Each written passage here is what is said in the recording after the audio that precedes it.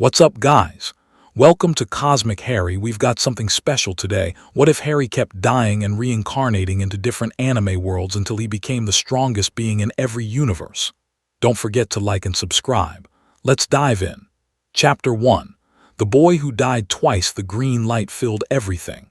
Harry had expected it to hurt, the way it had when he was a baby, though he couldn't actually remember that, could he? Just the stories, just the scar.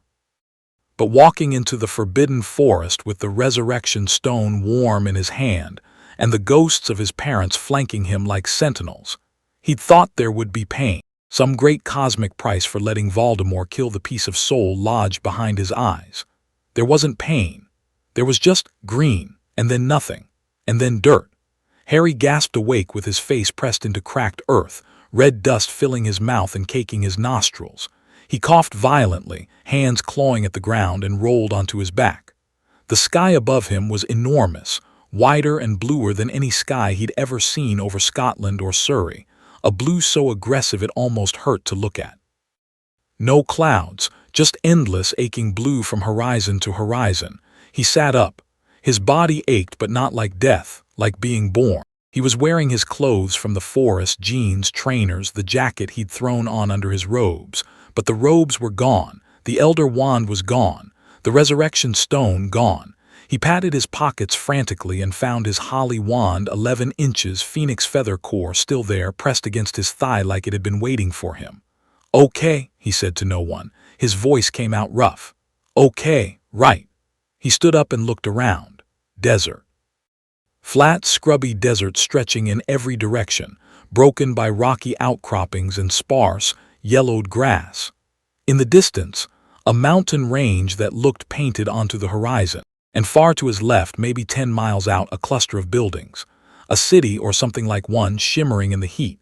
This wasn't the Forbidden Forest. This wasn't King's Cross. This wasn't any part of Britain he'd ever seen, and he'd been dragged across a fair portion of it over the past year hunting Horcruxes. Harry checked himself over. 2 arms, 2 legs, the scar on his forehead. He touched it and felt nothing. No burn, no twinge. For the first time since he was 11 years old, the scar was just a scar. "Voldemort," he said aloud, testing. Nothing, no pain, no connection, because the Horcrux was gone, because he'd died, but he was alive. Harry pulled his wand and cast a Lumos. Light bloomed at the tip, strong and steady. He flicked it off. Tried Aguamenti, water streamed from the wand in a clean arc, spattering into the dust. Magic worked. He still had magic. He started walking toward the city. It took him 3 hours. 3 hours of trudging through heat that seemed to radiate from the ground itself, the sun a white hammer overhead. He cast a cooling charm on himself 20 minutes in and refreshed it every half hour. The charm worked, but it felt different, like pushing magic through a medium that was slightly thicker than he was used to. Not harder exactly, just denser. Like the air itself had a texture his magic had to navigate around. As he got closer to the city, he noticed things that didn't add up. The architecture was wrong, too clean, too rounded, like someone had designed buildings in a cartoon and then scaled them up to real size. The cars on the distant road were shaped oddly, capsule-like, and the people, he could see them now, moving through the streets. Some of them were blue, literally blue-skinned or green, or shapes that weren't entirely human. Harry stopped at the outskirts and stared. A woman walked past him with a dog on a leash. The dog had 3 heads, not like Fluffy, smaller, fluffier, yapping at him from all 3 mouths. The woman didn't give Harry a second glance. "Excuse me," Harry said. She turned. Normal human woman, middle-aged, wearing a dress that looked like it belonged in the 1950s. "Yes. Where am I?" She looked at him like he'd asked what color the sky was. "West City, dear. Are you lost?" "Incredibly," Harry said. She pointed down the main road. "City center is that way. There's a transit station on 5th if you need directions." She walked off, 3-headed dog trotting at her heels. West City. The name meant nothing to him. Harry walked into town. It took him about an hour of wandering to piece together enough information to start panicking properly. He found a newspaper stand, actual physical newspapers, though some of them were displayed on floating holographic screens, and the date read age 761. Not 1998, not any calendar system he recognized. The currency was called zenny. The king of the world was, apparently, a dog, an anthropomorphic dog in a suit. There was a picture of him on the front page, waving at a crowd. Harry bought a coffee from a street vendor using a confundus charm, which he felt mildly guilty about, sat on a bench, and tried very hard not to have a breakdown. He was not on Earth, or if he was, it was an Earth so fundamentally different from his own that the distinction hardly mattered. He was alive, he had his magic, he had no money, no connections, no understanding of where he was or how he'd gotten here, and the last thing he remembered was dying. He drank the coffee. It was terrible. "Right," he said, setting the cup down. "Right, fine, new world, different rules, figure it out, Potter." He'd been figuring things out since he was 11. This was just a bigger puzzle. The first thing he noticed, really noticed, not just the surface-level weirdness of blue people and capsule cars, was the energy. It was everywhere. In the ground, in the air, in the people walking past him on the street. A hum, a vibration, something his magical senses picked up like a radio tuning into a new frequency. It wasn't magic. It was something adjacent, similar enough that his instincts recognized it, different enough that he couldn't quite grab hold of it. Like trying to read a book in a language that shared an alphabet with English but none of the words. He found a park and sat cross-legged on the grass, wand across his knees and closed his eyes. If he concentrated, really concentrated, the way he had when learning occlumency, which he'd never been particularly good at, he could feel it flowing through him. Whatever this energy was, it existed in his body as well, alongside his magic, running in parallel channels like two rivers sharing a floodplain. He spent the afternoon experimenting. His magic worked fine, charms, transfiguration, even a quiet reducto that blew a fist-sized hole in a rock when he was sure no one was watching. But the other energy wouldn't respond to his wand. It didn't flow through that channel. It seemed to live in his body itself, muscles, bones, core. By sunset, he'd managed to make it move, just barely. A flicker of warmth in his palms, a sensation of pressure building behind his sternum. He couldn't do anything with it yet, but he could feel it, and that was a start.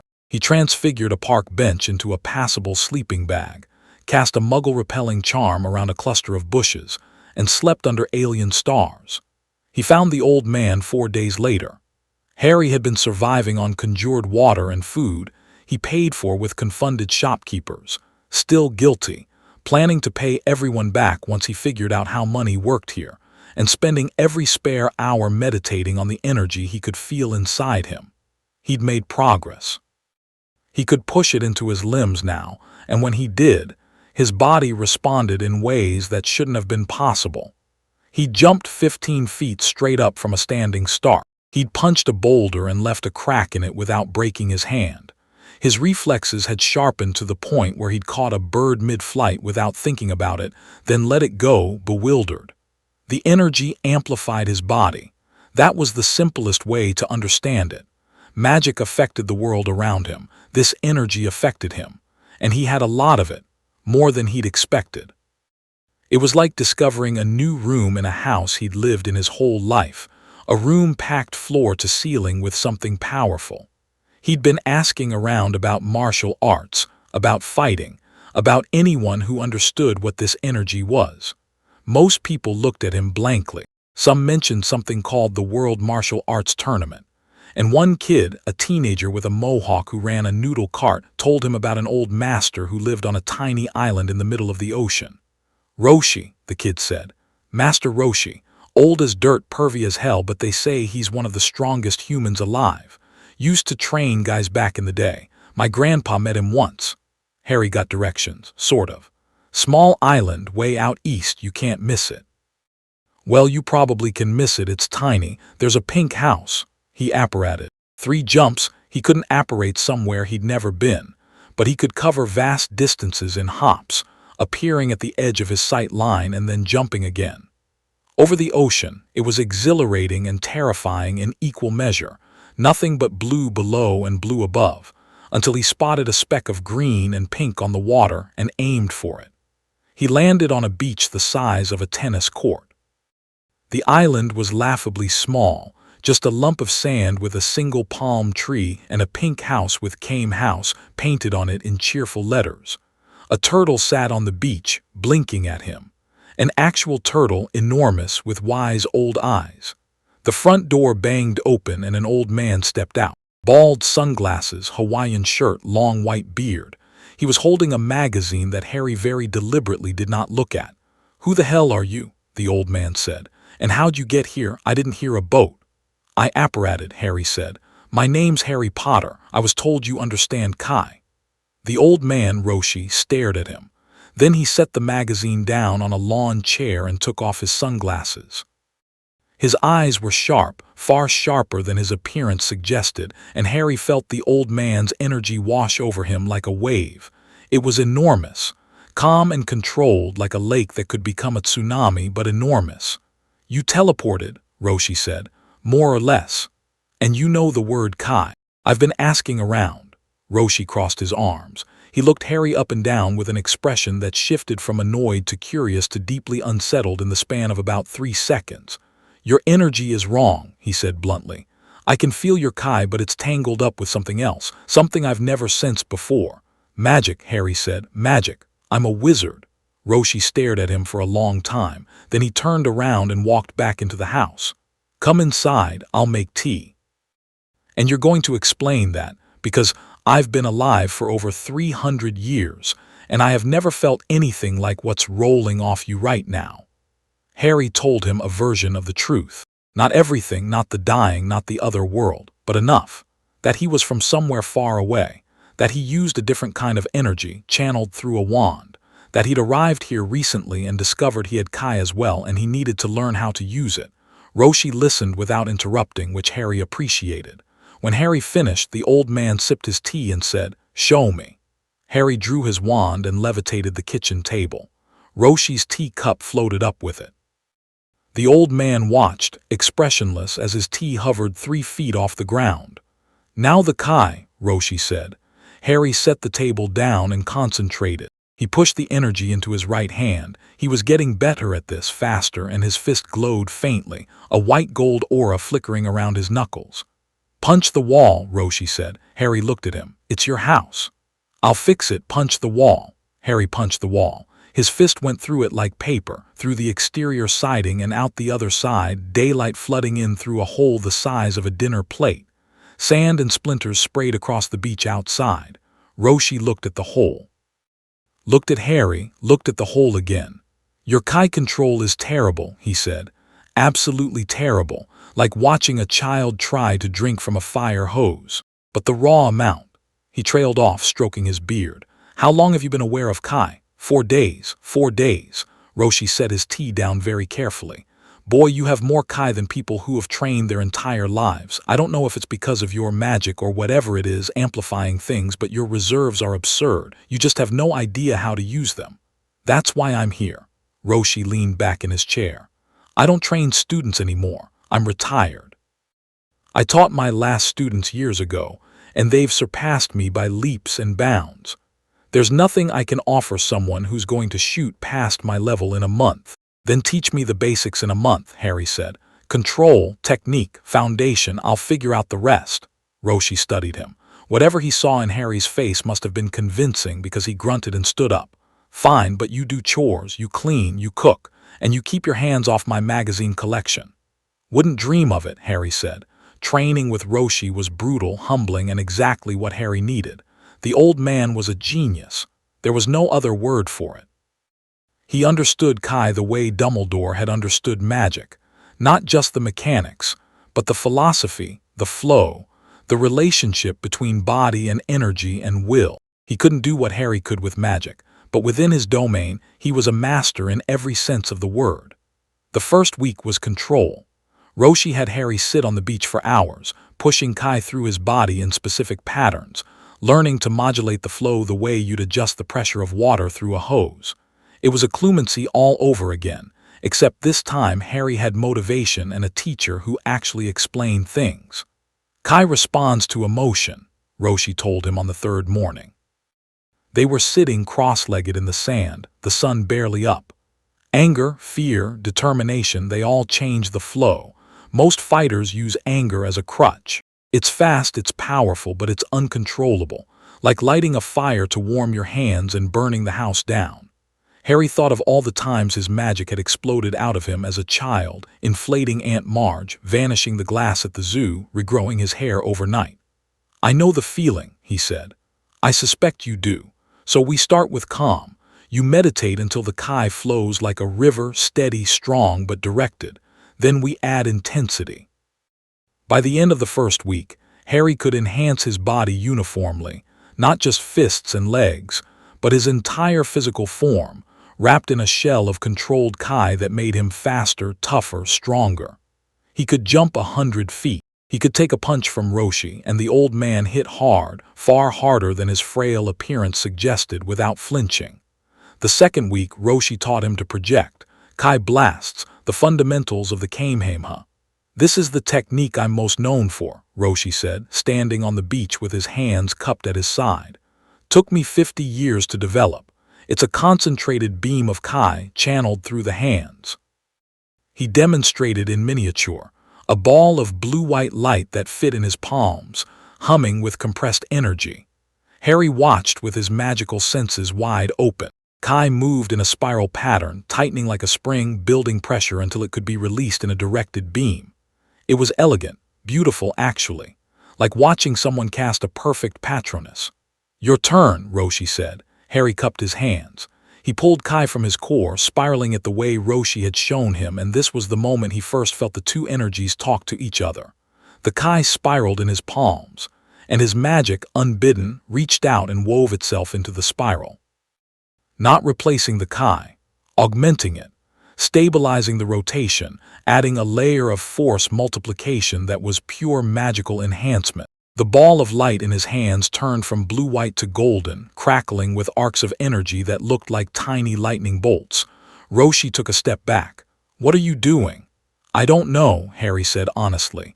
The energy was building and it felt right, like two puzzle pieces clicking together.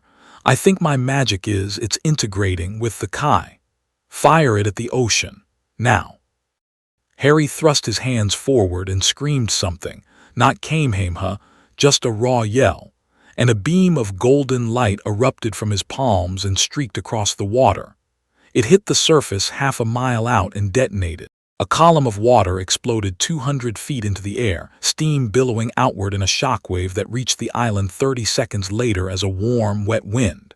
The ocean had a crater in it. A temporary one, water rushing in to fill the gap, but for a moment there was a perfect hemispherical absence in the sea. Harry stood there, hands smoking, breathing hard. Roshi stood beside him, mouth open. "That," the old man said slowly, "was not a normal Kamehameha." "No," Harry agreed. "That was something entirely new." Harry looked at his hands. The magic and Kai were still intertwined in his channels, flowing together, and he could feel that they wouldn't separate again. Not fully. They'd found each other and merged at the seams. He was something different now. Not a wizard who could use Kai or a fighter who could use magic, something in between. "I need more training," Harry said. Roshi shook his head slowly. "Boy, I taught you the basics. What you just did went past my level. I can't train what I can't understand." He paused. "But I know people who might be able to help you get stronger, or at least keep up." The weeks that followed collapsed into a rhythm of training so intense that Harry lost track of days. Roshi introduced him to the network, not formally, just mentions, directions, the connective tissue of the martial arts world. Harry sought out training weights, found a place in the wilderness where he could push himself without leveling a city, and drove his body and energy to their limits every single day. He also made himself useful. It turned out West City had crime, plenty of it, and Harry's combination of magic, and Kai made him uniquely suited to dealing with it. He didn't wear a costume or pick a name. He just showed up when something went wrong, a robbery, a monster attack, some lunatic with a power suit terrorizing a shopping district, and ended it. Fast, cleanly. He apparated in, locked down the threat, apparated out. People started talking. The police were confused. The news was fascinated. Roshi told him to be careful. "There are people on this planet who are far beyond what you've seen," the old man warned him during one of Harry's visits back to Kame House. I trained two students, Goku and Krillin. Goku in particular, he's on another level. He's off-planet right now training. When he comes back, the challenges coming with him will make your little city patrols look like playground scuffles." "What kind of challenges?" Roshi's face went serious. Really serious, the joking pervert mask falling away entirely. "The Saiyans are coming. Alien warriors. The strongest fighters in the universe, and two of them are headed for Earth." Harry waited for the punchline. It didn't come. "Aliens," he said flatly. "Aliens, and they will make everything you faced look like nothing." Harry thought about Voldemort, about the Elder Wand, about dying. "When?" "Months, maybe a year." "Then I have a year to get ready." He found the lookout by accident. He'd been apparating in longer and longer jumps, testing his range, pushing off mountaintops to cover more distance. One jump took him higher than he'd intended, far higher, into thin air that made his lungs burn, and he landed on a surface that shouldn't have existed. A white-tiled platform floating above the clouds, impossibly large, with a palace at its center. A figure was waiting for him. Short, green-skinned, wearing robes. He looked like a very old, very calm alien, and his energy was unlike anything Harry had felt, deep and ancient and connected to the planet itself. "I've been watching you," the figure said. His name, Harry would learn, was Kami. "You are not from this world." Harry's hand went to his wand. Then he relaxed it. The being's energy held no hostility, just vast, patient attention. "No," Harry said, "I'm not. I am the guardian of this Earth. I sensed your arrival weeks ago, a soul entering this reality from outside it, carrying energies that do not belong here." Kami studied him with dark, ageless eyes. "You carry death with you, young man, not as a threat, as a history. You have died before." Harry said nothing for a moment. The wind at this altitude was cold and thin, and it whipped his hair across his forehead, across the scar that no longer hurt. "Once," he said, "I died once and woke up here. The transition left marks on the fabric of this reality, small tears. I have been repairing them as they appear, but they concern me." Kami gestured toward the palace. "Come, there is someone here who may be able to help you more than the old turtle hermit." The someone was Mr. Popo, and Harry would never in his life be able to fully describe what training under Popo was like. The genie, for lack of a better word, existed on a plane of martial perfection that made Roshi look like an amateur. He didn't fight with Kai or magic or anything Harry could identify. He just moved, and Harry couldn't touch him. "Your power is large," Popo said after their first sparring session, during which Harry had thrown everything he had, Kai-enhanced strikes, magical hexes, apparition-assisted attacks, and landed exactly 0 hits. "But power without precision is noise." "You are very loud, Harry Potter." "So I've been told," Harry muttered, picking himself off the tiles for the 12th time. Popo taught him precision, not new techniques. Harry had enough raw ability to level mountains, but control at a granular level. How to direct Kai and magic into attacks no wider than a needle. How to sense energy signatures across entire continents. How to move without wasting a single erg of force. And Kami taught him something else: awareness. The Guardian sat with him in the evenings and showed him how to extend his senses across the planet, feeling every living thing, every flicker of Kai, every disturbance. "The Saiyans will arrive soon," Kami said one evening. They were sitting at the edge of the lookout, legs dangling over clouds. "Two of them. One is a brute, powerful but simple. The other is a warrior prince, proud, ruthless. His power dwarfs anything on this planet except, perhaps, Goku when he returns." "And me?" Harry asked. Kami looked at him. "You are difficult to measure, Harry. Your energy does not follow the rules of this universe. My senses tell me you are impossibly strong and strangely fragile at the same time, as if your soul is, stretched, spread across something larger than one world." Harry felt a chill that had nothing to do with the altitude. "What do you mean?" "I don't know," Kami admitted. "I only know what I sense, and I sense that you are both here and not here, as though part of you exists somewhere else, or has existed elsewhere and the echoes remain." Harry thought about King's Cross, about the green light, about waking up in red dust with no memory of a transition. "I'll fight the Saiyans," he said. "Whatever they are, however strong they are, I'll fight." "I know you will," Kami said. That is what concerns me. You fight like someone who has nothing to lose, and people who have nothing to lose tend to die. I've already done that, Harry said. It wasn't so bad. Kami did not laugh. The Saiyans came on a Tuesday.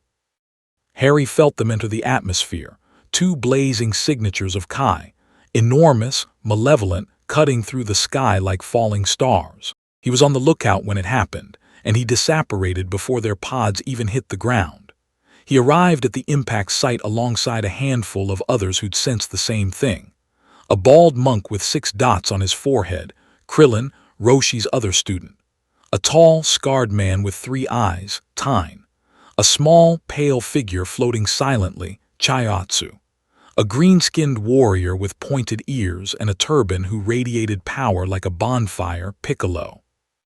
And a child, no older than 5 or 6, with wild black hair and a determined expression too old for his face, Gohan, Goku's son. They'd all been training for this. Harry could feel it in their energy, months of desperate preparation, bodies pushed past breaking and rebuilt stronger. They were terrified, every one of them, but they were here. 2 craters smoked in the earth. 2 figures rose from them. The big one was enormous. Bald, mustached, built like a tank made of muscle. His energy was staggering. Harry's senses recoiled from it, trying to calibrate. The smaller one was lean, with flame-shaped black hair and cold, aristocratic features. His energy was worse. Not just powerful, controlled. Every ounce of it contained, directed, a weapon sheathed in skin. What a pathetic welcoming committee, the smaller one said. His voice carried across the blasted field like he was addressing a boardroom, not a battlefield. Nappa, what do your readings say? The big one, Nappa, pulled a device from his armor and tapped it. He scanned the group, numbers ticking upward on the green lens over his eye. He paused on Piccolo, paused longer on Gohan.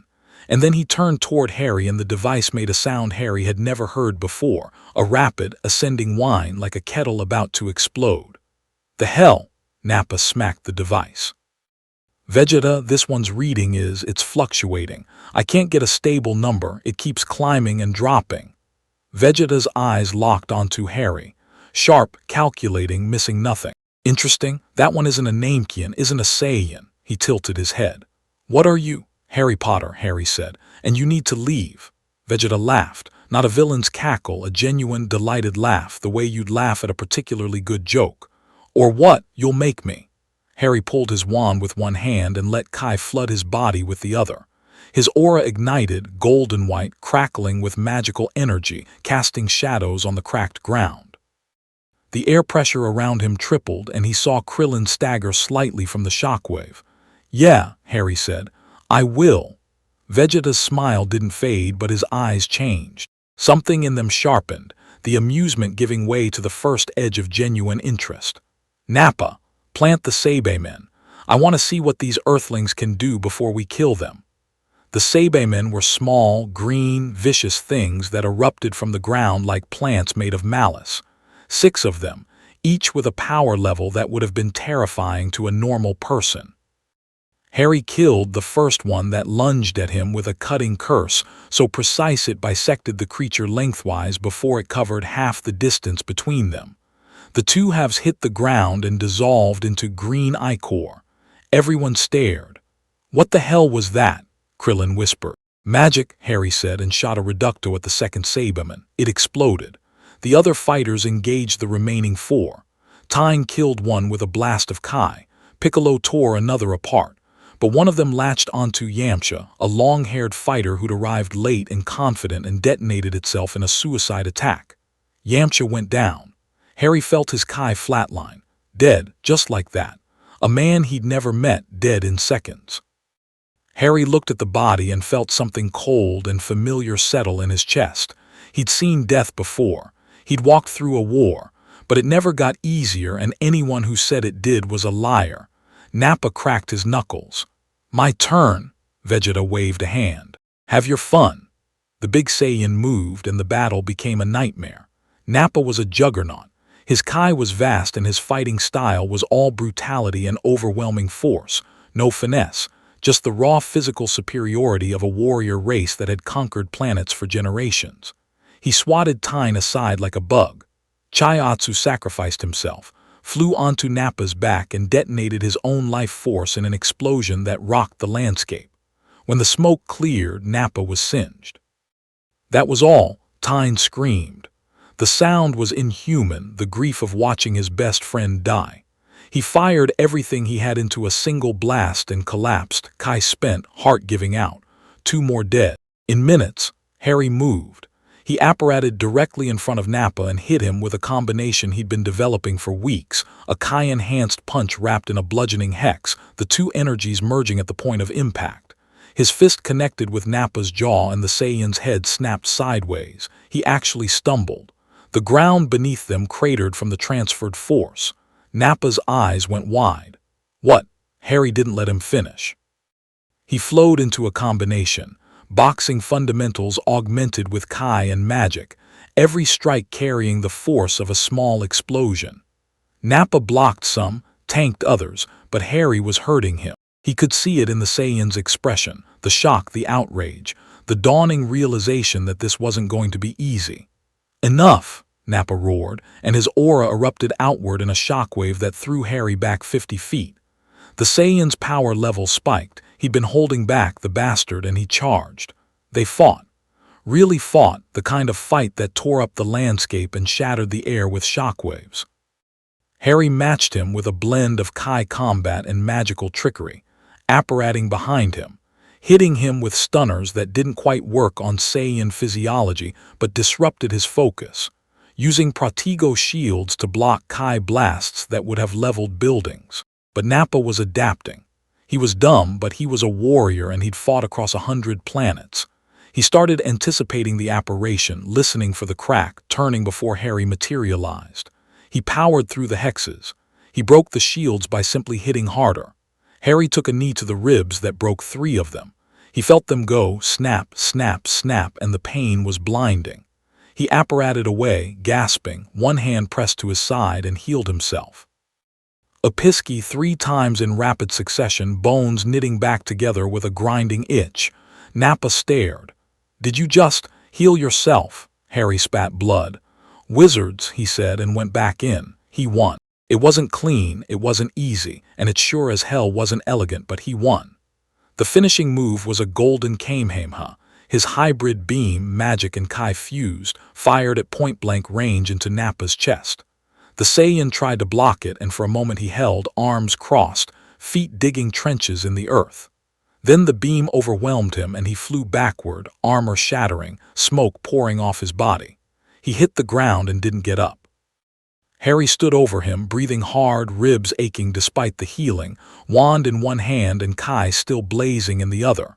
Vegeta slow clapped, not sarcastically, genuinely. The Saiyan prince was leaning against a rock formation with his arms folded, and he was applauding. "Impressive," Vegeta said, and the word carried weight, the admiration of someone who rarely admired anything. "You actually beat Nappa, with tricks and gimmicks and that bizarre energy of yours, but you beat him. I'll admit I didn't expect that from this backwater planet." He pushed off the rock and walked forward. His aura didn't ignite. He didn't power up. He just walked, and with every step the pressure increased. Harry's senses screamed. Vegeta's energy, which had been tightly controlled this whole time, began to unfurl, and it was like standing at the base of a dam as the first cracks appeared. "But I am not Nappa," Vegeta said, "and tricks won't save you." The fight lasted 45 seconds. Vegeta was on a different plane of existence, not just stronger, better. Every technique Harry threw, the prince countered with a precision that bordered on precognition, apparition. Vegeta tracked him by energy signature and had a fist waiting at every arrival point. Kai blasts. Vegeta slapped them aside. Magic. The stunners, reductos, and cutting curses splashed against Vegeta's Kai-hardened body like water on stone. Harry managed one good hit, a wild, desperate right hook infused with everything he had, which caught Vegeta on the cheek and actually drew blood. The prince touched his face, looked at the red on his gloved fingers, and his expression shifted from amusement to cold fury. "You made me bleed," Vegeta said quietly.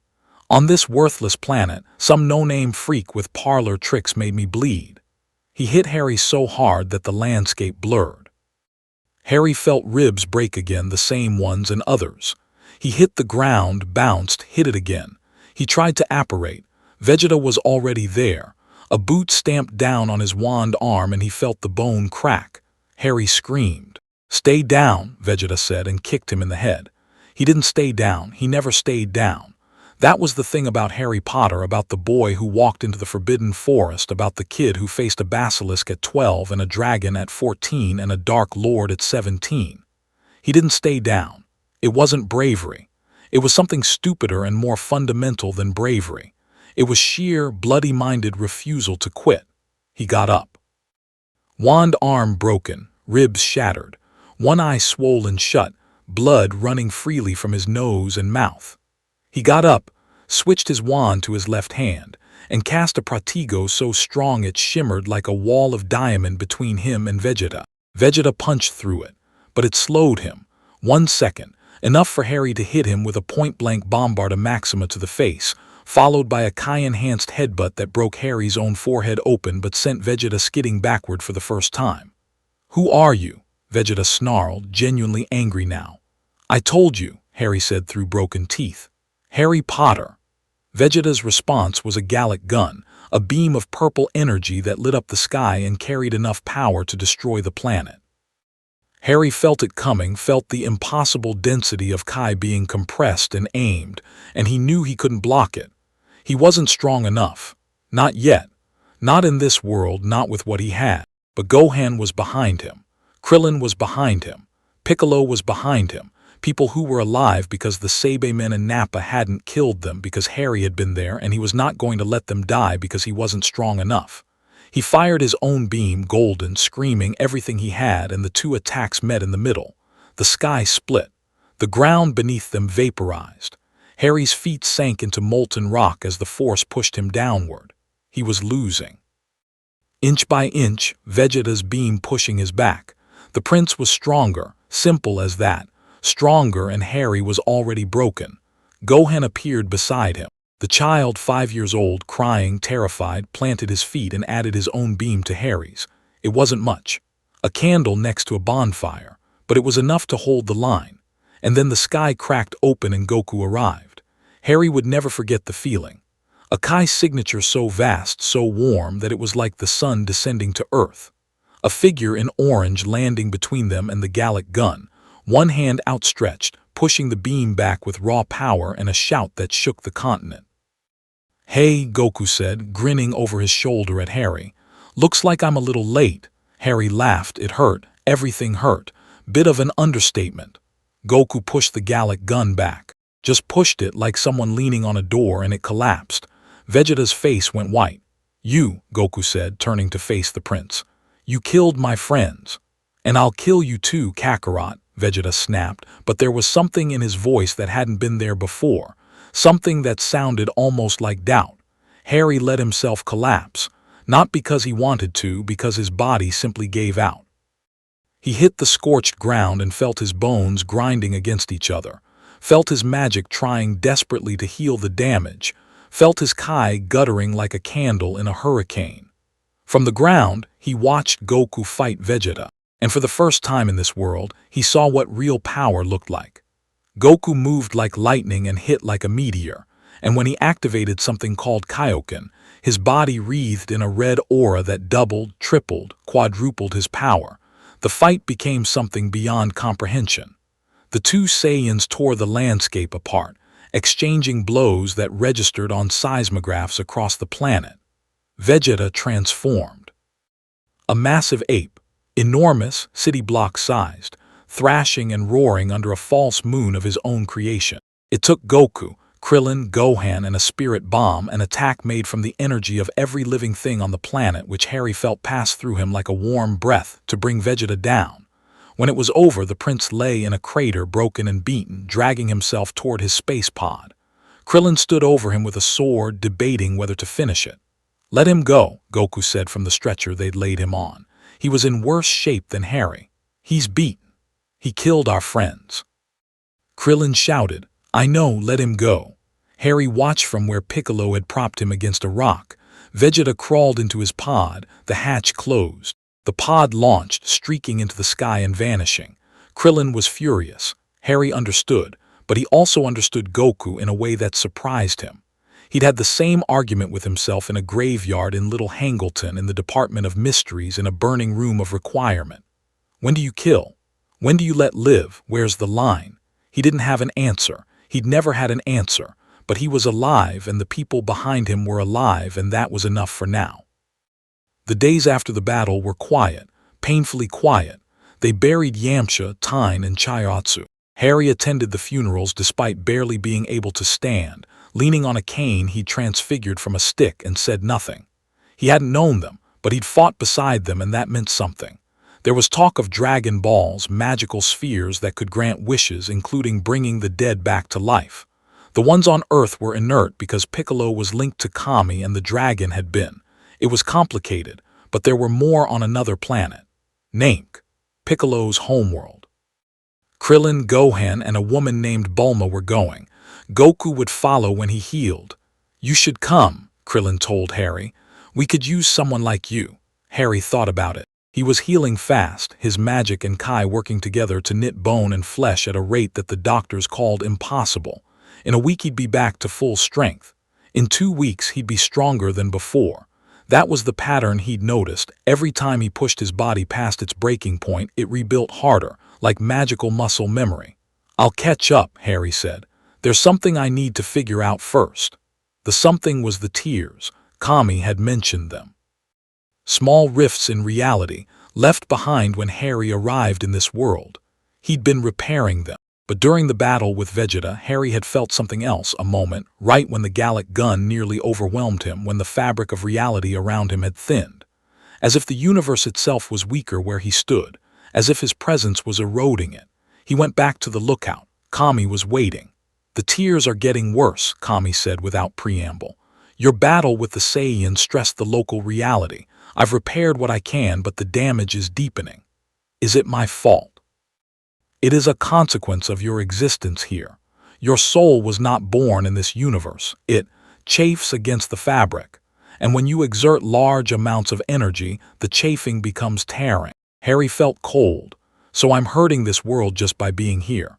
"Not intentionally, and not irreparably, not yet, but the tears concern me because they lead somewhere.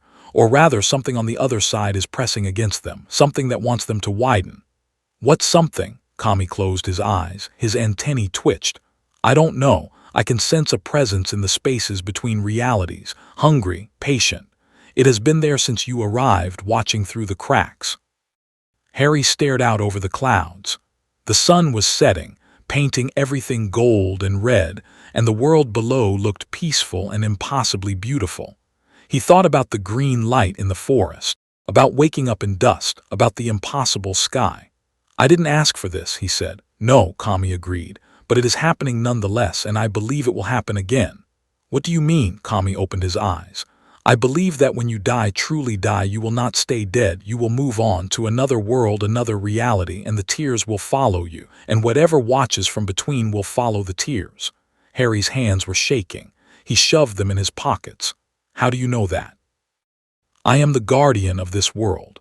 I see patterns in the fabric of reality the way you see colors in light. And the pattern around you, Harry Potter, is the pattern of a stone skipping across water. You have touched down here. When you leave, you will touch down elsewhere, and the ripples will spread." He trained harder after that, not just to be stronger, though that was part of it. He trained because if Kami was right, if death was going to keep throwing him into new worlds, he needed to be ready for anything. He couldn't predict what came next. He could only make sure he was as prepared as possible.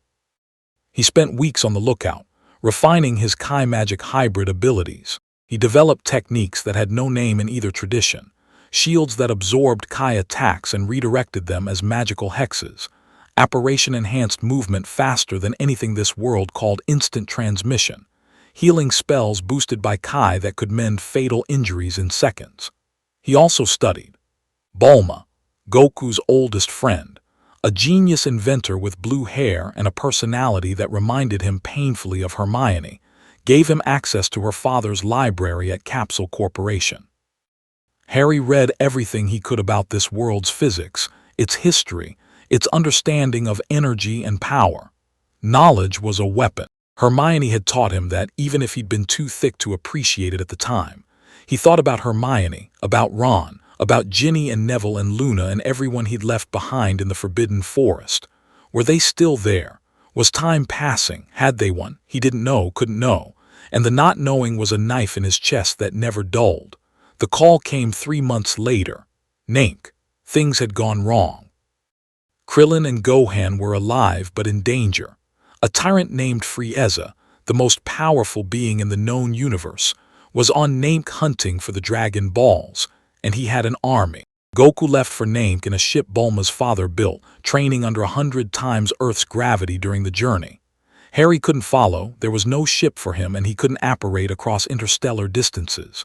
So he waited, and trained, and felt, through the connection Kami maintained with Namek's guardian, the distant echoes of battle.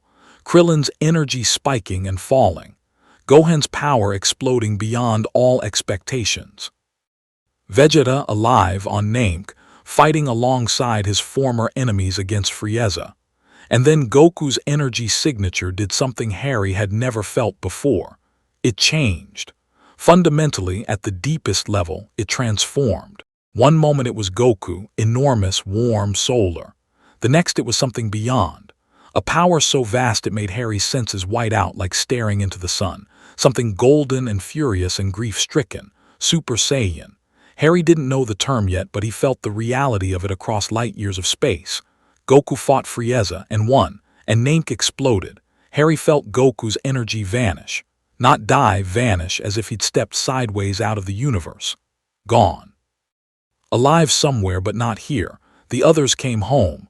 The Dragon Balls brought back the dead, Yamcha, Tyne, Chiaotzu, even some Namekians. The Earth healed. Life continued. Harry kept training. A year passed. Then another. Harry grew into his power the way a tree grows into sunlight, slowly, steadily, but with an inevitability that nothing could stop. His Kai reserves deepened every month. His magic evolved, influenced by Kai concepts becoming more physical, more instinctive. He could fly now, not on a broom, but under his own power, Kai and magic lifting him like wings made of light. He could sense energy signatures across the solar system. He could heal wounds that should have been fatal in seconds. He also made friends. Real friends, the first since Hogwarts. Krillin's easy humor reminded him of Ron. Gohan's bookish earnestness was pure Hermione.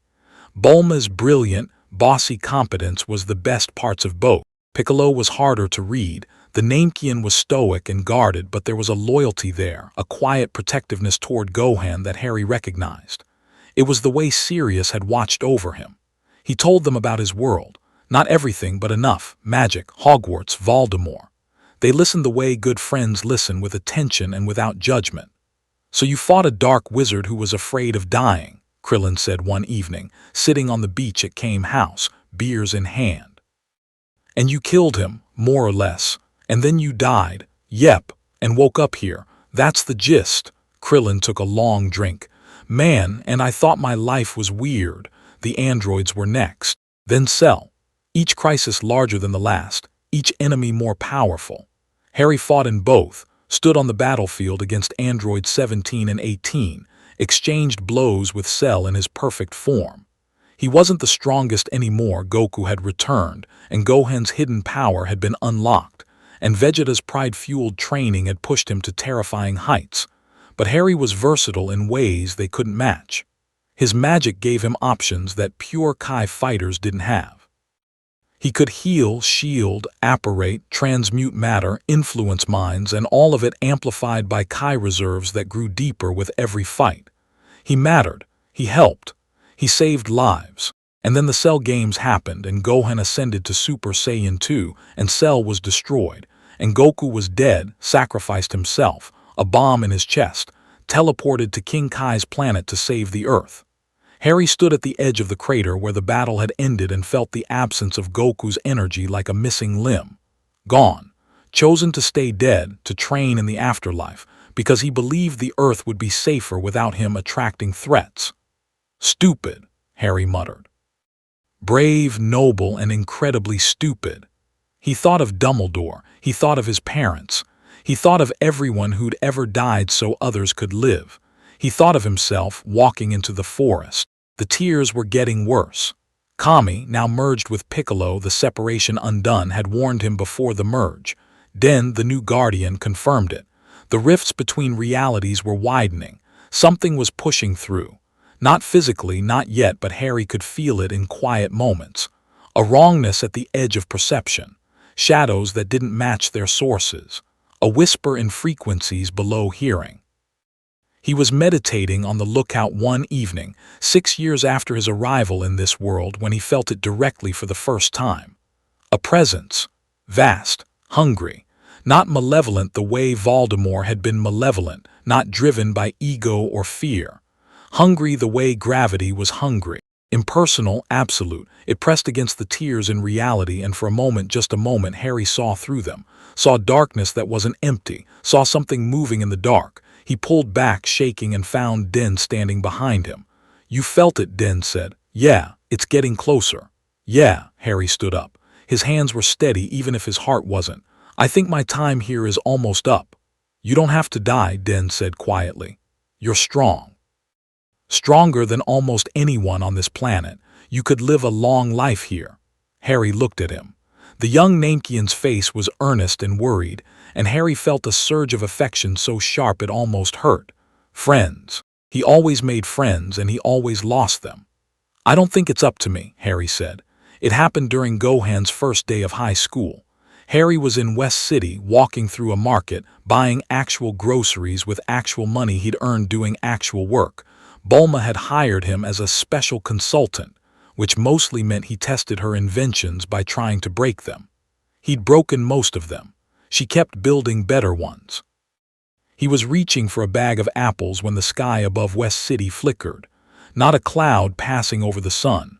Not a bird. The sky itself glitched, like a television losing signal, static replacing blue for a fraction of a second. No one else noticed, but Harry froze, apples forgotten, his senses screaming. The tears, they were opening. All of them all at once, the accumulated damage of 6 years of his presence in this universe cascading into failure. He could feel the fabric of reality stretching, thinning, about to rip. He disapparated to the lookout.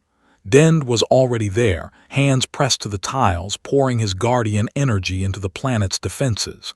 "I can hold it," Dend gasped. "But not if you stay. Your presence is the stress point. The tears are anchored to you." "I know," Harry said. "Harry, I know, Dend." He put a hand on the guardian's shoulder.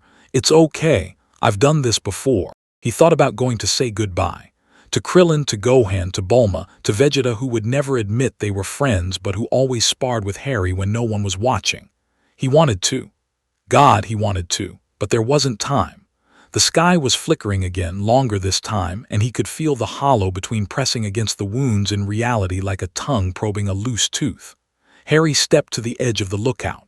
Below him, the clouds stretched to every horizon. Somewhere down there, Gohan was at school. Krillin was with his wife. Vegeta was training. The world was turning. "Tell them," he started and then stopped. What was there to tell? He'd been here. He'd fought. He'd mattered, they knew. "I'll tell them," Den said. Harry nodded. He looked up at the sky, which was breaking apart in slow motion, hairline fractures spreading like ice on a pond. The hollow was pushing through. He could feel it, that vast, impersonal hunger pressing against the weakest point, him. He was the weakest point. "Okay," Harry said.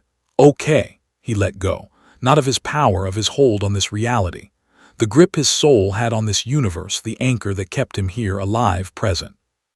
He released it the way you'd release a breath, and the effect was immediate. The tears began to close, reality snapping back like a rubber band, Den's guardian energy flooding in to seal the gaps. And Harry felt himself falling. Not physically, metaphysically. Falling between, through the cracks, into the dark space where the hollow waited. In his last moment in this world, he looked up and saw the stars. They were wrong. The constellations he'd memorized over 6 years shifted and rearranged, swirling into a pattern that shouldn't exist. A spiral, a hunger, a mouth opening. He fell into it, and somewhere in the space between one universe and the next, something vast and patient smiled. Harry Potter died for the second time. He did not stay dead. Chapter 2. A sword that remembers. He landed in rain. Not the polite English drizzle he'd grown up with or the tropical downpours of Roshi's Island. This was rain like a punishment, cold, driving, horizontal, hitting him so hard it stung exposed skin. Harry lay on his back on stone tiles, blinking water out of his eyes, and tried to remember how to breathe. His body felt wrong. Not injured, compressed. Like someone had taken everything he was and squeezed it into a space 2 sizes too small. His magic was there, churning in his core. His Kai was there, humming through his muscles and bones. But both felt muted, dampened, as if the atmosphere itself was pressing down on them. And there was something new, a third energy, dense, heavy, vast. It saturated everything, the rain, the stone beneath him, the air in his lungs. It was pressure made tangible, weight made into a force, and it filled him the way water fills a glass, settling into every crack and channel his magic and Kai had carved. Harry sat up.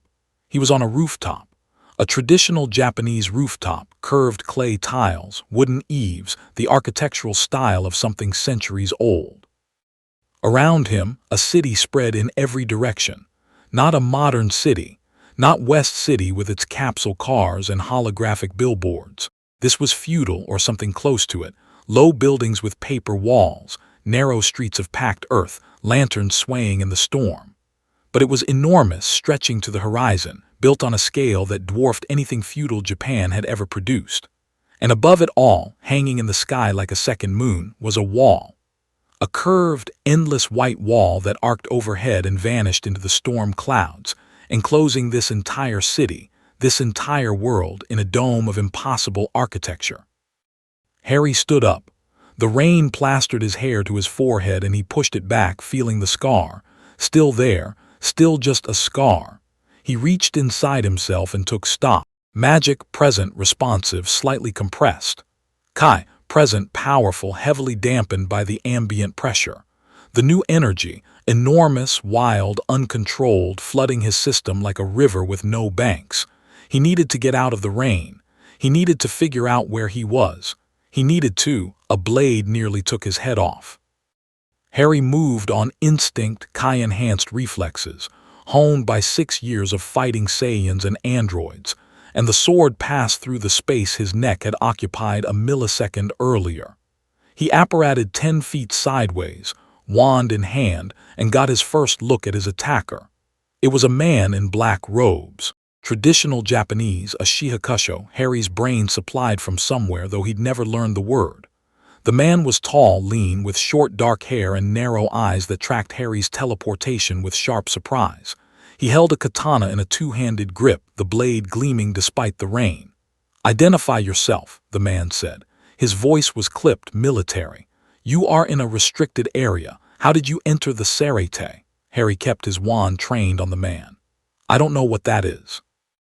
"I just woke up here." The man's eyes narrowed further. "Impossible. The barriers around the Serete are absolute. No soul enters without." He stopped. His grip on the sword tightened. "You're Ryatsu. It's, what are you, Ryatsu?" The word meant nothing to Harry, but he could guess the new energy, the pressure. This man could sense it. "My name is Harry Potter. I'm not from here. I don't want to fight." "Then you shouldn't have appeared on the roof of the 6th Division barracks." The man shifted his stance, subtle, professional, the kind of movement that said, "I've done this 1,000 times. I am Renji Abarai, lieutenant of the 6th Division. You will come with me for questioning, or I will bring you by force." Harry assessed him in the space between heartbeats. The man, Renji, was powerful. His energy signature was large, aggressive, a bonfire of that same heavy pressure. But Harry had fought Vegeta. He traded blows with Cell. He'd stood in the Kai signature of a Super Saiyan and kept breathing. This man was strong by local standards, but Harry's senses told him clearly this was not a threat. "I'll come willingly," Harry said, lowering his wand but not putting it away. "But if anyone else swings a sword at me, I'm going to start swinging back." Renji stared at him. Something in Harry's tone, or maybe something in his energy, that compressed reservoir of power from another universe, made the lieutenant hesitate. Then he sheathed his sword.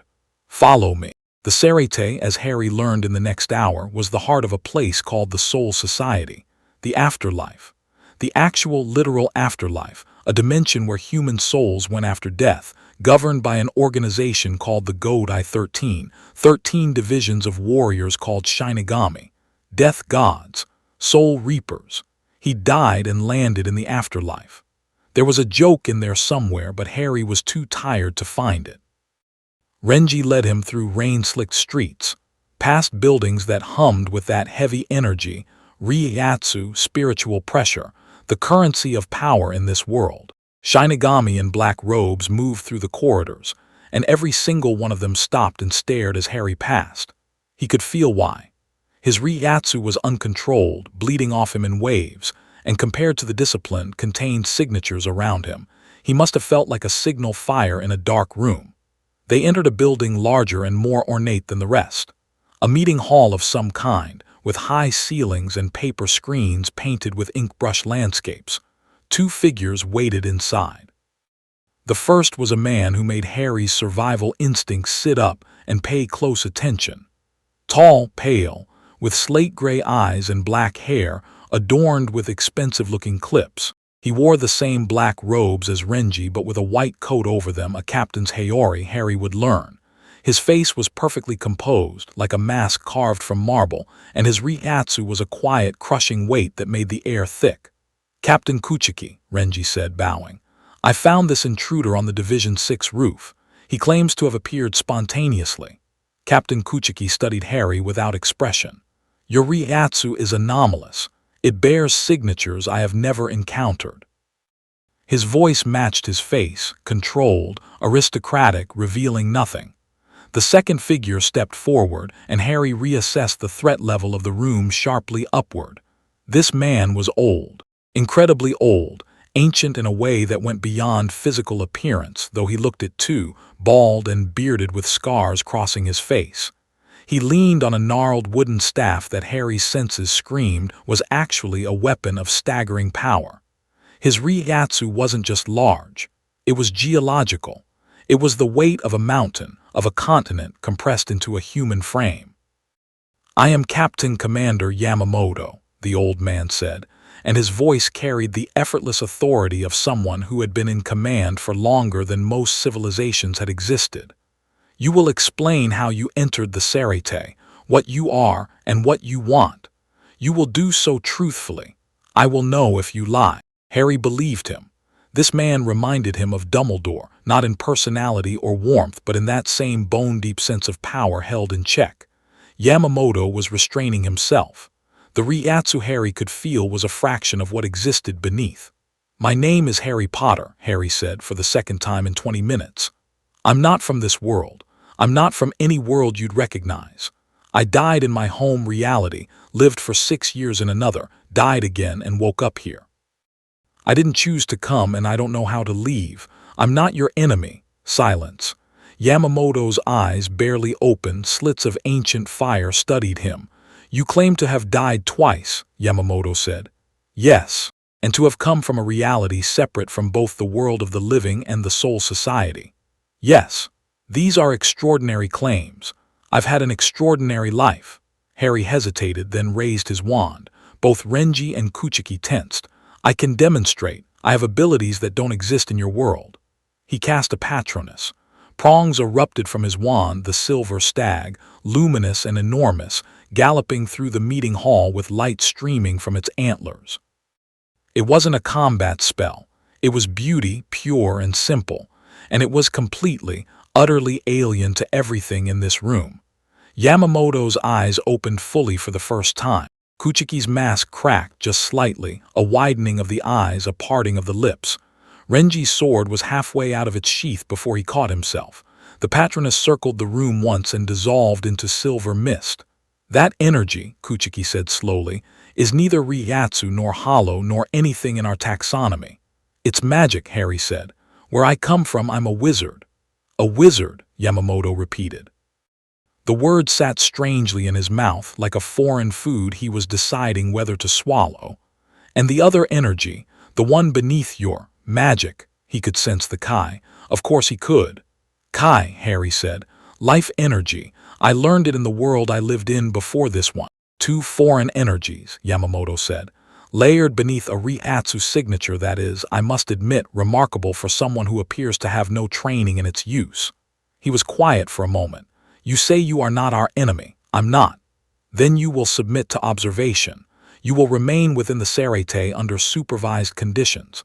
You will not use your abilities without permission, and you will allow our researchers to study your energy signatures. No, Harry said. The room temperature dropped. Renji made a strangled noise. Kuchiki's hand drifted toward his sword. I'll stay, Harry continued, meeting Yamamoto's gaze without flinching. I'll cooperate, I'll answer questions. But I won't be a prisoner and I won't let anyone study me like a lab rat. I've had enough of that for several lifetimes. He thought of the ministry, of Umbridge, of every authority figure who'd ever tried to cage him for his own good. Yamamoto's Ryatsu pressed against him, a deliberate exertion, testing his resolve. Harry felt it like a hand pushing against his chest, heavy, immense. The kind of force that would crush most souls flat. Harry pushed back. Not with Ryatsu, he didn't know how to wield it yet. With Kai, with magic, both surging outward from his core in a pulse that lit up the room, rattling the paper screens, cracking a floor tile under his foot. His aura ignited, gold for Kai, silver for magic, interwoven and crackling, and the pressure Yamamoto was exerting met his own and stopped. For 3 seconds, the meeting hall existed in a state of equilibrium between a 1,000-year-old death god and a boy who had died twice and kept getting back up. Then Yamamoto smiled. It was a small, brief thing, a crack in the granite of his face, but it was real. Very well, Harry Potter, you will be our guest. Captain Kuchiki will oversee your integration. I suggest you learn to control your Ryatsu before it shatters every window in the Serete. He turned and left, his staff clicking against the tiles. Harry let out a breath he hadn't realized he was holding. Kuchiki looked at him with an expression that hovered between disapproval and the faintest glimmer of respect. Come with me, we have much to discuss. The 6th Division had guest quarters, austere, traditional, immaculately clean. Harry was given a room with a futon, a low table, and a window overlooking a courtyard where cherry trees bloomed despite the rain. He sat on the futon and let himself process. New world, new rules, new energy system. Again. He'd done this before in the desert outside West City, but this time he wasn't starting from zero. He had magic, he had Kai, and this new energy, Ryatsu, was already integrating, the same way Kai had merged with his magic during that first Kamehameha on Roshi's beach. He could feel the 3 systems finding each other, testing connections, beginning to braid. His body was different too. He looked the same, messy black hair, green eyes, the scar, the lean build of someone who'd spent 6 years fighting for his life. But when he examined himself with his senses, he found that he wasn't entirely physical anymore. His body here had a quality of density, as if he were made of something heavier than flesh, spiritual matter compressed into human shape, because he was a soul. In the soul society, everyone was. The dead lived here in spiritual bodies, ate spiritual food, fought with spiritual swords. Harry was a soul who'd been alive 20 minutes ago in another universe, and the transition had converted him or revealed something that had always been there. He fell asleep thinking about Kami's words. You are both here and not here, as though part of you exists somewhere else. He dreamed of a castle, not Hogwarts, though there were echoes of it. This castle existed inside him, in a vast internal landscape that he'd never seen before. Rolling hills under a twilight sky, and on the highest hill, a castle that was part Hogwarts, part Capsule Corporation, part something else entirely. Turrets and domes and training grounds, all fused together in a way that should have been ugly but was instead strangely harmonious. He stood at the gates and looked up. About time you visited, said a voice. Harry spun. A figure leaned against the castle wall, humanoid but not human.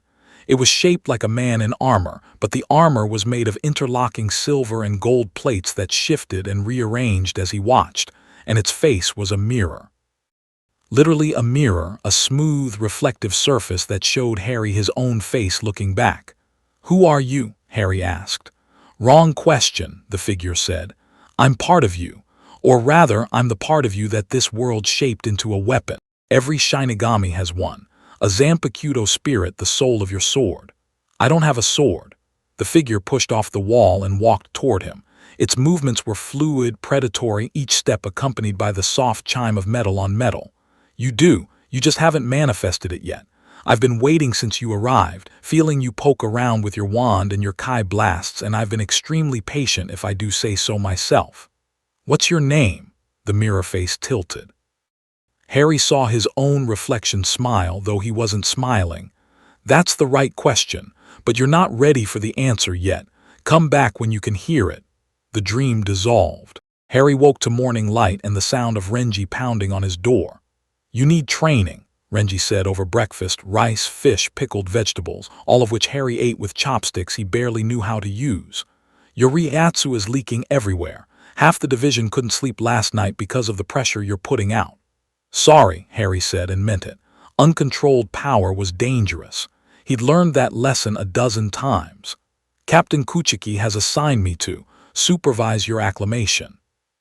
Renji said it like he'd rather be doing literally anything else. So we're going to the training grounds, and I'm going to teach you basic Reiatsu control before you crack the foundation of the barracks. The training grounds of the 6th Division were a vast, open courtyard surrounded by reinforced walls designed to absorb stray spiritual energy. Renji drew his sword, a standard katana, unremarkable to look at, and pointed it at Harry. First lesson. Reiatsu is the external expression of Ryuryoku, your spiritual power. Every soul has it. Most have a little. Shinigami have a lot, you have. He paused, searching for the word. I don't actually know what you have. It's like standing next to a waterfall. It's everywhere and I can't find the edges. Harry closed his eyes. He could feel what Renji described, his Reiatsu pouring off him in waves, uncontained, flooding the courtyard. It was different from Kai, which lived in his body, and magic, which lived in his core. Reiatsu seemed to exist in the overlap, the pressure of his soul made manifest, amplified by everything he'd accumulated across 2 lifetimes. Containment, Harry said, opening his eyes. I need to pull it inward. Exactly. Watch. Renji's Reiatsu signature, which had been a steady blaze, compressed, drew inward, tightening around his body like a second skin until Harry could barely sense it. Then he released it and it bloomed outward again. Like breathing, in and out. You control the flow, Harry tried. It was like trying to hold water in his fists. The Reiatsu kept slipping through, finding gaps in his control. But he'd mastered Kai control in weeks, and he'd been doing magic for a decade. The principles were similar, even if the medium was different. Pull inward, compress, hold. It took him 2 hours. By lunch, he could contain his Reiatsu to a radius of about 10 feet, still way too much leakage by Shinigami standards, but a massive improvement from the building-shaking output of that morning. You learn fast, Renji admitted grudgingly. I've had practice. With what? Other energies, other worlds. Renji gave him a skeptical look. Harry responded by floating 3 feet off the ground using Kai-powered flight. Renji's sword nearly fell out of his hand. What the Shinigami can't fly, not like that. We use flash steps and spiritual platforms, but you're just floating, yeah, Kai-based flight, different energy system. You have multiple energy systems. 3 now. Renji sat down on the training ground and put his head in his hands. I need a drink. Over the next several weeks, Harry immersed himself in the Soul Society's world the way he'd immersed himself in Kai training with Roshi. Totally, obsessively. With the desperate urgency of someone who knew the clock was ticking. He learned the structure. 13 divisions, each led by a captain with a lieutenant as second in command. Captains were the elite, warriors of staggering power, each possessing a Bankai, the final release of their Zanpakuto. The divisions handled different aspects of the Soul Society's function, from combat to healing to intelligence to detention. He learned about hollows, corrupted souls, monstrous and hungry, the primary enemy of the Shinigami. They reminded him of Dementors in a way, creatures born from suffering that fed on others. The comparison made his skin crawl. He learned about the balance. The Soul Society maintained equilibrium between the living world and the afterlife. Too many souls on one side, the balance tips, reality destabilizes. Order, control, regulation. The Godai 13 was a military organization first and a bureaucracy second, and it ran on tradition the way Hogwarts ran on house points and obscure rules. And he learned about his Zanpakuto. Every Shinigami carried one. A sword that was, in truth, a manifestation of their soul, a weapon unique to the wielder, with abilities reflecting their innermost nature. To unlock its power, you had to learn its name. To master it, you had to achieve Bankai, a final release that amplified the sword's abilities by a factor of 5 to 10. Harry meditated every night, returning to the inner world of his soul, standing before the castle that was built from the ruins and wonders of his previous lives. The mirror-faced figure was always there, waiting, patient, circling closer each visit. "You're almost there," it said one night, and the mirror face showed him something other than his own reflection for the first time, a flash of silver light, a stag, a phoenix, a dragon, images cascading too fast to follow. "You have to accept all of it. Every world, every death, every loss. I'm the weapon forged from your entire soul, Harry, and your soul has been through more than most." "I've accepted it," Harry said. "Number, you've endured it, that's different. Acceptance means understanding that every death made you more, not less. That every world you left behind still lives in you. That you carry them, Hogwarts, Earth, all of it, not as weight but as foundation." Harry looked up at the castle. Hogwarts towers alongside Capsule Corp's dome. Training grounds where the room of requirement met the lookout. It was everything he'd been, compressed into one impossible structure. "I'm Harry Potter," he said. "I've always been Harry Potter through all of it." The mirror face smiled and shattered. Beneath the mirror was a face he recognized. It was his own, but older. Scarred not just by the lightning bolt on his forehead, but by the marks of 100 battles, a cut across the jaw from Nappa's backhand, a burn on the neck from Vegeta's Gallic gun, marks from spells and Kai blasts, and a life lived at war. "My name," said the spirit, "is Sekai no Kizuna, the bond of worlds." Harry woke up with a sword in his hands. It was beautiful. Not ornate, simple, clean-lined. A katana with a guard shaped like a phoenix in flight and a blade that shimmered between silver and gold depending on the angle. It felt like an extension of his arm. It felt like every wand, every weapon, every tool he'd ever held, all at once. He stood in his quarters, holding the blade, and felt the three energies inside him, magic, Kai, Ryatsu, aligned for the first time, fully, completely. Not just braided together, but unified, flowing through a single channel, the Zanpakuto acting as a focal point, a conductor, a key. He whispered the release command, the words rising from his gut without conscious thought. "Remember everything, Sekai no Kizuna." The sword changed. The blade lengthened, widened, its surface becoming a mirror that reflected not what was in front of it, but what Harry had been. Images flickered across the steel, the green light of Avada Kedavra, the golden beam of a Kamehameha, Vegeta's snarling face, Goku's grin, the stars above the lookout. The guard's phoenix spread its wings, becoming three-dimensional, a silver bird perched on the hilt. The release multiplied his power, not just his Ryatsu, everything. His magic surged, his Kai deepened. The three energies, channeled through the released Zanpakuto, became more than the sum of their parts. Harry held the sword up to the morning light and watched the reflections dance across the blade. "Okay," he said. "Now I'm ready." Word spread through the Sarete the way it always does in military organizations, fast, distorted, and with escalating levels of alarm. The mysterious stranger with the foreign energy had manifested a Zanpakuto, had achieved Shikai, initial release, within weeks, a process that took most Shinigami years. And his Ryatsu, which was already unsettling, had tripled overnight. Captains came to observe him. Not all at once, they trickled in, finding excuses to pass by the 6th Division training grounds where Harry practiced. The first was a woman with a gentle smile and a braid over her shoulder, Captain Unohana of the 4th Division.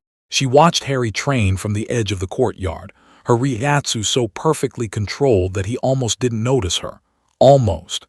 His Kai senses picked up what his Ryatsu awareness missed, a depth of power beneath her calm exterior that was staggering. This woman was not just a healer. This woman was something ancient and lethal, wearing kindness like a disguise. "Fascinating," she said when he caught her watching. "Your healing abilities, the ones you call magic, operate on principles I've never encountered. Would you be willing to discuss them with my division? We are always looking to improve our medical techniques." Harry liked her immediately. She reminded him of Madame Pomfrey, competent, compassionate, and absolutely not someone you wanted to cross. The second was a man who made every alarm bell in Harry's head ring simultaneously. Captain Eisen of the 5th Division. Brown-haired, bespectacled, soft-spoken. His smile reached his eyes. His Ryatsu was warm and approachable. Everything about him projected trustworthiness. And Harry didn't trust him for a second.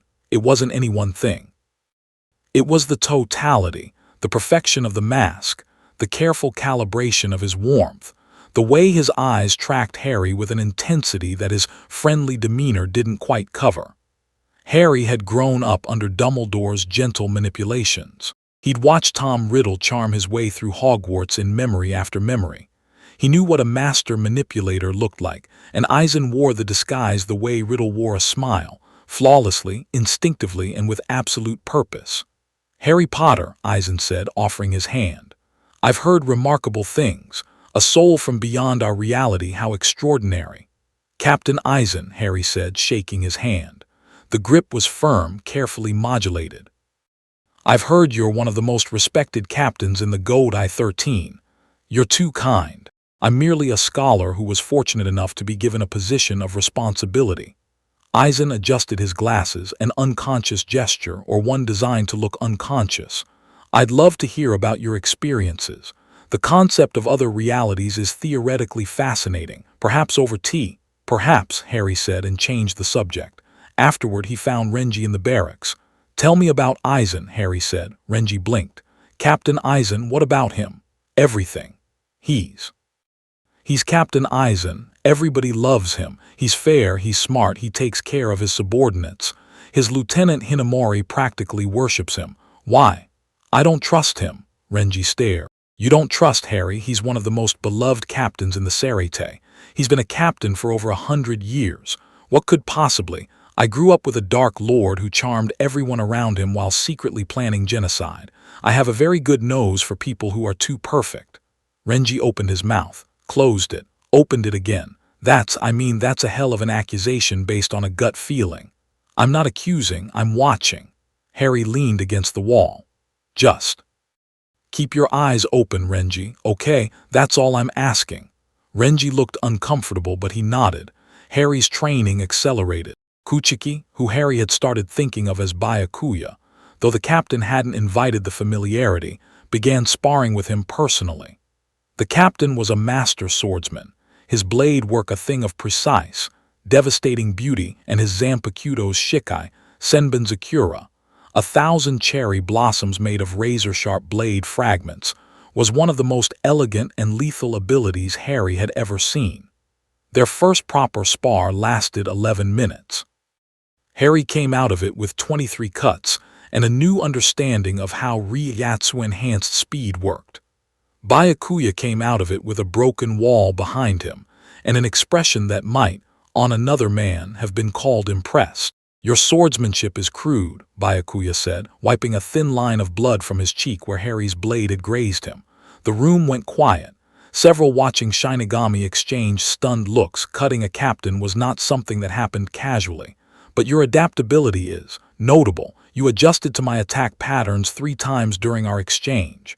"I'm a fast learner when people are trying to kill me," Harry said. "Had a lot of practice." "Indeed." Byakuya sheathed his sword. "We will spar again tomorrow, and I expect improvement." They sparred every day after that, and Harry improved, not slowly, exponentially. His Zanpakuto's shikai ability was, appropriately, memory. Sekai no Kizuna could remember any attack used against it and generate a counter-technique, drawing on the combined knowledge of Harry's magic, Kai, and Ryatsu to craft the perfect response. The more he fought, the more the sword learned. The more the sword learned, the more Harry could do. By the second week, he was matching Byakuya blow for blow. By the third, he was winning more exchanges than he lost. Byakuya responded by using his shikai, and Harry countered by wrapping his blade in Kai-enhanced magic that repelled the cherry blossom blades like a magnetic field. "You are the most frustrating opponent I have ever faced," Byakuya said one afternoon, and it was the closest thing to a compliment the man had ever given. Harry grinned. "Thanks, I get that a lot." He was 3 months into his time in the Soul Society when the execution order came down. Not for him. For a girl named Rukia Kuchiki, Byakuya's adopted sister, a lower-ranked Shinigami who had apparently committed the crime of giving her powers to a human in the living world. The punishment was death. Execution by the Sakyoku, a legendary weapon of the Soul Society, a blade of concentrated fire that could destroy a soul utterly. Harry learned about it from Renji, who came to the training ground looking like someone had kicked him in the chest. "She doesn't deserve this," Renji said, pacing. His Reiatsu was ragged, spiking with emotion. "It's a disproportionate punishment. Transfer of powers to a human, it's a serious offense, yeah, but execution. That's insane. Something's wrong." "What does Byakuya say?" "He says nothing. He accepts the ruling. Because it's the law, and Byakuya Kuchiki follows the law even when the law is going to kill his own sister." Renji's voice cracked with bitterness. "I grew up with Rukia. She's my oldest friend. And I can't." He stopped. Breath. Harry watched him and saw something he recognized. A man being torn apart by loyalty and love pulling in opposite directions. He'd seen it in Snape, in Dumbledore, in himself a dozen times. "Tell me everything," Harry said. Renji told him. The execution had been moved up twice. The schedule was accelerating for no clear reason. Central 46, the governing body that issued the order, was unreachable and had been for weeks. And the sentence itself was wildly disproportionate to the crime. Every instinct Harry had screamed Eisen. He couldn't prove it. He had nothing but a gut feeling and the pattern recognition of someone who'd lived through a war orchestrated by a man who manipulated the wizarding world from the shadows for decades. But the pattern was there. A disproportionate punishment, an escalating timeline, governing bodies going silent, and at the center of it, a man with a perfect smile and warm eyes who was too trusted, too beloved, too above suspicion. Harry went to the one person who might listen. Captain Unohana received him in her division's garden, a tranquil space of white gravel and sculpted trees that radiated healing energy. She poured tea with steady hands and listened without interruption as Harry laid out his theory. When he finished, she was quiet for a long time. "You are accusing a fellow captain of treason," she said, "on the basis of intuition, on the basis of pattern. I've seen this before, Captain. A powerful, charismatic figure who everyone trusts, operating behind the scenes, using institutions as weapons. The execution order is a tool. Eisen wants Rukia dead for a reason, probably something she's carrying or something hidden inside her. The accelerated timeline means he's running out of patience." Unohana's eyes were unreadable. "And if you're wrong, then I've insulted a good man and I'll apologize. And if you're right, then someone is going to die who doesn't deserve it, and the Soul Society is being played by one of its own." Unohana lifted her teacup and drank, set it down. "I will not act against a captain without evidence, but I will observe more carefully than I have been. That's all I'm asking." "No, it isn't," she said, and for just a moment the gentle healer's mask slipped and Harry saw what was underneath, something sharp and cold and infinitely dangerous. "You are asking me to question the foundations of the institution I have served for longer than you can imagine. That is not a small ask, Harry Potter. I know, but I think you already have questions. I think you've had them for a while." Her eyes held his. Then she smiled, small, secret, and not warm at all. "Drink your tea." The execution was set for a month from now. In that month, everything went wrong. A group of intruders broke into the Serete Ryoka, the Shinigami called them. A human boy with orange hair and a borrowed Shinigami's power, accompanied by a handful of friends, fighting their way through the Godai 13 to rescue Rukia. The boy's name was Ichigo Kurosaki, and his Reiatsu was a hurricane wrapped in human skin. Harry watched from the 6th Division as the Serete descended into chaos.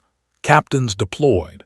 Lieutenants mobilized. Running battles erupted across the city as the Ryoka, impossibly, insanely, fought their way through some of the most powerful warriors in existence through sheer determination and refusal to die. Harry recognized the pattern. He recognized Ikigo, the stubbornness, the rawness, the willingness to charge into impossible odds for someone he cared about. The boy was him, or a version of him. The version that hadn't died twice and come back harder. He didn't intervene. Not yet. The Ryoka were disrupting things, pulling attention and resources away from the execution, buying time. And Harry had his own objective. He spent the month training in secret, pushing himself harder than he had since the gravity chambers at Capsule Corp. Not just physical training, spiritual training, diving deep into his inner world, communing with Sekai no Kazuna, forging the bond that would allow him to achieve Bankai. "You're close," the spirit said one night, sitting across from Harry on the castle's battlements. Below them, the landscape of his inner world had expanded, a rolling plain that combined the Hokkaido wilderness of this world's aesthetic with the rolling hills of Hogwarts grounds and the rocky deserts of his DBZ life. But Bankai isn't just power. It's trust. You have to trust yourself completely, every version of yourself, every life, every death. I trust myself. You trust your ability to fight. That's not the same thing. Do you trust your ability to choose, to make the right call even when every option looks wrong? Harry thought of the Forbidden Forest, of choosing to die. Yes, he said. The spirit stood. The castle behind them began to shake, walls crumbling, towers falling, not destruction but transformation. The stone and steel and wood reorganized, compressed, became something new. "Then call my name," the spirit said. "All of it." Harry achieved Bankai on the morning of the execution, and the shockwave was felt across the entire Sarete. He stood in the 6th Division training ground, or what was left of it. The reinforced walls had crumbled. The courtyard tiles had shattered. A crater 20 feet deep marked the spot where he stood, and at its center, Harry held a weapon that defied easy description. Sekai no Kazuna's Bankai form wasn't a sword. It was everything. A shifting, liquid metal weapon that could be a blade, a shield, a whip, a bow, a lance, any weapon from any world Harry had ever known. It flowed between forms like mercury, responding to his intent, and its surface reflected not just light but reality. Looking at it, you could see glimpses of other worlds, the golden plains of the DBZ Earth, the halls of Hogwarts, places Harry had been and carried in his soul. His power tripled. More than tripled, it compounded, each energy system amplifying the others through the Bankai's perfect conductivity. Magic, Kai, and Ryatsu singing in harmony through a weapon forged from the accumulated experience of 3 lifetimes. "Oh my," said a voice from the crater's rim. Harry looked up. Eisen stood there, hands in his sleeves, glasses glinting. He wasn't smiling. For the first time, the mask was almost transparent, and what Harry saw beneath was fascination so intense it bordered on hunger. "Bankai," Eisen said, "achieved in mere months, from a soul that didn't even exist in our reality a season ago. You are remarkable, Harry Potter." "And you're a traitor," Harry said. Silence. Eisen tilted his head. The glasses caught the light. "That's a bold claim." "Central 46 is dead," Harry said. He didn't know this for certain, but the words came out with a conviction born from a decade of fighting Dark Lords and their schemes. "You killed them and have been issuing orders in their name. The execution is your design. You want the Hagioku, whatever that is, and it's hidden inside Rukia. Everything that's happened, the Ryoka invasion, the chaos, the captains fighting each other, it's all your distraction." Eisen was quiet for a long moment. Then slowly he began to clap. Not mockingly, appreciatively. "I underestimated you," he said. "I accounted for the Ryoka, I accounted for the captains. I even accounted for your impressive but I assumed uncontrolled power. I did not account for pattern recognition." He removed his glasses, folded them, and tucked them into his robe. Without them, his face changed. The warmth vanished. The gentle scholar disappeared. What remained was cold, brilliant, and utterly certain of its own superiority. "You're right, about everything, though the specifics hardly matter now. Because you're about to make your move. Because I already have." Harry felt it then, a ripple in reality, a distortion in the spiritual fabric of the Serete. Not the tears he'd felt in the DBZ world, something else. A power that reached into the mind and rewrote perception. An illusion so complete, so perfect, that it replaced reality entirely. Kyoka Suijutsu, Aizen's Zanpakuto, complete hypnosis. The world around Harry shimmered, and he felt the technique trying to take hold, sliding into his senses like oil into water, attempting to overwrite what he saw, heard, felt. It was sophisticated beyond anything he'd encountered, beyond imperious, beyond any illusion or mental manipulation in any world he'd visited. It failed. Harry's occlumency was crude by Snape's standards, but it existed, a mental discipline forged in fire and reinforced by years of meditation with Kami and Popo. His Kai-enhanced awareness provided a secondary sensory system that didn't rely on the channels Aizen's technique targeted. And his Zanpakuto, Sekai no Kizuna, the bond of worlds, existed across multiple perceptual frameworks simultaneously, a weapon built from the memories of realities that Kyoka Suijutsu couldn't reference because they didn't exist in its database. The illusion slid off him like water off glass. Aizen's eyes widened. For the first time, perhaps the first time in his very long life, something had surprised him. "Impossible," he said. "No one resists Kyoka Suijutsu. Its power is absolute." "Absolute within this world," Harry said. "But I'm not entirely from this world.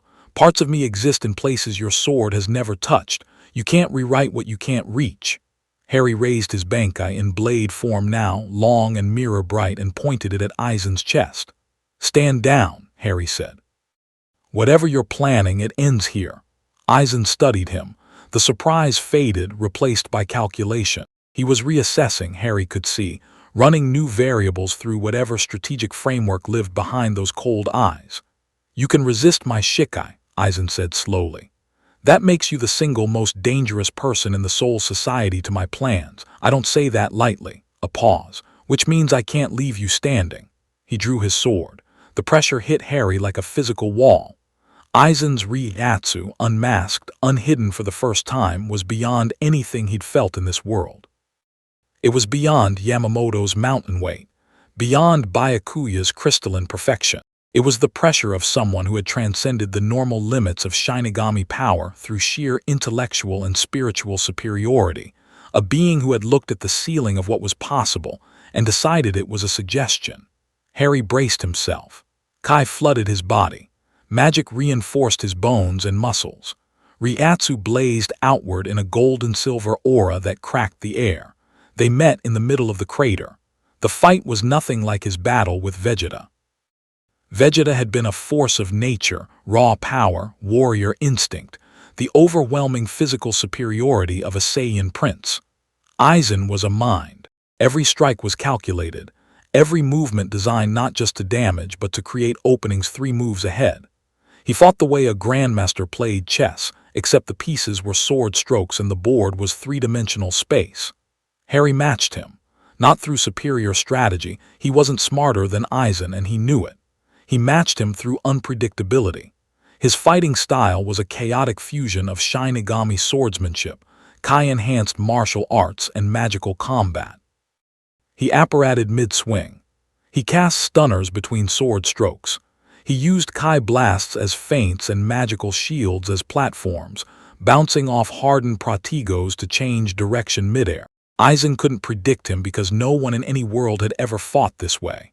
There was no reference frame, no historical data, no pattern to analyze. Harry was a one-man fusion of 3 combat traditions, and every combination was new. Their blades locked. Aizen's face was inches from his, still calm, still controlled, but with something burning behind the calm that might have been rage or might have been joy. "You're magnificent," Aizen breathed. "A specimen without parallel. I would have loved to study you." "Yeah, well, I've had enough of people studying me." Harry headbutted him. It was the least sophisticated move in his arsenal. A simple, skull-to-skull impact, enhanced with Kai, delivered with the directness of a Gryffindor who'd grown up scrapping in the halls of Hogwarts. Aizen's nose broke with a crack that echoed across the ruins of the training ground. Aizen staggered. Blood ran down his face. He touched it, looked at his fingers, and for one instant the mask of control slipped completely, revealing something beneath that was neither scholar nor captain nor mastermind. It was fury. Pure, incandescent, ego-shattering fury. Sasuke Aizen, the man who had outthought every being he'd ever encountered, had just been headbutted by a dimension-hopping wizard. He started. Harry hit him with a Kamehameha. Not the golden hybrid blast, the full thing. Kai and magic and Ryatsu compressed into a single beam, channeled through his Bankai, aimed at point-blank range. It was the strongest attack he'd ever thrown in this world, and it caught Aizen in the chest before the man could react. The detonation flattened 3 city blocks. Stone, wood, and tile vaporized in a hemisphere of golden destruction. The shockwave blew outward in every direction, toppling buildings, shattering windows across the Sarete. Every Shinigami in the city felt it, a pulse of power so alien, so vast that combat across the entire invasion froze for 3 heartbeats. When the dust cleared, Aizen was still standing. Barely. His robes were destroyed. His skin was scorched, cracked, bleeding from a dozen places. He stood in the center of a glass-lined crater, his own Ryatsu forming a barrier that had absorbed the lethal core of the blast but failed to stop the peripheral damage. He looked at Harry through the smoke and blood, and he laughed. "Outstanding," Aizen said. And then his hand closed around something small and glowing that he'd drawn from the folds of his destroyed robe, a small, spherical object that pulsed with power. The Hagioku. He already had it. Everything, the execution, the invasion, the chaos, had been a distraction within a distraction. While everyone was fighting, while Harry was confronting him, Aizen had already retrieved what he came for. "When did you?" Harry started. "Hours ago." Aizen's smile was red with blood. "You are powerful, Harry Potter. More powerful than anything I anticipated in this world. But power and strategy are not the same thing, and I have been planning this for a century." 2 figures appeared beside him. Jin Ikamaru, captain of the 3rd Division, a thin man with a perpetual fox grin and closed eyes that hid something serpentine. And Kanem Tozen, captain of the 9th, a blind man whose Ryatsu burned with righteous conviction. 3 captains. Traitors all. "I'll be leaving now," Aizen said. A beam of golden light descended from the sky, Negation, a rescue technique used by Hollows, the enemies of Soul Society. Aizen was being extracted by the very creatures the Godai 13 existed to fight. The irony was calculated. Harry launched himself upward, Bankai reforming into a lance, driving toward Aizen through the golden light. The Negation repelled him, not with force, but with a fundamental incompatibility, a barrier between dimensions that his attacks splashed against uselessly. "We will meet again," Aizen called down as he rose into the sky. "And next time I will be prepared for you, that I promise." He vanished, Jin and Tozen with him. The golden light dissipated and the sky above the Sarete was empty and blue and indifferent. Harry hung in the air, Bankai dissolving back into its sealed form, and felt the familiar taste of a victory that wasn't won. He'd exposed the traitor. He'd fought him to a standstill. He'd hurt him. But Aizen had still won because Aizen's objective was never the fight. It was the Hagioku, pattern recognition. Harry had seen through the deception. But Aizen had planned for that too, built contingencies on contingencies, moved pieces so far in advance that the exposure itself was accounted for. "Bastard," Harry muttered and descended. The aftermath was chaos. 3 captains revealed as traitors. The Sarete half destroyed. Central 46 confirmed dead. Rukia rescued. Ichigo had gotten to her during the confusion and the execution had been stopped. But the victory felt hollow. Harry sat on the edge of the Sakyoku Hill, legs dangling over a cliff that overlooked the entire Sarete, and watched the Shinigami begin to rebuild. His injuries were minor, burns and bruises that his hybrid healing handled in minutes. The real damage was to his certainty. He'd been here for months. He'd made connections, built a life, found a place. And now that place was shattered and the enemy had escaped. And the same pattern that had defined his existence since he was 11 years old was playing out again. A powerful enemy, a flawed institution, and Harry in the middle trying to hold things together. Ichigo found him there. The orange-haired boy, teenager, really 15 or 16, with the build of a fighter and the eyes of someone who'd seen too much too fast, sat down beside him without asking permission. "So," Ichigo said, "you're the dimension-hopping wizard. You're the substitute Shinigami who invaded the afterlife to save a girl he met 2 months ago." Ichigo grinned. "Fair, we're both crazy." "Probably." They sat in silence for a while. Below them, repair crews worked. Captains gave orders. The machinery of the Godai 13 ground back into motion, damaged but not broken. "You fought Aizen," Ichigo said. "Yeah, and survived." "Barely. Harry searched for the word. "He's the most dangerous person I've ever met, and I've met some real contenders. He doesn't just outfight you, he outthinks you, makes you part of his plan without you even knowing." "Sounds like you've dealt with people like that before." Harry thought of Voldemort, of Dumbledore, of the prophecy and the Horcruxes and the long, bloody chess game that had defined his adolescence. "Yeah, I have. The trick is people like Aizen, they plan for everything, but they can't plan for someone who's too stubborn to play by the rules." Ichigo looked at him, really looked the way people do when they recognize something of themselves in a stranger. "You think we can stop him?" "I know we can, because he's brilliant and powerful and centuries ahead of us in planning, but at the end of the day, he's a man who thinks he's a god, and that's a weakness." "How?" "Gods don't account for mortals. They can't. The idea that someone beneath them could genuinely threaten them, it doesn't compute. Aizen prepared for me because he's smart enough to adjust on the fly, but he didn't anticipate me. He didn't believe someone like me was possible. That gap between his worldview and reality, that's where we beat him." Ichigo was quiet for a moment, then he stuck out his hand. "Ichigo Kurosaki." Harry shook it. "Harry Potter." "Nice to meet you, Harry. Let's go kick a god's ass." Harry laughed. It felt good.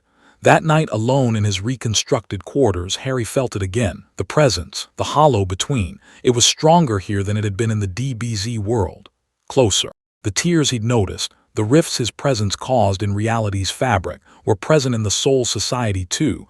Hairline fractures in the spiritual fabric that the Shinigami's instruments couldn't detect, but that Harry's multi-spectrum senses picked up clearly.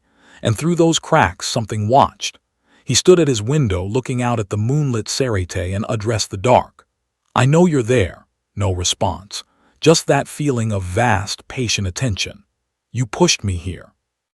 You tore me out of the last world. Was that you?" Silence.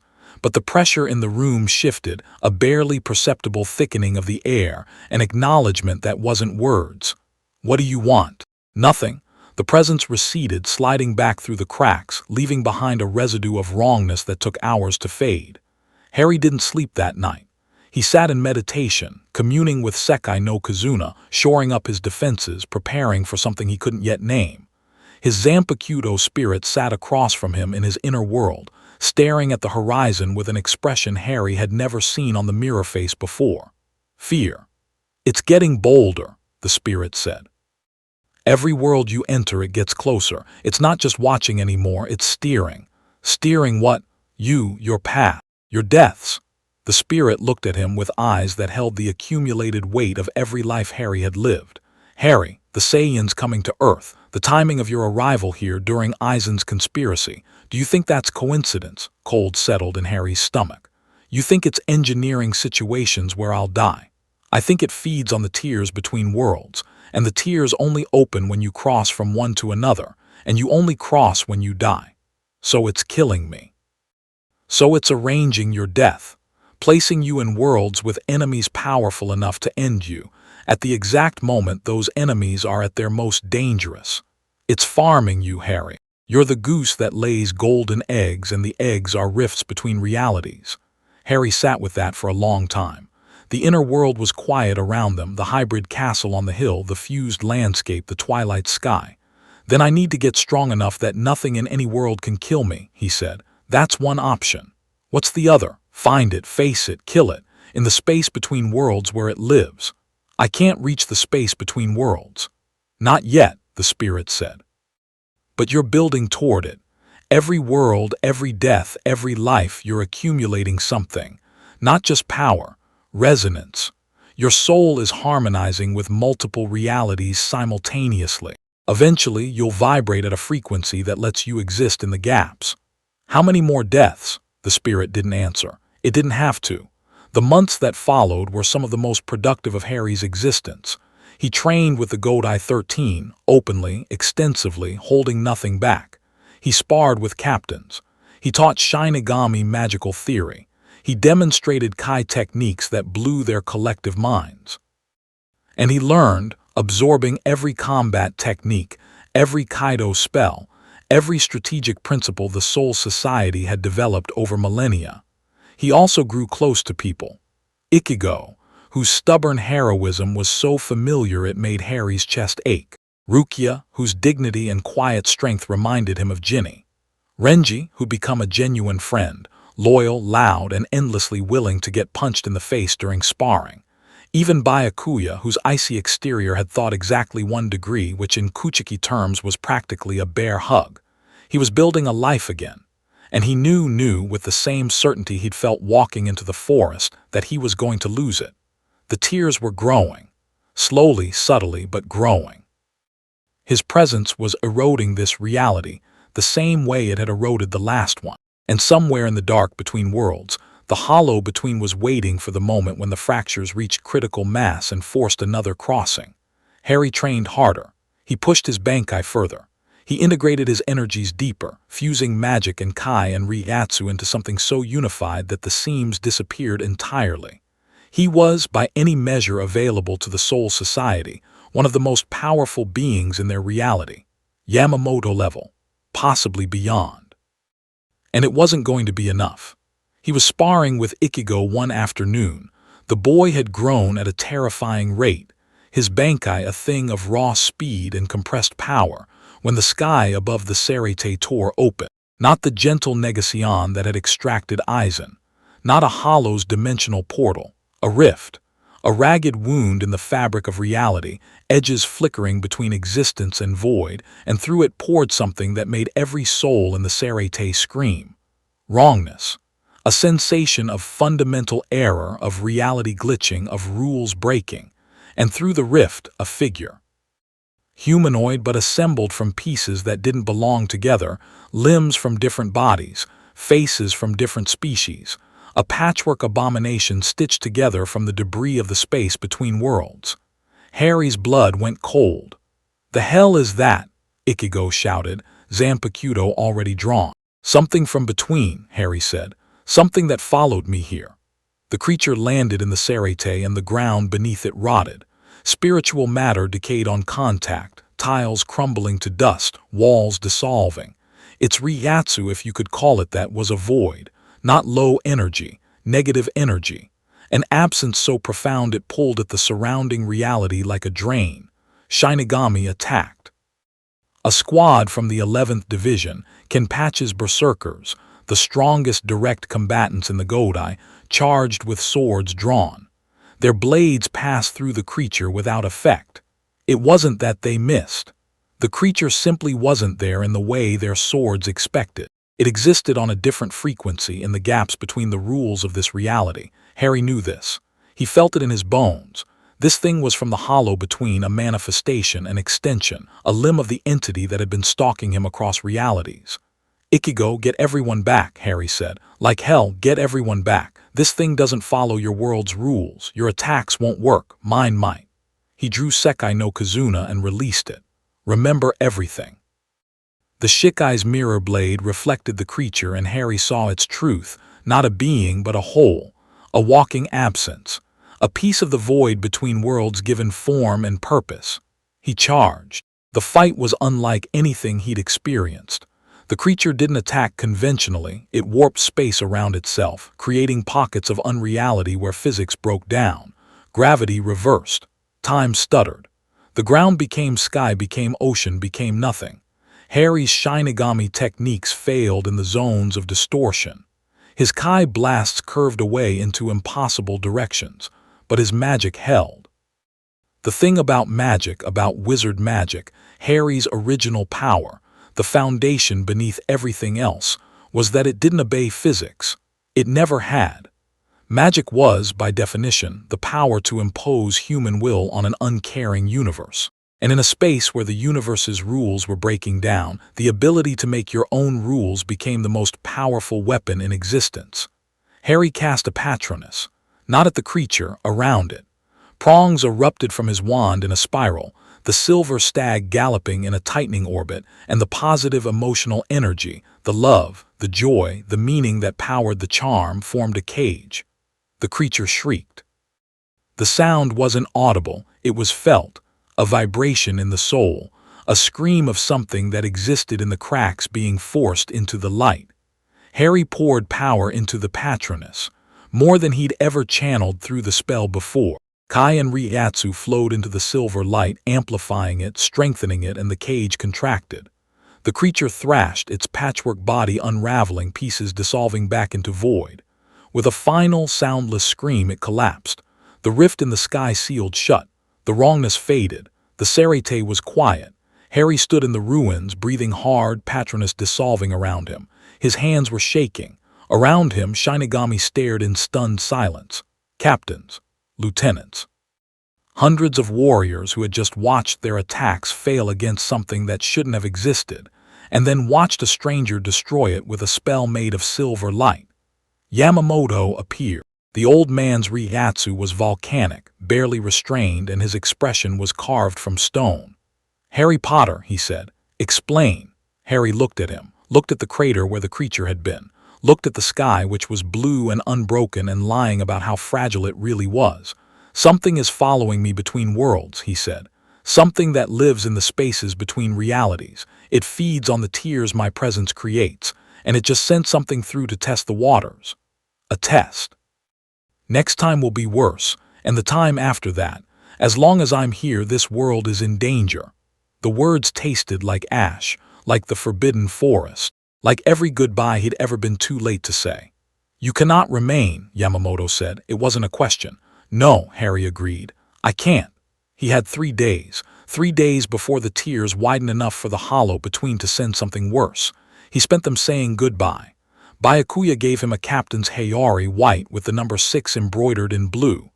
"You earned this," the man said, and offered the slightest, most minimal of bows. From Byakuya Kuchiki it was the equivalent of a standing ovation. Renji gave him a bottle of sake and a bone-crushing hug. "You come back," he said roughly. "You hear me? Whatever world you end up in, you find a way back." "I'll try." "Don't try. Do it." Anohana gave him a small, crystal vial containing a concentrated healing compound of her own design. "For when magic is not enough," she said, and her hand lingered on his for a moment longer than necessary. Ichigo found him on the last evening, sitting on Sakyoku Hill again, looking out at the city he was about to leave. "This sucks," Ichigo said, sitting down. "Yeah, you're going to another world. When I die, yeah, that's how it works. I die, I wake up somewhere else. So you have to die to leave. That's the going theory." Ichigo was quiet for a while. "You know," he said, "I used to think being a Shinigami was weird. Then I met a wizard from another dimension who fights with a sword made of memories and punches people with energy from a universe where the king is a dog." Harry snorted. "When you put it that way." "Harry," Ichigo's voice was serious, "whatever's chasing you, whatever lives in the cracks, you're going to beat it. You sound sure." "I am. Because you're the most stubborn person I've ever met, and I know me. You don't quit, you don't back down. And whatever this thing is, it's been feeding on you, and that means it needs you, and that means you have leverage. You figure out how to use it." Harry looked at the boy. 15 years old, carrying the weight of 2 worlds and still clear-eyed enough to see truth when it mattered. "Thanks, Ichigo. Don't thank me, just win." On the morning of the 3rd day, Harry stood on the Sakyoku Hill and felt the tears begin to yawn. He'd stopped holding them closed. There was no point. The hollow between would force them open regardless, and fighting it just endangered the people around him. The sky above fractured. Not dramatically, just hairline cracks, visible only to him, spreading like ice on a pond. And through them that familiar pressure, that vast, patient hunger. Harry drew Sekai no Kazuna. He wouldn't need it, not for what was about to happen, but it felt right to hold it. A piece of his soul manifested in steel. The rift opened. Not like last time, no creature, no manifestation, just a door. An absence in reality, a gap between what was and what wasn't, and through it, darkness that wasn't empty. Harry stepped toward it. "Remember everything," he whispered, and the blade pulsed in response, warm, loyal, ready. He stepped through. For a moment he existed in the space between. Darkness, pressure, hunger all around him, the hollow between pressing close, tasting him, and he felt its satisfaction like a physical force. Another death, another crossing, another tear. But he also felt something the spirit had told him about: resonance. 3 realities now woven into his soul, 3 energy systems unified in his body. He was vibrating at a frequency that was neither magic nor kai nor reiatsu, but all 3, and in the void between worlds that frequency meant something. He was becoming a bridge, a key, a living connection between realities, the hollow between pressed closer. Harry felt its attention like a spotlight, felt it wanting, felt it try to steer him, to choose his destination, to place him in a world with threats calibrated to kill him at the perfect moment. Harry pushed back, not with power, with will. The same will that had cast a Patronus in a graveyard full of Dementors, that had walked into the forest without flinching, that had stood in front of Vegeta's Gallic gun and refused to move. "I go where I choose." The hollow between screamed. Silent, vast, furious, it pushed harder. Harry pushed back harder. For one moment in the dark between everything, Harry Potter and the thing that fed on the wounds between worlds fought a war of pure intention. Harry won. He chose his destination. Not consciously, his soul chose, reaching out for the next reality with the same instinct that had guided a sorting hat, a wand, a Patronus. The darkness split open into light. Harry fell through, and somewhere behind him, growing smaller but not gone, the hollow between raged and hungered and waited. Chapter 3. The monster they needed. He hit the ground running. Literally running, his body materialized 3 feet above a dirt road, and momentum he didn't remember having carried him forward in a stumbling sprint that ended with him shoulder-rolling through a vegetable cart and crashing into a stone wall. Cabbages rained down around him. "My cabbages!" Someone screamed, but Harry was already on his feet, adrenaline singing through veins that hummed with 3 unified energies. He blinked dust from his eyes and took stock. A village. Small, medieval dirt roads and timber-framed buildings with thatched roofs. People in rough-spun clothing staring at him. A man in bizarre clothes who had just appeared from thin air and destroyed a cabbage cart. Horses tied to posts. Chickens scattered across the road. A well in the center of a modest square. And walls. Enormous walls, rising in the distance behind the village, so tall they blotted out the lower third of the sky. Stone and mortar on a scale that dwarfed anything Harry had seen in any world, 50 meters high at least, stretching in both directions until they curved out of sight. Harry's senses unfurled automatically, magic, kai, reiatsu, all 3 sweeping outward in a comprehensive scan. The people around him were normal. Baseline human, no energy signatures worth noting, no spiritual pressure, no kai reserves. But from beyond the wall something registered. Faint, massive, wrong. Life signatures that were huge and simple, enormous bodies with almost no cognitive complexity, like insects scaled up to the size of buildings. And from the wall itself, a vibration. A distant boom, rhythmic and relentless, like something very large hitting something very hard. "Hey!" The cabbage merchant grabbed his arm. "You owe me for," Harry said, pressing a hand against the man's and casting a wandless confundus. "You've already been paid, generously." The man blinked, looked at his empty hand, smiled, and wandered off.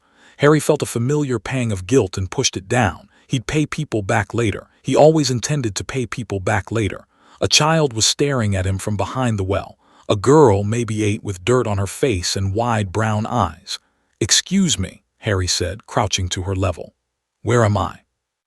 "Wall Rose," the girl said, as if it were the most obvious thing in the world.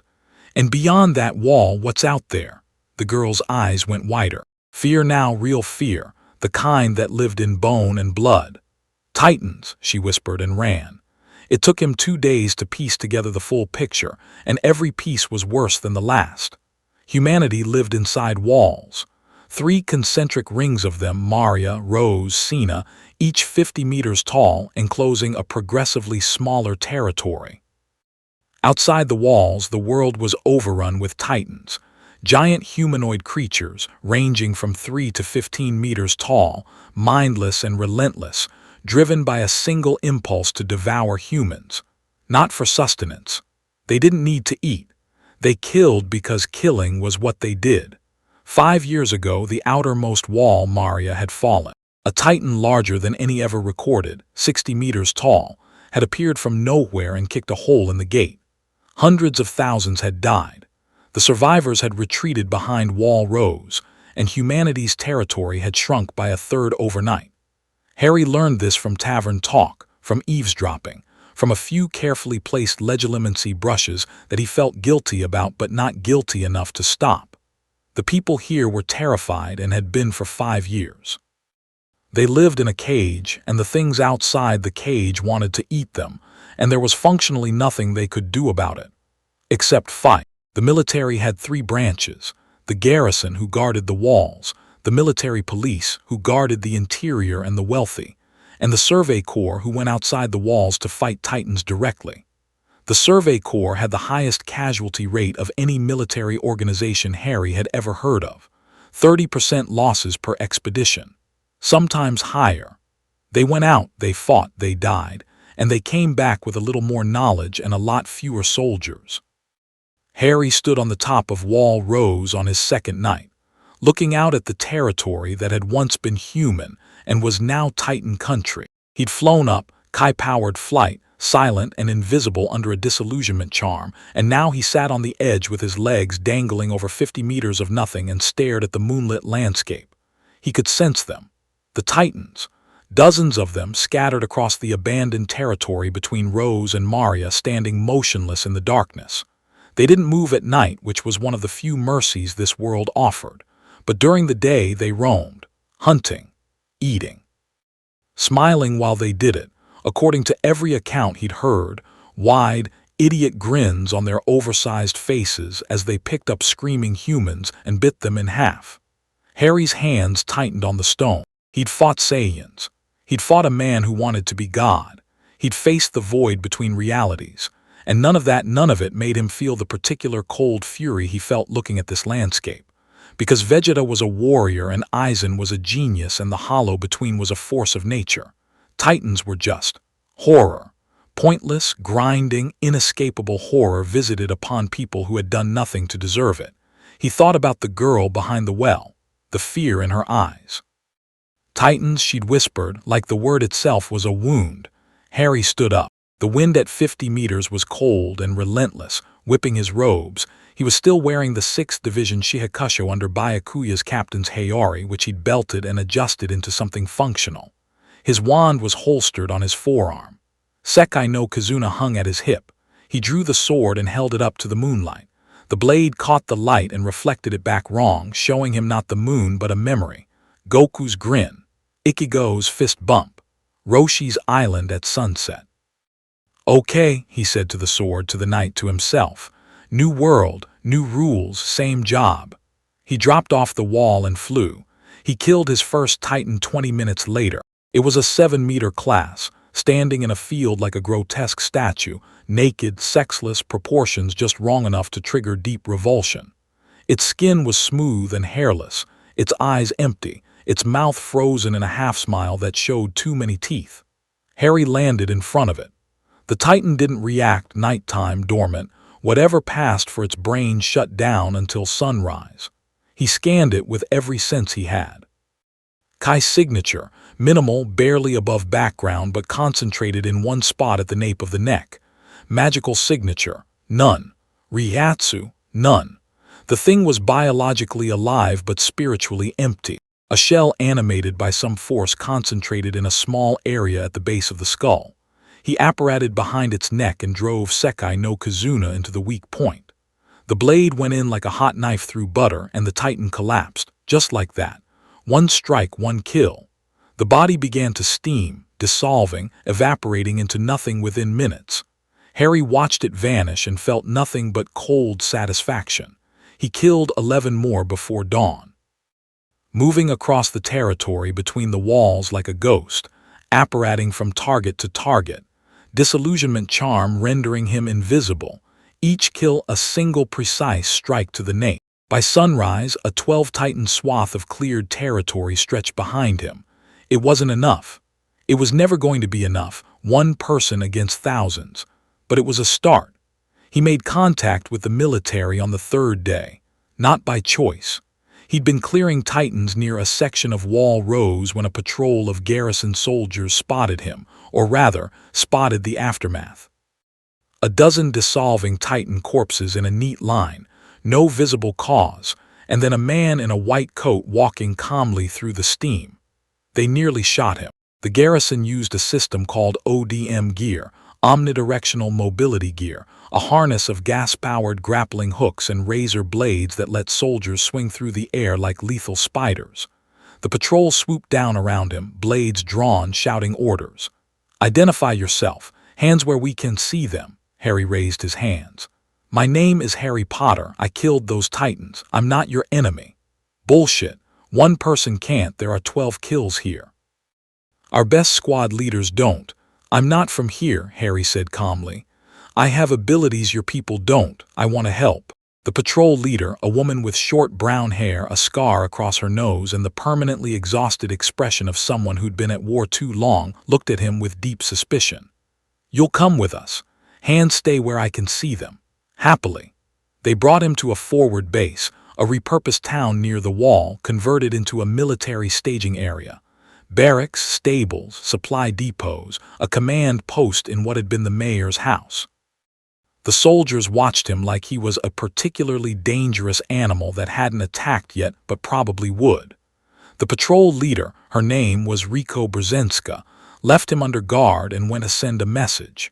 Harry sat in a holding room and waited. He could feel the base's complement, about 200 soldiers, most of them tense and underfed and running on determination and not much else. The best military humanity had, and they were kids. Teenagers, most of them. Children fighting giants. The door opened an hour later, and a man walked in who immediately registered on Harry's threat assessment as significant. Short. 5'3", maybe, with an undercut of black hair, steel-gray eyes, and a face that looked like it had been carved from the same material as his personality. Sharp, cold, and absolutely unyielding. He moved like a predator, every step precise, every muscle controlled, the economy of motion that came from years of combat experience. His uniform bore the wings of the Survey Corps. "Levi," the man said, not as introduction, as statement. "Captain Levi, I'm told you killed 12 titans single-handedly and claim to have abilities we've never seen." "All true," Harry said. Levi's eyes swept over him. Whatever assessment was happening behind those gray irises took about 4 seconds. "Show me. Here. Outside, now." The demonstration took place in a field outside the base, with Levi, Rico, and a handful of senior officers watching from the wall. Harry considered holding back, calibrating his display to something digestible. Then he remembered the girl behind the well, the fear in her eyes, the 5 years of terror and loss and shrinking territory and dead children. He didn't hold back. He drew Sekai no Kazuna and released it. The Shikai transformation was visible, the blade shifting, becoming a mirror that reflected worlds the Watchers had never seen. His aura ignited. 3 energies, unified, blazing gold and silver around him like a corona. The ground cracked under the pressure.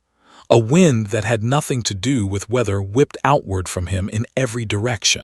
A 15-meter titan wandered into range, attracted by the noise, by the movement, by whatever impulse drove them. It came lumbering across the field, mouth open, eyes vacant, reaching for the cluster of humans with hands the size of dining tables. Harry pointed Sekai no Kazuna at it and fired a beam of concentrated energy, a sliver of Kai, razor-thin, surgically precise, that crossed the distance in a blink and carved through the titan's nape like a wire through clay. The giant collapsed mid-stride, momentum carrying its dissolving body forward, crashing into the field 50 meters from the base in a cloud of steam and pulverized earth. Silence. Harry turned to the Watchers on the wall. "I can kill every titan between Wall Rose and Wall Maria. I can reclaim the lost territory. I can give you back your world. All I need is for you to point me in the right direction." More silence. Then Levi spoke, and his voice carried the flat pragmatism of a man who had survived too much to be impressed by spectacle alone. You can kill normal titans, fine. So can I on a good day. But the one that broke Wall Maria wasn't normal. 60 meters, armored, intelligent. And there was another, an armored titan that smashed through the inner gate. If you can't deal with those, your little light show is just extermination, not strategy. Harry met his gaze.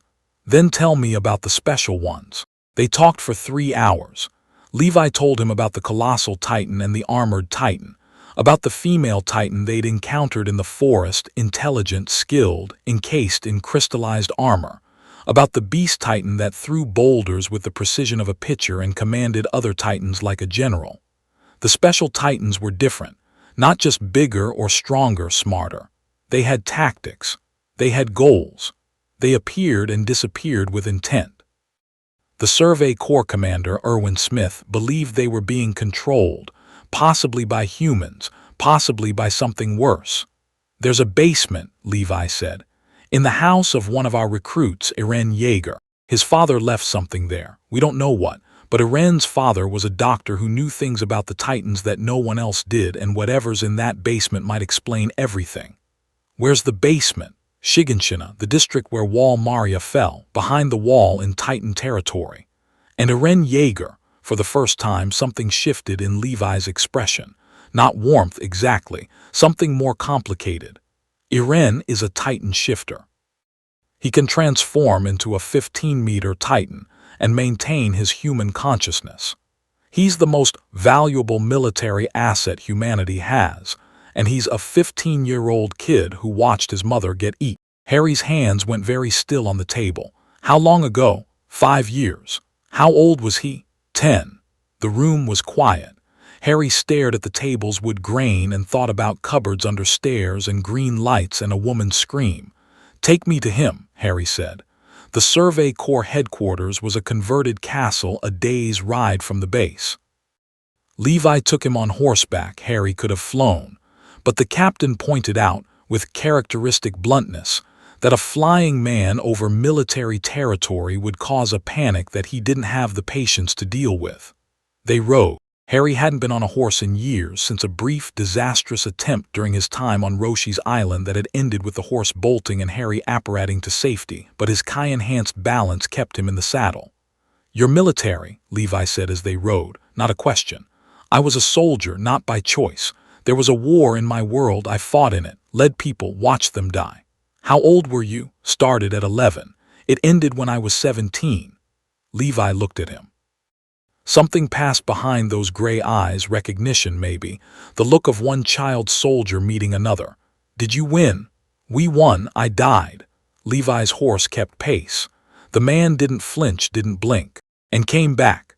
Different world, then another. This is my third. Third. I know how it sounds. It sounds insane." Levi was quiet for a moment.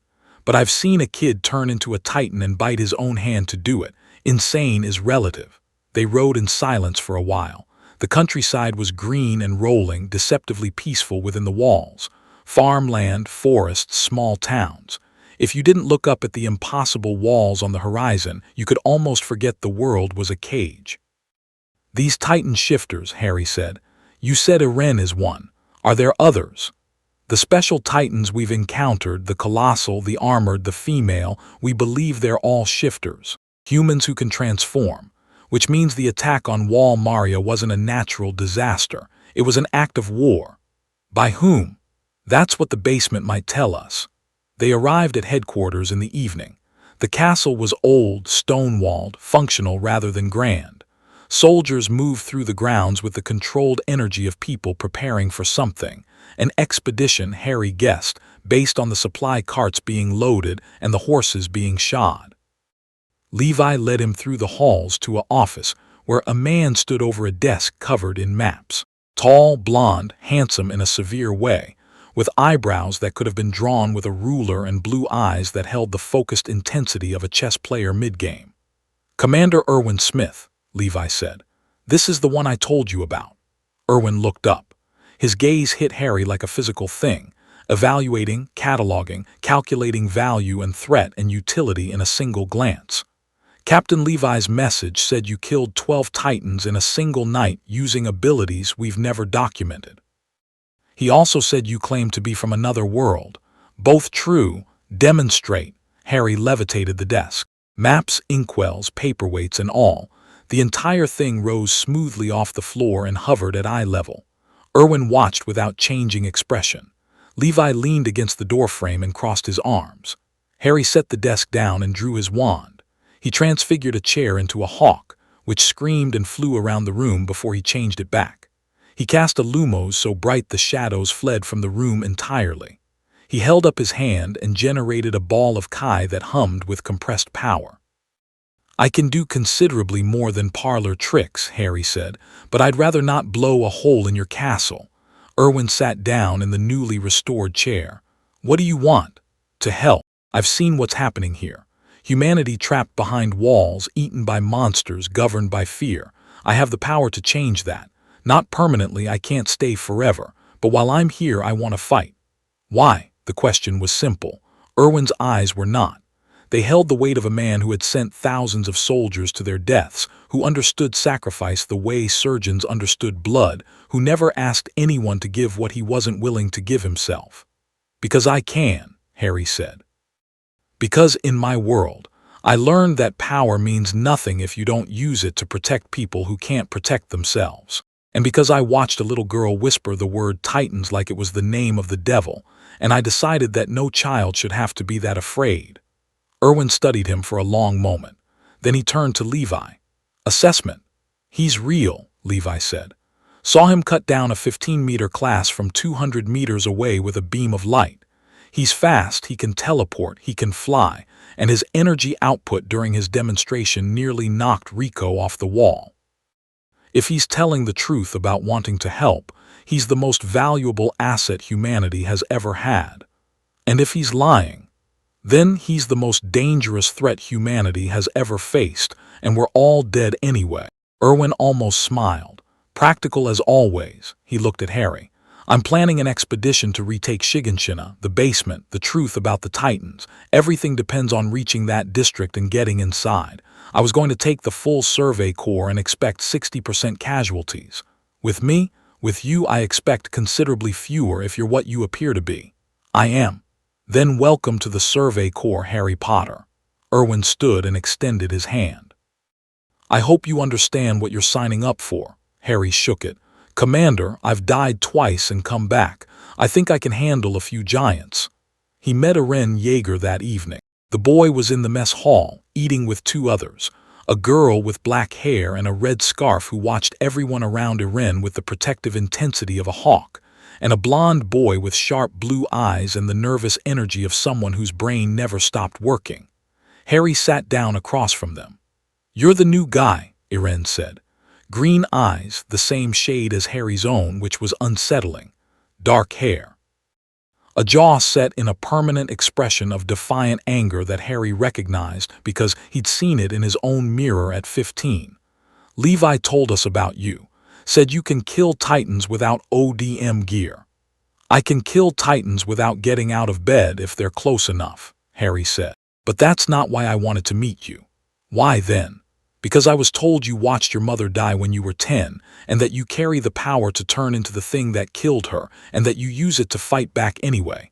And I wanted to meet the kind of person who does that. The table went quiet. The girl, Mikasa, Harry would learn, went very still. The blond boy, Armin, looked at Harry with something between surprise and wariness. And Eren stared at him with those green eyes that held 5 years of rage and grief and unyielding, burning determination. You don't know anything about me, Eren said. I know what it's like to lose your parents to a monster, Harry said. I know what it's like to carry a power you didn't ask for, and I know what it's like to decide that you're going to fight, no matter what, because the alternative is lying down and letting the monsters win. And what would you know about? I was 1 year old when a dark wizard murdered my mother. She died shielding me with her body. I grew up in a cupboard under my aunt's stairs.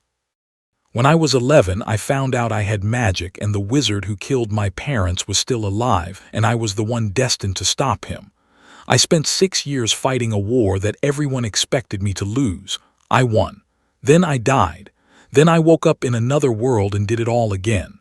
Silence. Mikasa spoke first. Died twice. And came back. Different worlds each time. This is my third life if you want to count it that way. Armin leaned forward. His eyes had lit up with the particular intensity of an intellect encountering something genuinely new. Other worlds, you mean other realities, parallel dimensions. Something like that. Each one has different rules, different enemies, different powers.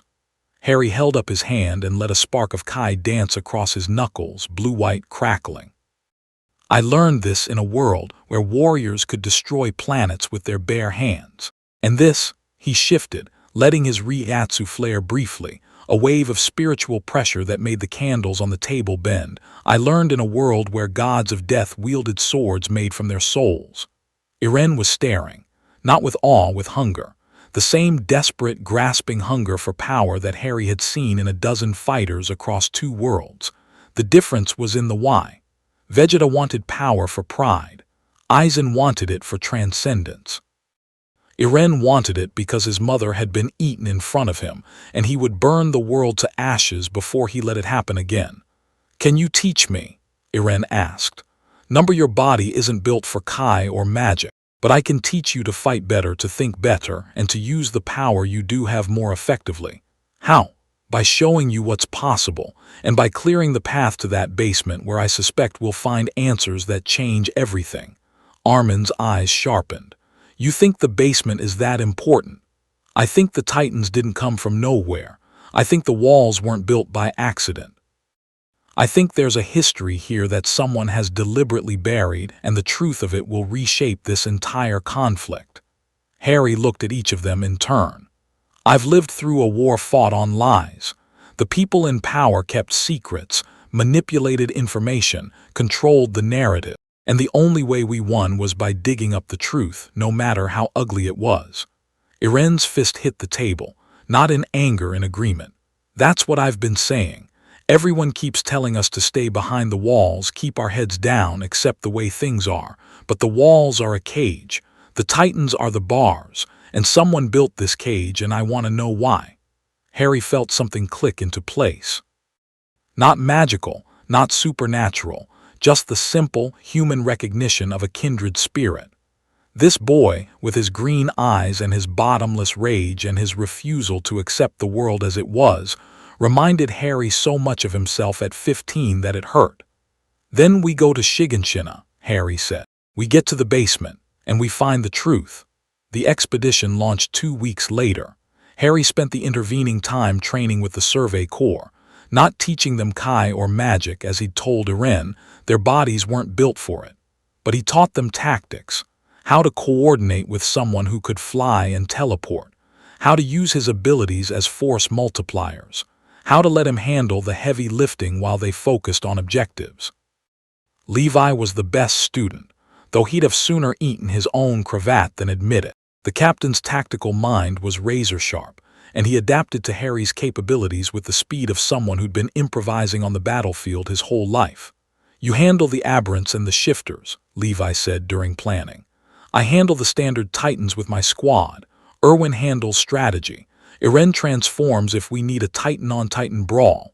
Armin stays alive because his brain is worth more than any weapon we have." "Sounds right. Don't get cocky. I've seen people stronger than anyone had a right to die because they thought they were invincible. The moment you stop respecting the battlefield is the moment it kills you. Captain Levi, I've been killed by a dark wizard, blown up by a Saiyan prince, and had reality itself ripped out from under me. I respect every battlefield I step on." Levi grunted. "Good. Then we'll get along." The morning of the expedition, Harry stood on wall rows with the full Survey Corps assembled below him. 600 soldiers on horseback, supply wagons loaded, signal flares distributed. Erwin at the head in his green cloak, one arm, he'd lost the other to a Titan a year prior. Harry had learned, holding the reins with practiced ease. Harry didn't ride with them. He flew above, disillusioned, a guardian angel they couldn't see but knew was there. His senses spread across the landscape like a net, tracking every Titan's signature within a 20-mile radius. There were hundreds. He started clearing the path before the expedition was a mile out. Surgical strikes, Kai beams, thin as needles, fired from altitude. Each one found a nape with the precision of a guided missile. Titans dropped in silence, their kills so clean and distant that the soldiers below only knew it was happening when they noticed the dissolving corpses dotting the landscape. Levi rode at the front and watched the way clear before them like a biblical miracle. "Remind me never to make him angry," he muttered to Irwin. "Noted," Irwin said, and his eyes held something rare for the commander, hope.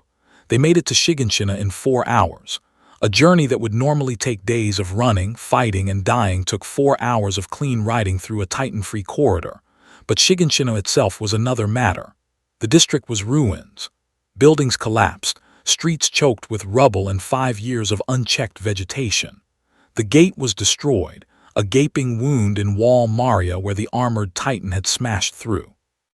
And waiting inside the district, arranged with obvious intelligence and purpose, was a welcoming committee. The beast Titan stood on top of Wall Maria, 17 meters of fur-covered, ape-like horror, watching the approaching expedition with small, intelligent eyes. It held a boulder in one hand the way a man might hold a baseball. Behind it, lined along the wall like an army, hundreds of Titans. Not wandering, not mindless, standing in ranks, organized, waiting for a command, and in the district itself 2 figures. Human-sized, standing in the rubble near the sealed gate, a tall blond boy and a shorter dark-haired boy, both in military uniforms. Harry recognized them from the Survey Corps briefings. Rhiannon Braun and Bertolt Hoover. The armored Titan and the colossal Titan. Traitors. Infiltrators. The ones who had broken the wall 5 years ago and killed hundreds of thousands of people. They'd been waiting. Harry dropped his disillusionment charm. He descended from the sky like a falling star, aura blazing, Sekai no Kizuna drawn, and landed between the Survey Corps and the enemy line with an impact that cratered the cobblestones. The shockwave of his arrival blew dust and rubble outward in a ring, and every eye, human, Titan, and shifter, turned to him. Rhiannon stared. "What the hell? Here's how this is going to work," Harry said, his voice amplified by a sonorous charm to carry across the entire district. "I am going to give you one chance to surrender. One. After that, I stop being polite." The beast Titan leaned forward on the wall. When it spoke actual words from a Titan's mouth. The voice was cultured, almost professorial. "Fascinating. You're not from within the walls. You're not from Marley. What are you?" "I'm the man who's going to end this war." The beast Titan tilted its massive head. "Bold, but I've dealt with bold before. Rhiannon, Bertolt, handle this." Rhiannon bit his hand. Lightning struck. The transformation was violent and vast. The armored Titan erupting from Rhiannon's human body in a flash of electricity and steam. 15 meters of muscle and bone encased in plates of hardened skin that looked like medieval armor. It was impressive by any standard. Harry hit it with a full-power Kamehameha before the transformation was complete. The beam caught the armored Titan mid-emergence, before the armor plates had fully hardened. Golden light engulfed the half-formed giant, and the detonation was catastrophic. A hemisphere of destruction that vaporized 3 buildings, cratered the street to bedrock, and sent a shockwave across the district that flattened walls and shattered windows. When the light faded, the armored Titan was down. Still alive, the armor had absorbed enough of the blast to prevent a kill, but cracked open like a lobster shell, steaming, one arm missing, struggling to rise on shattered legs. Bertolt screamed. "Reiner!" Lightning struck again. The colossal Titan began to form, 60 meters of skinless muscle towering over the district, over the wall, a colossus of heat and steam. Harry apparated. He materialized at the nape of the colossal Titan while it was still growing.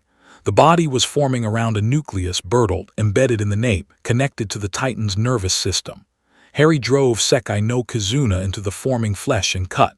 Not to kill, to extract. His blade, in its mirror form, reflecting the truth of things, carved a precise incision around Bertolt's human body.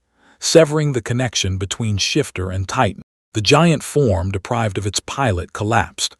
60 meters of half-formed Titan crashed into the district like a falling building, and Harry rode the impact down, one hand gripping Bertolt's unconscious body, the other holding his sword. He landed in the rubble. Bertolt hung from his grip, steaming, alive, terrified. The entire engagement had lasted 40 seconds. The beast Titan watched from the wall. Its expression, as much as a Titan's face could express, shifted from condescension to calculation to something colder. "Zeke," Levi said quietly from somewhere behind Harry. The captain had autumed into the district during the chaos. "That's what we've been calling the beast Titan. Whoever's inside, he's the one calling the shots." "Zeke," Harry repeated. He looked up at the ape-like Titan on the wall. "You're done, your warriors are beaten. Your army," he gestured at the ranks of organized Titans, "is next. Stand down." Zeke's Titan face twisted. "You don't understand anything. You think this is a simple conflict. Good versus evil, humans versus monsters." The beast Titan stood to its full height. "This is a 2,000-year cycle of hatred, violence, and sin. The people inside these walls are Eldians, subjects of Ymir, carrying the blood of the Titan. Every single one of them can be turned into the monsters you see before you. They are the monsters. They've always been the monsters." "I don't care." Zeke paused. "What?" "I don't care about your 2,000-year cycle. I don't care about your blood guilt or your racial theories or whatever justification you've built to make yourself feel righteous about killing civilians. I've heard it before. Different words, different worlds, same garbage. Mudbloods don't deserve magic. Saiyans are a warrior race, might makes right. Shinigami must maintain order at any cost. Every oppressor has a story about why their cruelty is necessary, and every single one of them is wrong." His voice carried across the silent district. 600 soldiers behind him heard every word. Irene, still on horseback, green eyes blazing, heard every word. Armin, furiously cataloging, heard every word. "Now," Harry said, "I'm going to give you the same chance I gave your soldiers. One chance. Surrender. Come out of that Titan body. Answer questions, because I promise you, Zeke, whatever you think you know about power, you have never met anything like me." Zeke was quiet for a long moment.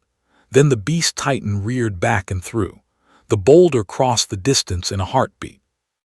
100-ton projectile, hurled with the precision of a sniper and the force of a cannonball, aimed directly at Harry's chest. Harry caught it. Kai and magic and Ryatsu surged through his body, 3 energies unified, the full power of 3 lifetimes channeled into his arms and shoulders and core, and the boulder slammed into his palms with a sound like the world ending. His feet drove backward through the cobblestones, carving furrows in the earth, but he held. The boulder stopped. Its momentum transferred into his body and threw it into the ground, a crater spiderwebbing outward beneath him. Harry stood there holding a 100-ton rock and stared up at the beast Titan. Then he threw it back. The return throw was enhanced with Kai. The boulder crossed the distance in half the time, accelerating, a missile of stone aimed at the beast Titan's face. Zeke tried to dodge, too slow. The boulder hit the Titan's left shoulder and detonated on impact, rock fragments spraying outward like shrapnel. The beast Titan staggered, one arm gone, roaring. Levi moved. Harry felt him go, a blur of ODM cables and spinning blades, the captain launching from a building with the coiled spring lethality of an apex predator. Levi had been fighting Titans for 15 years. He was, by any human measure, the most lethal Titan killer alive, and with the beast Titan's attention fixed on Harry, its remaining arm clutching its damaged shoulder, its nape was exposed. Levi carved it open in 3 cuts, fast, brutal, perfect. The beast Titan's body slumped. From the steaming ruin of its nape, a man tumbled, blond, bearded, glasses, bleeding. "Zeke." Levi caught him by the collar before he hit the ground. The organized Titans, deprived of their commander, went mindless. They milled, confused, purposeless. Harry rose into the air and began eliminating them, systematic, efficient Kai beams raining down like golden rain. Each shot found a nape. Each Titan fell. It took 4 minutes. 400 Titans, 4 minutes. When it was over, Shiganshina was silent. They found the basement. Irene led the way, Mikasa and Armin flanking him, Levi and Harry close behind. The house was partially collapsed, but the cellar was intact, sealed behind a locked door that Levi kicked open without ceremony. Inside, a desk, books, journals, and a photograph, a technology that didn't exist inside the walls.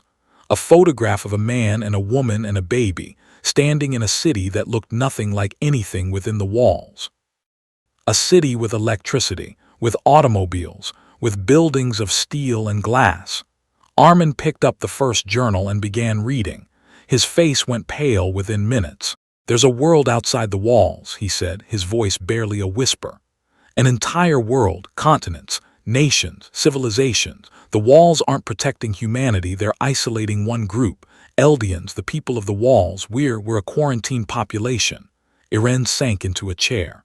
"My father was from outside. From a nation called Marley," Armin continued, reading faster now, his eyes scanning pages. "Marley conquered the Eldian Empire a century ago. The remaining Eldians are either imprisoned in internment zones on the mainland or here, behind the walls. The king at the time, the first king, built the walls using Titan hardening and erased the population's memories. He wanted peace. His people had committed atrocities using the Titans, and he decided the only way to end the cycle was to lock his people away and let them forget. And Marley sent the warriors," Levi said. "Rhaenyra, Bertolt, Annie, Zeke, child soldiers trained as Titan shifters sent to break the walls and retrieve the founding Titan." Armin nodded. "It's all here, the whole history, 2,000 years of it." Harry stood in the corner of the basement and listened to the truth unspool. It was ugly, complicated, a cycle of oppression and counter-oppression, of atrocities committed by both sides, of children inheriting the sins of their ancestors and being punished for crimes they'd never committed.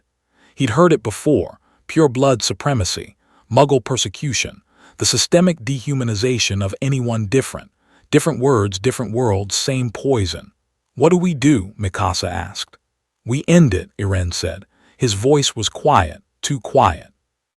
Harry looked at him and saw something in those green eyes that made the hair on his neck stand up, not rage, not grief, but a resolve so absolute it had burned everything else away. "We end the cycle, whatever it takes." "Irene," Harry said carefully, "ending cycles of hatred doesn't mean destroying the people caught in them." "I know that, do you?" Their eyes met, green on green. For a long moment the basement was very quiet.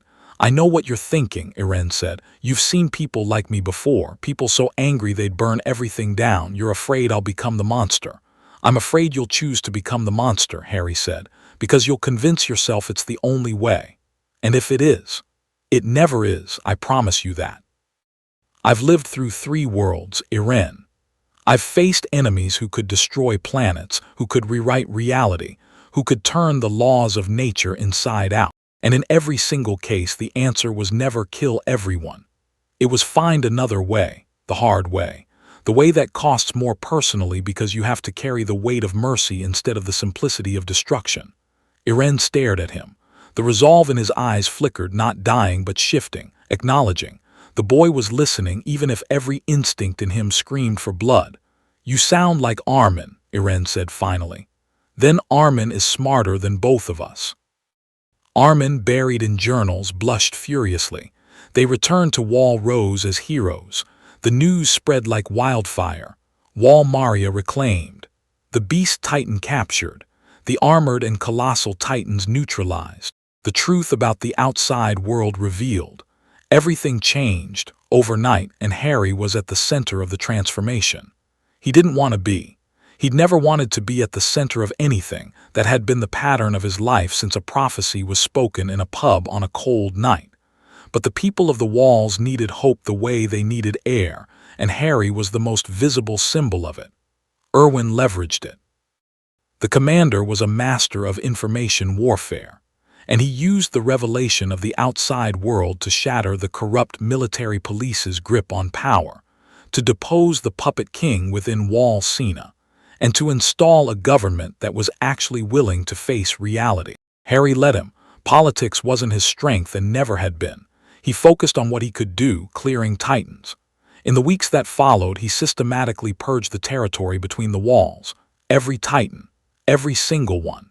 He flew in expanding circles, his senses mapping the landscape, Kai beams lancing down with surgical precision. It was grim, repetitive, necessary work, and he did it alone because no one else needed to see it up close. The territory that had been lost for 5 years was reclaimed in 3 weeks. People wept. Harry watched from a distance as families returned to lands they'd fled, as children played in fields that had been death zones, as the walls stopped being the boundary of the possible and became just walls. "You've given them something incredible," Irwin told him one evening. They stood on Wall Maria, repaired now, the gate sealed with Titan-hardened crystal that Irene had produced at Harry's suggestion. The sunset painted the reclaimed land gold and green. "They gave it to themselves," Harry said. "I just cleared the path." "False modesty doesn't suit you," Harry half smiled. "Fine, I killed a lot of Titans. Happy?" Irwin's expression was unreadable. "Happy isn't the word, grateful, awed, and deeply, deeply concerned about what happens when you leave." Harry said nothing, because Irwin was right. He could feel the tears forming already, hairline fractures in this reality, stress marks where his soul pressed against a universe that wasn't built to hold him.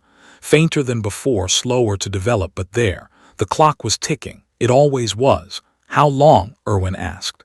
"I don't know. Months maybe, could be weeks." "Then we need to use that time wisely."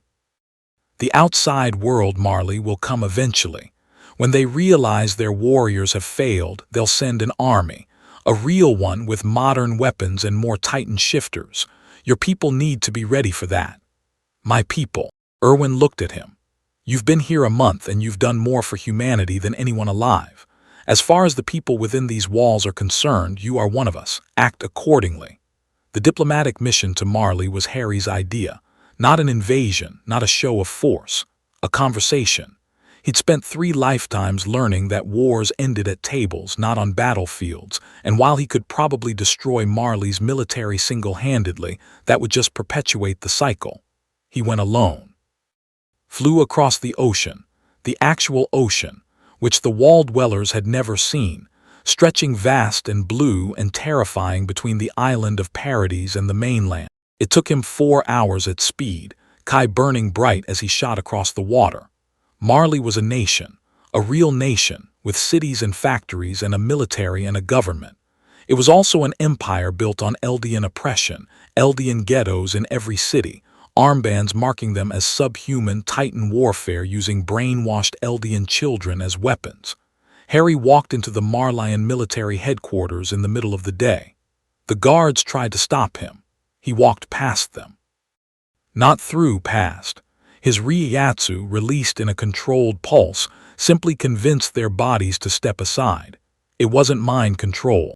It was the spiritual pressure of someone who had faced gods and void entities pressing against the survival instincts of ordinary soldiers. He found the commanding general's office and sat down across from a man in a decorated uniform who stared at him with the blank incomprehension of someone whose reality was being rewritten in real time. "My name is Harry Potter," he said. "I represent the people of Paradise Island. Your warriors, the ones you sent to destroy Wall Maria, are alive and in our custody. Your Beast Titan, your Armored Titan, and your Colossal Titan have all been neutralized. I am here to discuss terms of peace." That's impossible. The island Eldians are primitives. They have me." Harry let his aura flicker, just a touch. A hint of the power that had caught a boulder and thrown it back, that had soloed 400 Titans in 4 minutes, that carried the accumulated weight of 3 universes. The general's face went gray. "I don't want war," Harry continued. "Neither do the people of Paradise. What we want is recognition. An end to the cycle of hatred.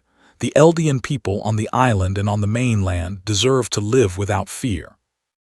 Without ghettos, without armbands, without their children being turned into weapons. The Eldians are human beings, that's all they are. Human beings who happen to carry a genetic trait they didn't choose and can't control. Sound familiar? It should. Every civilization in history has found a group to dehumanize. It never ends well." The general was sweating. His hand drifted toward a button under his desk, an alarm, probably. "Press it," Harry said. "Bring your entire military, I'll wait." The hand stopped. Here's what's going to happen, Harry said, leaning forward. You're going to arrange a summit. Your government, representatives from parties, neutral observers if any exist. We're going to negotiate. And if the negotiations fail, if Marley decides that war is preferable to treating Eldians as people, then I will demonstrate publicly and unambiguously exactly what happens when you attack an island under my protection. He stood. You have 1 month. He left. No one tried to stop him. The summit happened. It was messy, contentious, politically brutal, and it didn't solve everything. Centuries of hatred don't dissolve over a conference table. But it was a start. A real start, with real concessions, real acknowledgments, and the first tentative steps toward a world where Eldians weren't defined by the sins of their ancestors. Harry sat through every session. He didn't negotiate, that was Armin's job, and the boy was brilliant at it, wielding words the way Levi wielded blades. Harry just sat there, a visible reminder of what happened when diplomacy failed. A living deterrent. It worked. Not perfectly, but enough. A ceasefire. Prisoner exchanges, a joint commission to study the Titan powers and find a way to end them permanently. Small steps, but real ones. Irene watched the proceedings from the back of the room. His expression was complicated, hope and skepticism, and that burning intensity all fighting for space on his face. You actually did it, he said to Harry afterward. You changed things without destroying anyone. It's not over. It won't be over for a long time, but the killing stopped, and that's worth something. Irene was quiet. Then, you were right about the other way, the hard way. It's always harder. Destruction is easy. Creation takes everything you've got. Sounds like something from a fortune cookie. Sounds like 3 lifetimes of learning it the hard way. The hollow between made its move on a Tuesday. Harry was beginning to think the thing had a preference for Tuesdays. He was in Shiganshina, helping with reconstruction. The district was coming alive again. Families returning, buildings rising from rubble, the gate reinforced and guarded. Harry was transfiguring broken stone into building materials, a job he'd gotten efficient at when the sky above the district stuttered. The same glitch he'd seen in West City in the Sarete. Reality flickering, static replacing substance, the fabric of the world hiccuping.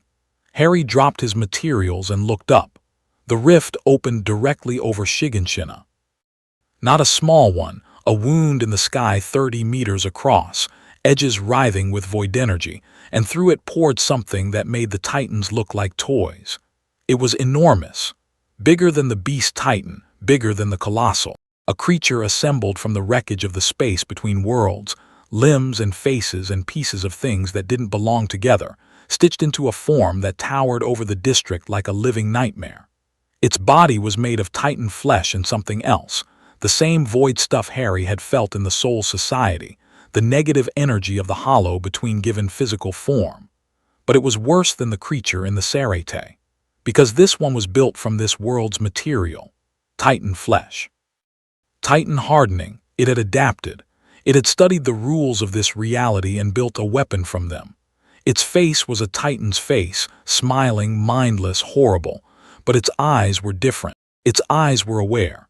And behind them, Harry felt the vast, patient intelligence of the hollow between looking at him through its puppet. Harry! Irene was beside him, Mikasa and Armin behind. The boy's hand was already bleeding, bit and ready to transform. Don't, Harry said. This thing isn't a Titan. Your powers won't work on it. Get everyone out of the district. I'm not leaving you to, Irene, please. This is my fight. It followed me here. It's here because of me. Irene's jaw worked. Mikasa pulled him backward. Armin was already shouting evacuation orders. Harry drew Sekai no Kizuna. Remember everything. The Shikai activated. The mirror blade caught the creature's reflection and showed him its truth. A thing of void and hunger, wearing Titan flesh like a costume, connected by a thread of negative energy to the rift in the sky and through it to the hollow between itself. Harry activated his Bankai.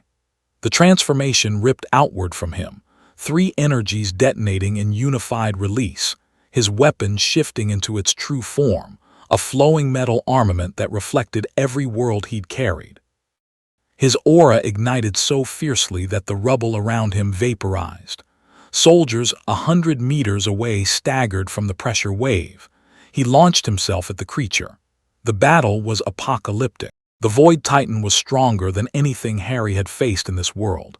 Its Titan flesh body regenerated with horrifying speed, and the void energy that animated it warped reality in its vicinity, creating zones of distortion where Harry's attacks curved away or simply ceased to exist. But Harry had fought this before, in the Serete, against the first manifestation. And now he was stronger, immensely stronger, 6 months of training in this world having pushed his already formidable abilities to new heights. He knew how to fight void entities. He knew their weakness, meaning, the Patronus, positive energy, the power of love and joy and connection, everything the void between worlds lacked, everything the hollow between had never had and could never have. It was the antithesis of emptiness, and it burned the void like sunlight burned shadows. Harry cast the Patronus through his Bankai. The result was something that had never existed in any reality. A Patronus amplified by Kai and Ryatsu, channeled through a weapon forged from the memory of 3 worlds, erupting not as a single silver stag but as a herd, dozens of prongs, galloping through the air, antlers blazing with gold and silver light. They struck the Void Titan like a cavalry charge, and where they hit, the void flesh burned. The creature screamed that same subsonic, reality-shaking shriek and thrashed. Pieces of it dissolved. The Titan flesh peeled away from the void core, rejected, the positive energy of the Patronus undoing the connection between this world's material and the hollow between's power. Harry pressed the attack. More Patronuses. Kai beams woven with healing magic, Episki amplified 1,000-fold. The energy of repair directed at the rift itself, trying to close it, trying to heal the wound in reality. The Void Titan collapsed. Its body disintegrated, Titan flesh evaporating, void energy retreating through the rift like a retreating tide. The rift itself began to close, slowly, reluctantly, the edges knitting together under the pressure of Harry's healing magic. But in the last moment before it sealed, Harry saw through it, saw the hollow between in its fullness for the first time. It was vast, not physically, conceptually. A hunger that existed in every gap, every crack, every space between. It was the emptiness between stars and the silence between heartbeats and the void between universes. It had always been there in the margins, in the shadows. And Harry's deaths, his crossings between worlds, had given it purchase, had widened the cracks enough for it to reach through. And it was growing. Every rift he'd caused, every tear, every crossing they hadn't healed fully. They'd left scars on the fabric of reality, and through those scars the hollow between was seeping into the worlds Harry had touched. Slowly, inevitably, the rift closed. The sky was whole. Harry stood in the ruins of the battle, breathing hard, Bankai dissolving. Around him the district was damaged but intact. The soldiers were safe. The civilian evacuation had worked. But the knowledge of what he'd seen sat in his chest like a stone. He was making things worse. Every world he entered, every life he lived, every death and crossing, he was feeding the thing that wanted to consume everything. And it was getting stronger faster than he was. Levi found him that evening on Wall Maria, sitting where Erwin usually stood, staring at the horizon. "You killed it," Levi said. "A piece of it, a finger maybe. The real thing is still out there in the spaces between worlds." Levi sat down beside him. The captain produced a flask from somewhere and offered it. Harry took a drink. It was terrible, exactly what he needed. "You're leaving," Levi said. "I have to. Because staying puts us in danger. Because staying puts every world in danger. The thing that's following me, it uses my presence to crack open realities. The longer I stay anywhere, the bigger the cracks get. So you keep moving, and it keeps following, until I find a way to face it directly in its own territory between the worlds." Levi took the flask back and drank. "Sounds like a shit plan. It's the only plan I've got. Then it better work." Levi looked at him, really looked, with those gray eyes that had seen more death than anyone should have to. "You gave these people their world back. Irene, Mikasa, Armin, all of them. They have a future now because of you. Don't forget that." "I won't." "And don't die permanently. That would piss me off." Harry laughed. It was ragged, exhausted, and entirely genuine. "I'll do my best." He said his goodbyes the next morning. Armin pressed a journal into his hands. a record of everything Armin had learned about the Titans, the history, the outside world. "In case the knowledge is useful," the blond boy said, blushing. "In whatever world you end up in." Mikasa gave him her scarf. The red one, the one she'd worn every day since Eren had wrapped it around her neck as a child. Harry tried to refuse, it was clearly precious to her, but she insisted. "It was given to me by someone who saved my life," she said. "Now I'm giving it to someone who saved all of our lives. It's right."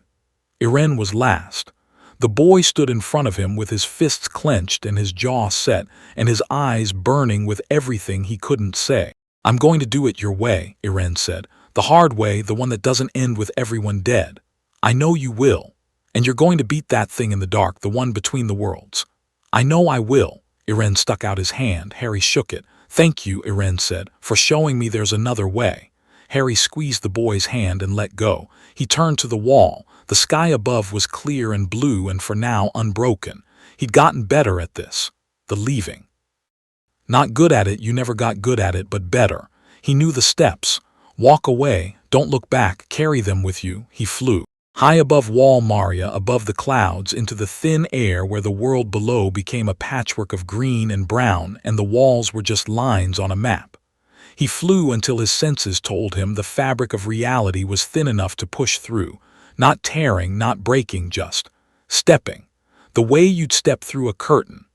This time, the space between was different. The hollow between was there, vast, pressing, hungry, but Harry pushed through it with will and accumulated power, and this time the entity didn't try to steer him. It was wary. The battle in Shiganshina had cost it something. The Patronus attack had hurt it, in whatever way a voidentity could be hurt. Good. Harry fell between worlds, carrying the scarf and the journal and the memory of green eyes that matched his own, and the hollow between watched him go with an attention that had shifted from hunger to something new. Respect, or maybe fear. Harry landed in fire. Chapter 4. What gods fear the fire wasn't natural. Harry knew this the way he knew his own heartbeat, instinctively, completely, without analysis. The flames that surrounded him were purple-black, laced with an energy so dense it made his Reiatsu feel like a breeze. They burned without heat in some places and with impossible reality-warping intensity in others, twisting the landscape into something that looked like a fever dream painted by a madman. He was standing on a battlefield, not a skirmish, not a border clash, a war. The ground stretched in every direction, churned earth, craters, the remains of forests reduced to charcoal splinters, and on it, tens of thousands of people were fighting. Armies clashed in formations Harry didn't recognize, wielding weapons and techniques that defied immediate classification. Explosions of elemental energy, fire, water, lightning, earth, erupted across the field. People moved at speeds that blurred them to invisibility, leaving afterimages. The air itself was thick with competing energies, a cacophony of power signatures so dense that Harry's senses nearly overloaded trying to parse them. And above it all, dominating the horizon like a mountain made of malice, was a creature. 10 tails. Harry counted them, each one a writhing tendril of wood and flesh and that same purple-black energy, each one the size of a skyscraper, thrashing across the battlefield and obliterating everything they touched. The body they were attached to was colossal, easily larger than anything Harry had encountered, larger than the colossal Titan, larger than anything in the DBZ world short of a planet.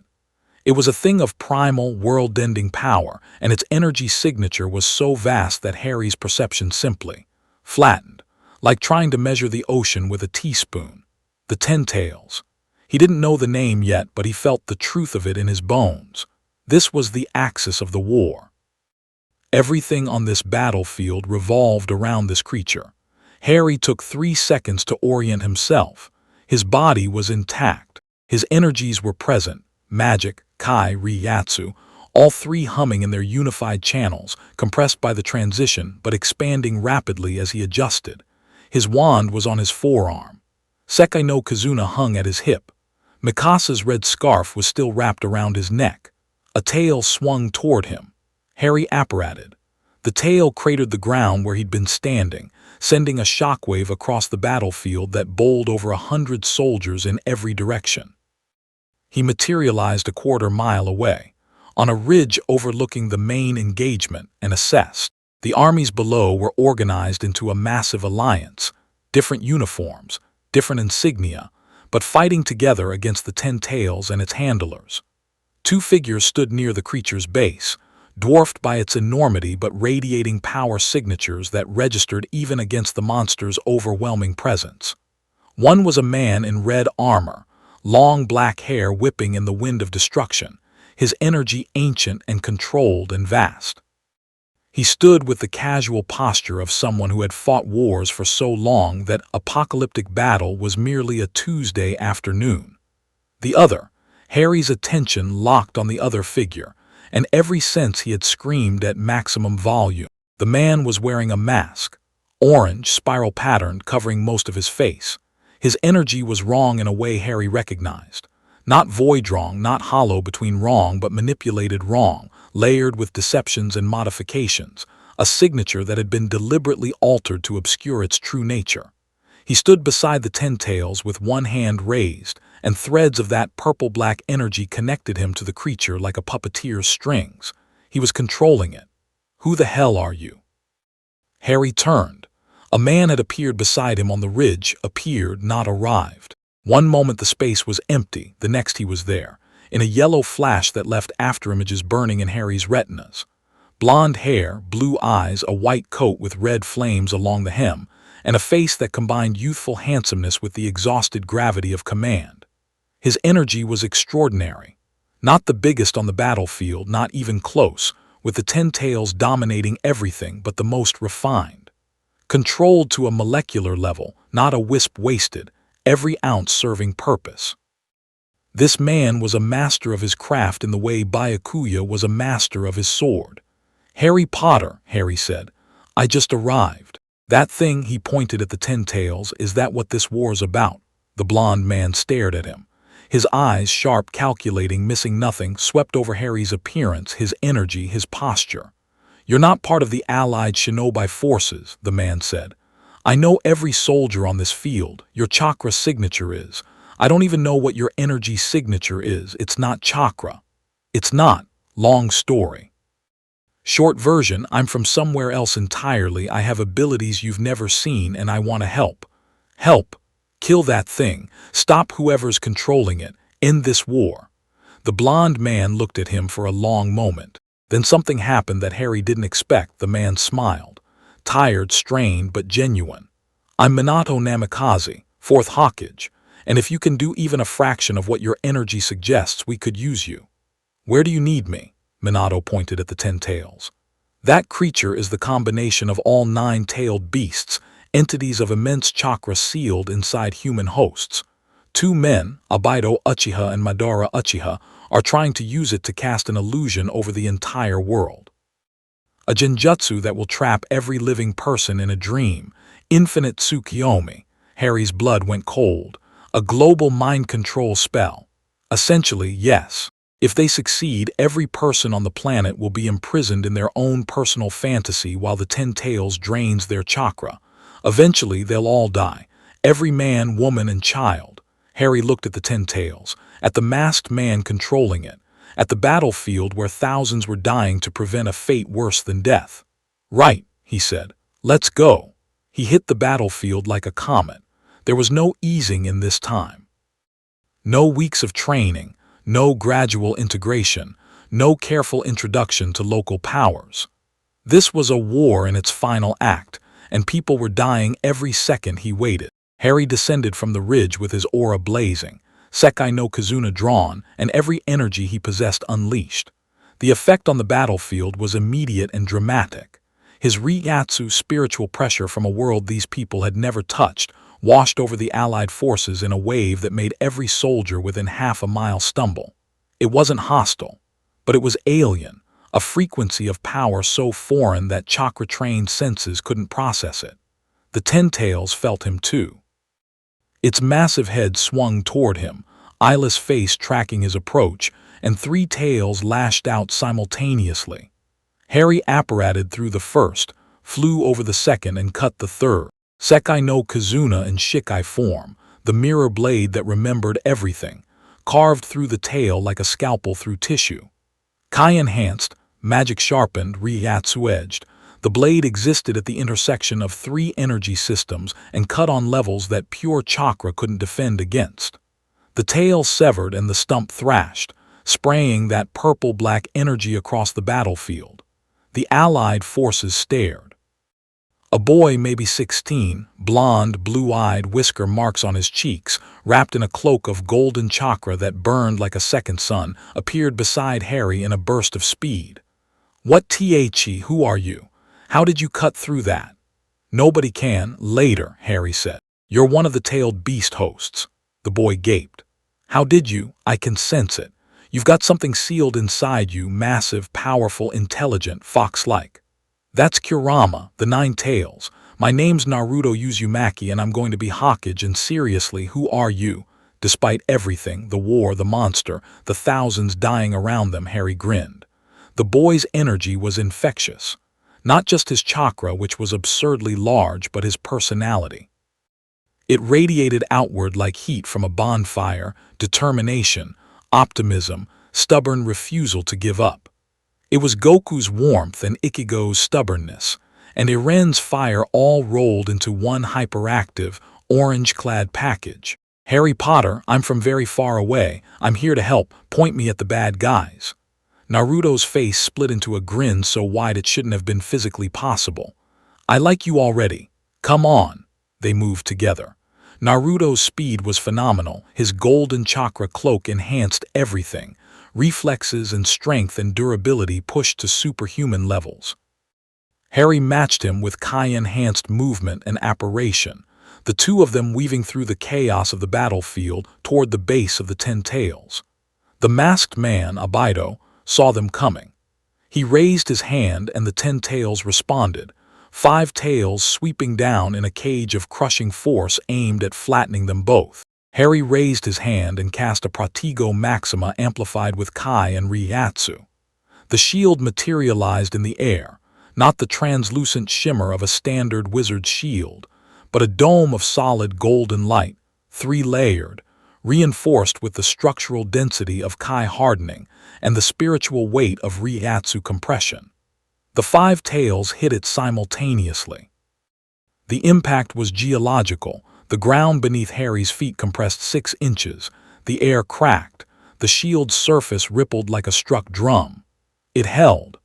5 tails of the 10 tails, carrying enough force to level a city, stopped dead against a shield cast by a wizard from another universe. The battlefield went quiet for one surreal moment as every fighter within visual range processed what they'd just seen. Harry pushed. The shield expanded outward, shoving the tails back, and Harry followed it, apparating through his own barrier, emerging above the 10 tails, Sekai no Kazuna raised. "Remember everything," the Shikai blazed.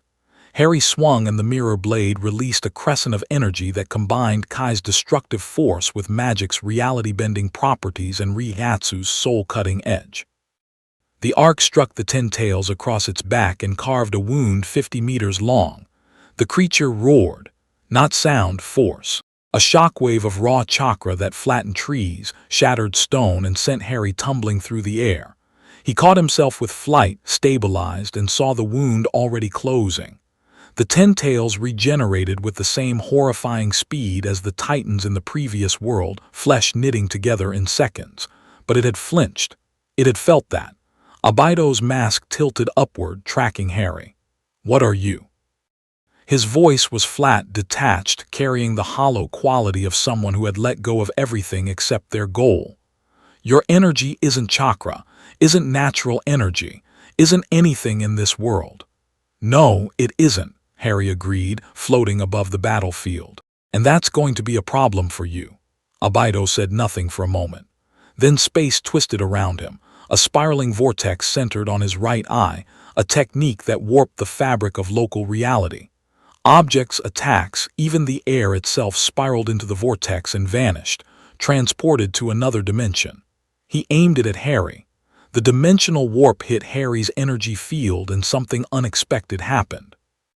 Harry's three-layered energy, magic, Kai, Ryatsu, existed partially outside this universe's rules. The warp tried to pull him in and encountered resistance on frequencies it couldn't affect. Like trying to suck water through a filter designed for air, parts of Harry's energy slipped through, but the core held firm. Harry gritted his teeth. The technique was pulling at him, and it wasn't pleasant, like being stretched on a metaphysical rack, but it wasn't working. Not fully, not enough. He pushed back, apparated sideways, breaking the warp's grip entirely, and countered with a Kai beam aimed at Abido's face. The masked man phased, his body becoming intangible, the beam passing through him harmlessly. Another dimensional technique, making his physical form partially exist in another space. "You can phase through attacks," Harry said. "Make yourself untouchable." "I can." "For how long?" Abido's visible eye narrowed. Harry apparated. Not once, a chain. Crack, crack, crack, crack. 4 jumps in 2 seconds, appearing at cardinal points around Abido and firing attacks from each position. Kai blast, reducto, Ryatsu charge, sword swing, Patronus charge. 4 attacks from 4 directions in under a second. Abido phased through all of them. His body flickered between tangible and intangible with practiced ease. But Harry was watching with his full sensory suite, not just the energy of this world, but the magical and spiritual senses of 2 previous ones. And he saw the pattern. Abido's phasing wasn't simultaneous. It was sequential. His body became intangible starting from the point of attack and rippling outward. There was a delay, infinitesimal, less than a millisecond, but real. And during the phase transition, a tiny portion of his body remained solid. Harry needed something faster than instant. Something that hit everywhere simultaneously on every plane, giving the phasing technique nothing to sequence around. He needed his Bankai. Sekai no Kizuna, Bankai. The transformation detonated across the battlefield. Harry's weapon dissolved and reformed, flowing mercury metal wrapping around his arms, his body becoming an armor and weapon in one. A suit of liquid metal that shifted and adapted, every surface a mirror reflecting other worlds. His aura tripled, quadrupled, magic and Kai and Ryatsu singing in 3-part harmony through the Bankai's perfect conductivity. Every sensor, every chakra-sensing ninja on the battlefield, Minato, the other cage, the intelligence core, felt it. And for one breath, the war paused, because what they felt was impossible. An energy signature so vast and so alien that it registered like a new sun igniting in their midst. In his golden cloak, standing on a rock formation 100 meters away, Naruto's eyes went wide. "What is that, Kurama, what is that?" Inside him, the 9-tailed fox, ancient, powerful, jaded, answered in a voice that Naruto had never heard from the beast before. A voice that held something the fox would deny to its dying day. "I don't know, and that terrifies me." Harry and Bankai hit Abido with everything. Not one attack, not 4, a field. His Bankai's true ability was memory, the accumulated combat knowledge of 3 lifetimes, every technique he'd ever learned or fought against, compiled into a living weapon that could generate any combination instantaneously. Harry unleashed it as a sphere of overlapping attacks centered on Abido's position. Kai beams from every angle, magical hexes saturating the space. Ryatsu-edged sword strikes materializing from the mirror metal in a storm of blades. Kaido from the Shinigami tradition. Kamehameha spirals, Patronus charges, cutting curses and bludgeoning hexes and pure Kai detonations. Dozens of attacks, different energy types, different frequencies, different planes of existence. All hitting the same point simultaneously. Abido's phasing technique tried to keep up. It couldn't. The attacks came from too many directions, on too many wavelengths, at too many speeds. He phased through the Kai blasts and the magical hexes hit. He phased through the hexes and the Ryatsu strikes hit. He couldn't be intangible to all 3 energy systems simultaneously, because they existed on fundamentally different spectrums, and his dimensional technique could only handle one at a time. The first hit that landed was a stunner, a simple, first-year Hogwarts spell. The red bolt slipping through the gap between Abido's phasing and striking him in the chest. It wouldn't have stopped a trained wizard, but Abido had no magical resistance. The spell hit his nervous system like an electric shock, disrupting his concentration for a fraction of a second. In that fraction, a Kai-enhanced fist followed. Harry apparated into the gap. His bank-armored fist connected with Abido's mask and the orange spiral shattered. Beneath it was a face, scarred, one eye a spinning red wheel of a pattern Harry didn't recognize, the other hollow and empty. A young man's face, twisted by pain and purpose into something that barely looked human anymore. Abido stumbled backward. Blood ran from his mouth. His visible eye blazed with that red spinning pattern Sharingan. Harry would learn, a bloodline ability of the Uchiha clan, and the space between them warped again, more desperately this time. Harry didn't let him reset. He pressed forward, closing distance, keeping inside the range where Abido's dimensional techniques were weakest. Close combat, fists and blades and point-blank hexes, the fighting style of a man who'd learned martial arts from a 300-year-old turtle hermit, swordsmanship from a Shinigami noble, and brawling from the hallways of Hogwarts. Abido fought back. He was good, genuinely skilled, with decades of combat experience and techniques that bent space and time. But Harry was 3 lifetimes of accumulated combat instinct wearing an armor made of memory. And he fought with the directness of someone who had stopped being impressed by any enemy a very long time ago. A kick to Abido's ribs sent the man skidding. Harry followed with a Bankai-generated lance thrust that Abido barely deflected with a hastily formed barrier. Harry shattered the barrier with a Kai-enhanced reducto and drove his armored elbow into Abido's jaw. Abido went down, hit the earth, bounced, rolled, and came up spitting blood. His Sharingan was spinning wildly, trying to predict, to copy, to adapt, but Harry's techniques came from energy systems that didn't exist in this world. The Sharingan had nothing to reference, no framework to analyze. It was like trying to copy a language that had no alphabet. "Enough," Abido gasped. He slammed his palm into the ground and the earth responded, a technique that summoned wood, living wood, erupting from the soil in a cage of interlocking branches aimed at trapping Harry. Harry burned through it. Raw Kai, channeled through his palms, vaporized the wood in a flash of golden fire. He stepped through the ashes. "It's over, Abido." Abido's hand was doing something, forming shapes, seals, fingers moving in a precise pattern that channeled chakra in ways Harry's senses screamed were dangerous. "It's just beginning." He slapped his hand against his own chest, and the 10 tails, the massive, thrashing monstrosity that had been rampaging across the battlefield, began to shrink. Its form compressed, condensed, drawn inward by an invisible force. Drawn into Abido, Harry lunged. He was fast, faster than almost anything on this battlefield, but Abido's technique was instantaneous. The 10 tails dissolved into a stream of energy that flooded into his body, and the man's chakra signature didn't just increase, it transcended. Abido stood up. His body had changed, white skin, horns, truth-seeking orbs floating behind him in a halo of black spheres. His energy was no longer human, it was divine. The power of a primordial being, channeled through a human vessel, elevating him to something beyond mortal. The 10 tails Jinchuriki, a human god. Harry looked at him and felt, for the first time in this world, genuine uncertainty. Not fear, he'd stopped being afraid of powerful enemies after facing Vegeta. But uncertainty. This was a different category. This was someone who had absorbed the power of a world-ending entity, and the energy pouring off him warped the landscape simply by existing. "Now," Abido said, and his voice resonated on frequencies that made reality tremble, "let me show you what a god can do." He moved. Not fast, instant. One location to another without crossing the space between. The truth-seeking orbs launched themselves at Harry in a spread pattern, each one carrying enough destructive force to atomize mountains. They moved with intelligence, curving around obstacles, seeking their target with predatory precision. Harry apparated.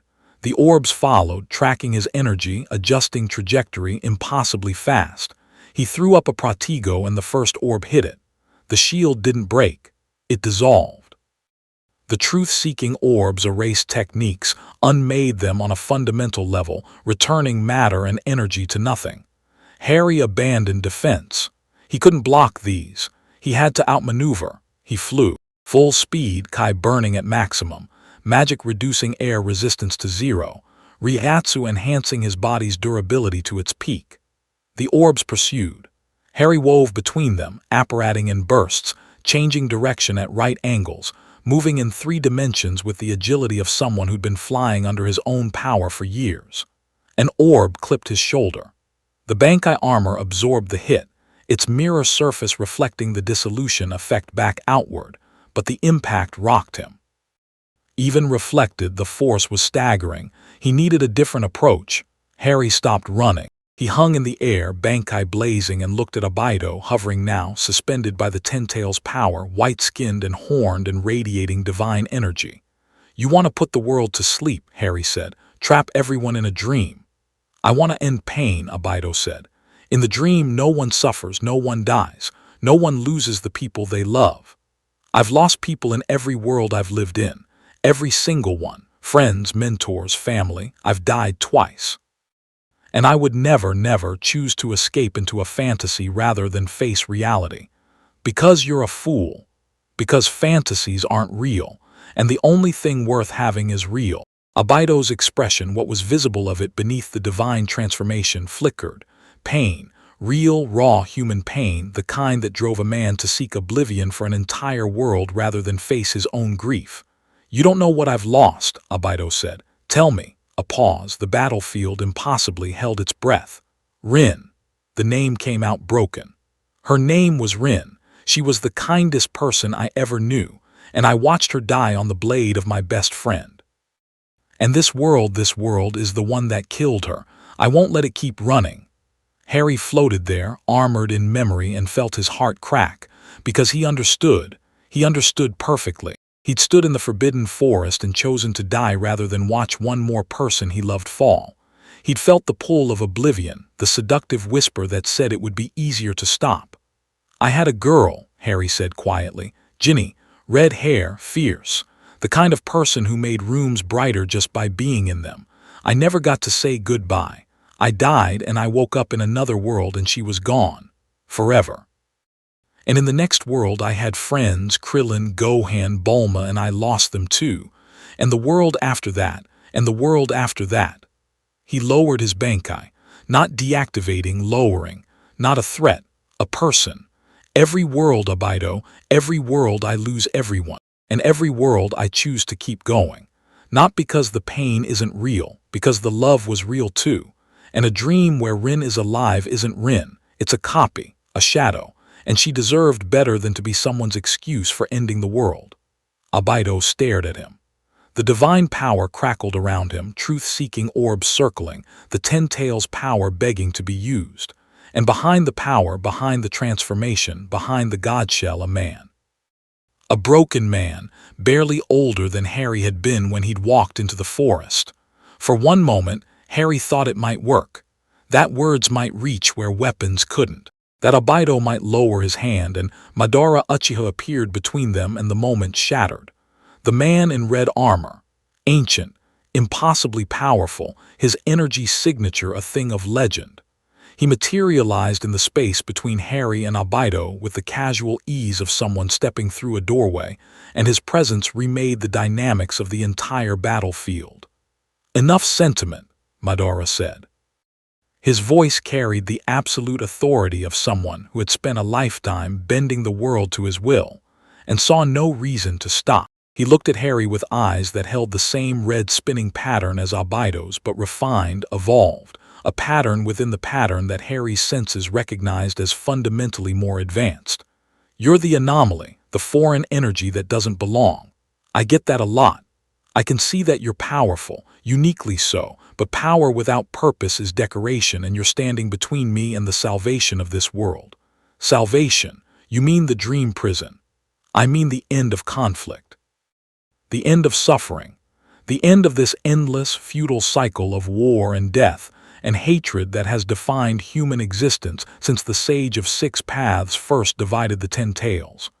Madara's eyes burned, not with madness, with conviction, with the terrifying certainty of a man who had lived through enough war to genuinely believe that the only solution was to remove free will from the equation. Harry had met this type before too. Dumbledore's greater good, Eisen's transcendence, Zeke's euthanasia plan. Brilliant minds that had looked at human suffering and decided the problem was humanity itself. "You're wrong," Harry said. "You're all always wrong, and I'm tired of explaining why." Madara smiled. It was a warrior's smile, the expression of someone who just found an opponent worth fighting. "Then don't explain. Fight." Madara Uchiha was the best pure combatant Harry had ever faced. Not the most powerful, the Ten Tails in its full form dwarfed him, and even Abido's Jinchuriki transformation carried more raw energy. But Madara fought with a mastery that transcended power. He had a lifetime of combat experience spanning generations, enhanced by eyes that could see the flow of chakra, predict movement, and cast illusions that rewrote perception. His taijutsu was flawless. His ninjutsu was devastating. His strategic mind processed the battlefield in real time with the cold efficiency of a supercomputer. And he was enjoying himself.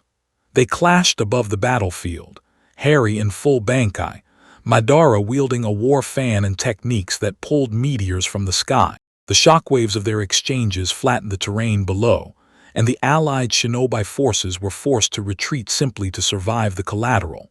Madara summoned fire. Not a campfire, not a building fire, a wall of flame that covered the sky, an inferno technique that could incinerate armies. Harry countered with an Agumenti amplified by Kai and Ryatsu, a tidal wave of water that met the fire and created a steam explosion visible from space. Madara used the steam as cover.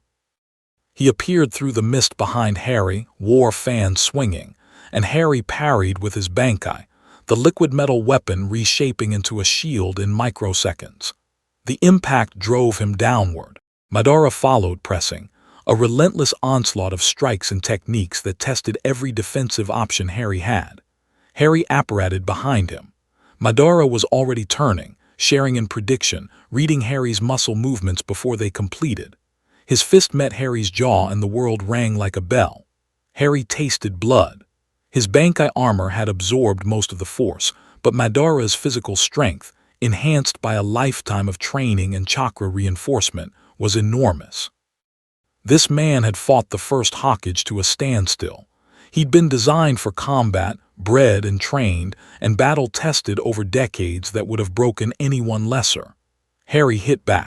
A Kai-enhanced uppercut that caught Madara under the chin and launched him upward, followed by an apparition chain, 3 jumps, each one placing Harry above Madara, each one landing a blow. Kai strike to the ribs, magical concussion hex to the chest, Ryatsu-edged elbow to the back of the head. Madara took them, rolled with them, used the momentum to reposition, and counterattacked with a technique that dropped a stone the size of a cathedral from the sky. Harry caught it. Caught it the way he'd caught Zeke's boulder, Kai flooding his body, magic reinforcing his structure, Ryatsu hardening his spiritual form. The stone pressed him into the earth and he pushed back, and the stone shattered into a rain of rubble that he deflected with a sweep of his Bankai. "Magnificent!" Madara roared, and he was laughing. The joy of a warrior who had spent decades without an equal and had finally, at the end of all things, found one. "You fight like nothing I've ever seen. 3 energy systems, no more than that. You carry worlds in your soul. And I'm going to use them to put you in the ground," Harry said. Madara's smile widened. He formed a seal. "Let's test that." A Susanoo materialized around him, a giant warrior made of chakra, blue-purple, armored, wielding a sword the size of a building. It was an extension of Madara's will, a chakra construct of immense power, and it attacked with speed that belied its size. Harry met it. His Bankai expanded, the liquid metal flowing outward, growing, forming a construct of his own. Not a warrior, a stag. Prongs made manifest in Bankai metal, 50 meters tall, antlers blazing with gold and silver light. The merger of Patronus magic and Bankai technology and Kai-enhanced physical construction, a creation that existed in no tradition and all of them. The stag and the warrior clashed. Their impact shattered the sky, not metaphorically, but actually, the dome of air above them cracking from the pressure differential, clouds spiraling outward in a ring. The ground below cratered. Water tables burst upward in geysers. The landscape for 10 miles in every direction simply changed, reshaped by the forces at play. Inside his Susanoo, Madara stared at the metal stag, and for the first time his smile faded. Not in fear, in recognition. "You're not from this world," he said. "You're not from any world I can identify. What you carry, those aren't jutsu. They're not techniques, they're echoes, memories of other realities given form. Got it in one. How many worlds?" "This is number 4. Madara was quiet. His Susanoo pressed against the stag, testing, probing. "I have lived through wars that would make gods weep. I have died and been resurrected. I have seen the breadth of what this world offers, and I found it wanting. And you're telling me there are other worlds, other wars, other realities. Many. And in them is there peace?" The question caught Harry off guard, not because it was unexpected, but because it was genuine. Beneath the armor, beneath the Susanoo, beneath the decades of war and manipulation and the plan to enslave humanity in a dream, Madara Uchiha was asking, with the earnestness of a child, if peace existed somewhere. "No," Harry said honestly. "There's no permanent peace anywhere. There's struggle and there's suffering and there's loss. In every world, but there's also love and friendship, and people who refuse to give up. And that struggle, that refusal, that caring in the face of everything that says you shouldn't, that's what makes it worth it." Madara's sharing eyes held his. "Pretty words. Ugly truth. Peace isn't a destination, Madara, it's a practice. You do it every day imperfectly, and some days you fail, and you do it again the next day. I'm tired of practicing. So am I, but the alternative is what you're proposing, a dream, a cage. And I've spent my entire existence breaking out of cages."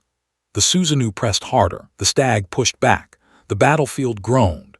Then Madara did something Harry didn't expect. He dissolved the Susanoo.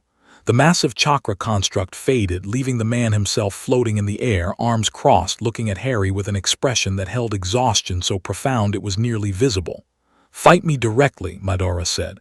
"No constructs, no giants, just you and me, warrior to warrior. If you win, I'll hear you out. If I win, you won't." Madara's smile returned, smaller this time, sadder. "We'll see."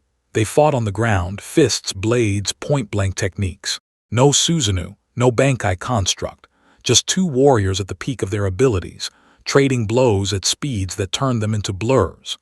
Madara's taijutsu was 100 years refined, every strike from his war fan carrying the weight of experience that most people couldn't accumulate in a dozen lifetimes. He moved with the fluid certainty of water flowing downhill, every action inevitable, every defense positioned before the attack it countered arrived. Harry matched him with chaos. Apparition mid-combination, disappearing from a clinch and reappearing behind Madara's guard, switching between energy types mid-strike. A Kai-enhanced punch transitioning into a magical hex transitioning into a Reiatsu-edged blade strike. 3 systems in 3 heartbeats. His Bankai armor flowed around him, responding to his intent, forming blades and shields and wings as needed. They traded blow for blow across a landscape that was being systematically destroyed by their passage. Craters within craters, trenches carved by deflected attacks. The occasional detonation, where a particularly powerful technique went wide. Madara caught Harry's fist. His fingers closed like a vice, sharing and spinning, and he pulled Harry off balance into a knee strike that buckled the Bankai armor across Harry's midsection. Harry gasped, felt ribs flex, and head-butted Madara for the second time in his career of fighting impossibly powerful enemies. Madara's nose broke. He released Harry's fist, staggered, and Harry followed up with a Kamehameha at point-blank range. Not the full planetary version, but a concentrated burst, tight and brutal, straight into Madara's chest. The ancient warrior flew backward, hit the ground, carved a trench, and came up on one knee with blood streaming from his nose and chest and a light in his eyes that was almost peaceful. "You hit harder than Hashirama," Madara said, "and he could level mountains. I've been practicing." Evidently, Madara wiped blood from his face. He looked at it, looked at Harry. "You won't stop. Number, you'll fight until one of us can't anymore." "Yes. Even though I could summon the Susanoo again, even though Abaido still carries the 10 tails, even though the infinite Tsukiyomi is still within reach, even though, Madara stood. His posture shifted, the fighting stance dropping, replaced by something more contemplative. The war fan lowered to his side. Hashirama was the last person who fought me with that kind of conviction, he said. I hated him for it, and I loved him for it, because he was the only one who made me believe that maybe, the world could be different. It can be, can it? Genuine question, genuine doubt. I've seen 100 years of evidence that says otherwise. I've seen 4 worlds of evidence that says it can, not perfect, not painless, but different, better. The silence between them was fragile, loaded. The war still raged in the distance, the Allied forces engaging the remaining White Zetsu army, Abido hovering above with the Ten Tails' power. But here in this crater, 2 fighters stood at the fulcrum of something larger than combat. Then reality lurched. Harry felt it before he saw it, that familiar, sickening wrongness. The hollow between, pressing against the weakened fabric of this world. His presence here, combined with the sheer energy output of the war, had stressed reality to its breaking point. Cracks appeared not in the ground, in the air. Fissures of void, black and absolute, splitting open above the battlefield. And through them something pushed. Not a creature this time. The hollow between had learned from its failures in the Soul Society and Shiganshina. Instead of manifesting a body, it manifested an influence. The void energy seeped through the cracks and into the most powerful conduit available. The Ten Tails, Abido screamed. The divine transformation that had elevated him to Jinchuriki status warped, white skin darkening, horns elongating, truth-seeking orbs flickering between their normal black and a deeper, void black that ate light. The Ten Tails chakra, already the most potent energy on the planet, began absorbing the hollow between's power, incorporating it, becoming something worse. No, Harry breathed. The creature that Abido was becoming roared, and the roar tore reality. More cracks, more void. The battlefield fractured, entire sections of ground simply ceasing to exist, replaced by gaps in the world that showed nothing but darkness. What is that? Naruto's voice from somewhere in the chaos. The golden cloak was blazing at full power, but even Naruto's immense chakra was flickering in the proximity of the void. Harry turned to Madara. That thing, the power coming through those cracks, it's not from this world. It's an entity from the space between realities. It feeds on the tears my presence causes, and it's using the Ten Tails as an anchor point. Madara's eyes were wide. For the first time, the ancient warrior looked shaken. Not by power, he'd felt power all his life. By wrongness. The fundamental, ontological wrongness of something that existed outside all rules. Can you stop it? I can push it back. But as long as I'm in this world, it can keep pushing through. My presence is the crack it exploits. Then you need to leave. I know, Harry's jaw tightened. But I need to pull its influence out of the Ten Tails first. If I just leave, it'll anchor to the beast permanently and this world is done. How do you pull it out? Harry looked at the abomination Abido was becoming. At the void cracks spreading across the sky. At the battlefield full of people fighting and dying against an enemy that had just become something beyond their comprehension. I let it take me instead. Madara stared at him. That's suicide. It's sacrifice. I've done it before. You said you've died in every world. And I've come back every time. Harry deactivated his Bankai. The armor dissolved. He stood in his robes, wand on his forearm, Sekai no Kazuna at his hip, Mikasa's scarf around his neck, just Harry. The entity wants me, my soul, the accumulated power of 4 worlds. If I let it pull me into the space between, it'll release its grip on the Ten Tails to grab something it wants more. And then I'll be in its territory, and I'll either find a way to beat it there or I'll die trying, again. Naruto appeared beside them. Golden cloak burning, whisker marks standing out on his cheeks, eyes blazing with the vertically slitted pupils of the Nine Tails power. Behind him, a man in a Hokage cloak, Minato, moving with the blonde-haired speed that Harry had first witnessed on the ridge. I heard all of that, Naruto said. His voice was steady despite the chaos. And I'm not letting you do it alone. Naruto, shut up. Listen. Naruto grabbed Harry's shoulders. The golden chakra washed over Harry, warm as sunlight, and for one disorienting moment Harry felt the Nine Tails consciousness brush against his own, ancient, massive, grudgingly respectful. In my world, we have a saying. Those who abandon their friends are worse than scum. I don't care if you're from another dimension. I don't care if this thing is some cosmic horror from the space between everything. You don't fight alone, not while I'm standing here." Harry looked at this boy, 16, carrying a demon fox in his gut, surrounded by war and death and still burning with the conviction that people mattered. That connection mattered, that no one should have to face the dark alone. He thought of Ron in the Chamber of Secrets, of Goku arriving at the last moment, of Ichigo on Sakyoku Hill, of Eren shaking his hand. Every world, someone stood beside him. "I can't take you where I'm going," Harry said. "The space between realities would tear you apart. Then I'll hold the line here. Kurama and I will take on whatever that thing left behind in the 10 Tails. Sasuke's on his way, him and the other cage." Naruto's grip tightened. "You do your part, I'll do mine." Minato stepped forward. "I can help with the transition. My Flying Thunder God technique manipulates space-time. If you're trying to move between dimensions, I might be able to stabilize the passage." Harry looked at the fourth Hokage.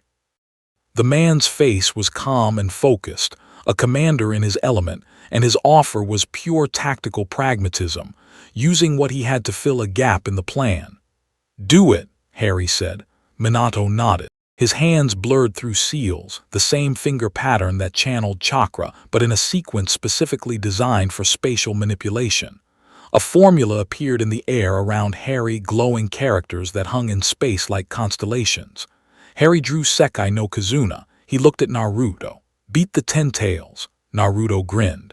That impossible, room-brightening, world-defying grin. "Obviously." Harry looked at Madara.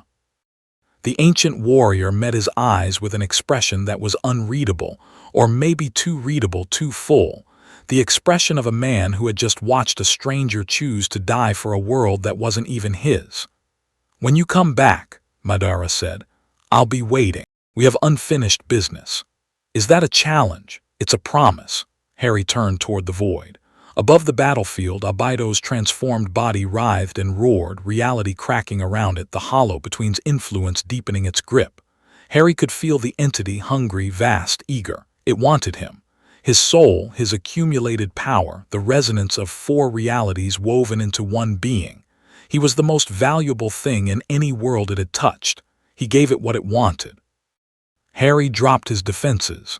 Every shield, every ward, every layer of protection he'd built across 4 lifetimes, he let them fall. His soul stood bare, a beacon of impossible energy, a signal fire across dimensions, and the hollow between lunged. The void energy ripped itself from the 10 Tails. Abido screamed and collapsed as the parasitic influence tore free, leaving the raw 10 Tails chakra behind, immense and dangerous but natural. Belonging. The void streamed through the cracks in reality and converged on Harry like a black tide. Minato's technique activated. The spatial formula around Harry blazed, creating a controlled corridor between dimensions, not a tier, not a wound, but a door. A passage that the void energy funneled into, drawn by Harry's soul on the other end. "Gyo!" Minato shouted, chakra blazing as he held the passage stable. Harry stepped through. The last thing he saw was Naruto, golden, blazing, turning toward the destabilized 10 Tails with fists raised and a grin on his face. Madara beside him, war fan lifting, an alliance of enemies united against something worse. Then darkness. Then the space between. Chapter 5. The Death Collector. There was no ground. Harry had expected that. You don't step into the space between realities and find a welcome mat. But the absence was more complete than he'd imagined. Not just no ground. No up, no down, no light, no dark. No temperature, no sound, no smell. The absence of everything, a negation so total that his senses, all of them magical and kai-based and spiritual, simply returned null. Like asking a question in a language that didn't have words for the answer. He floated, or stood, or fell.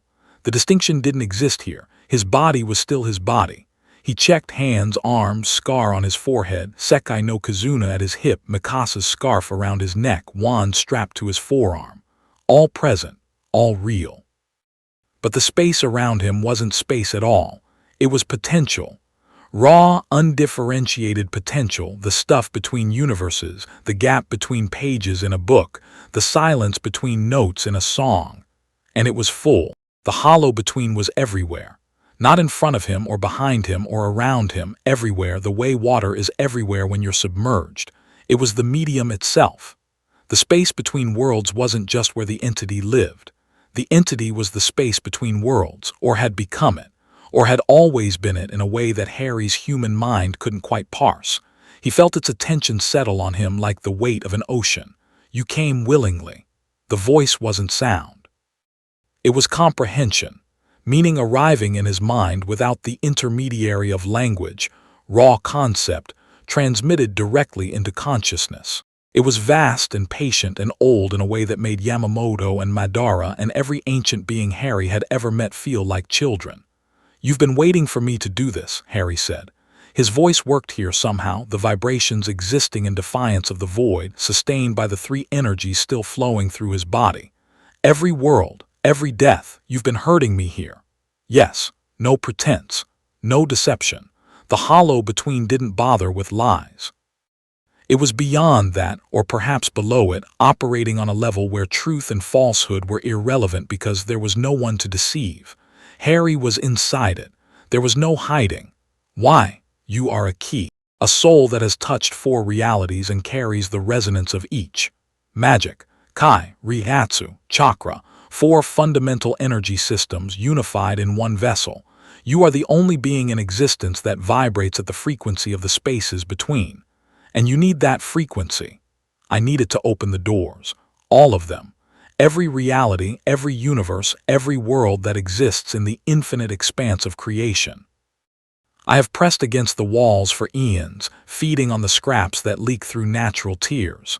But you, your crossings, your deaths, the wounds you leave behind, you showed me that the walls could be broken, that the doors could be opened. All I needed was the right key. Harry understood. Finally, fully, with the crystalline clarity that came from standing at the center of the problem and seeing it from the inside. The hollow between was a parasite on the multiverse.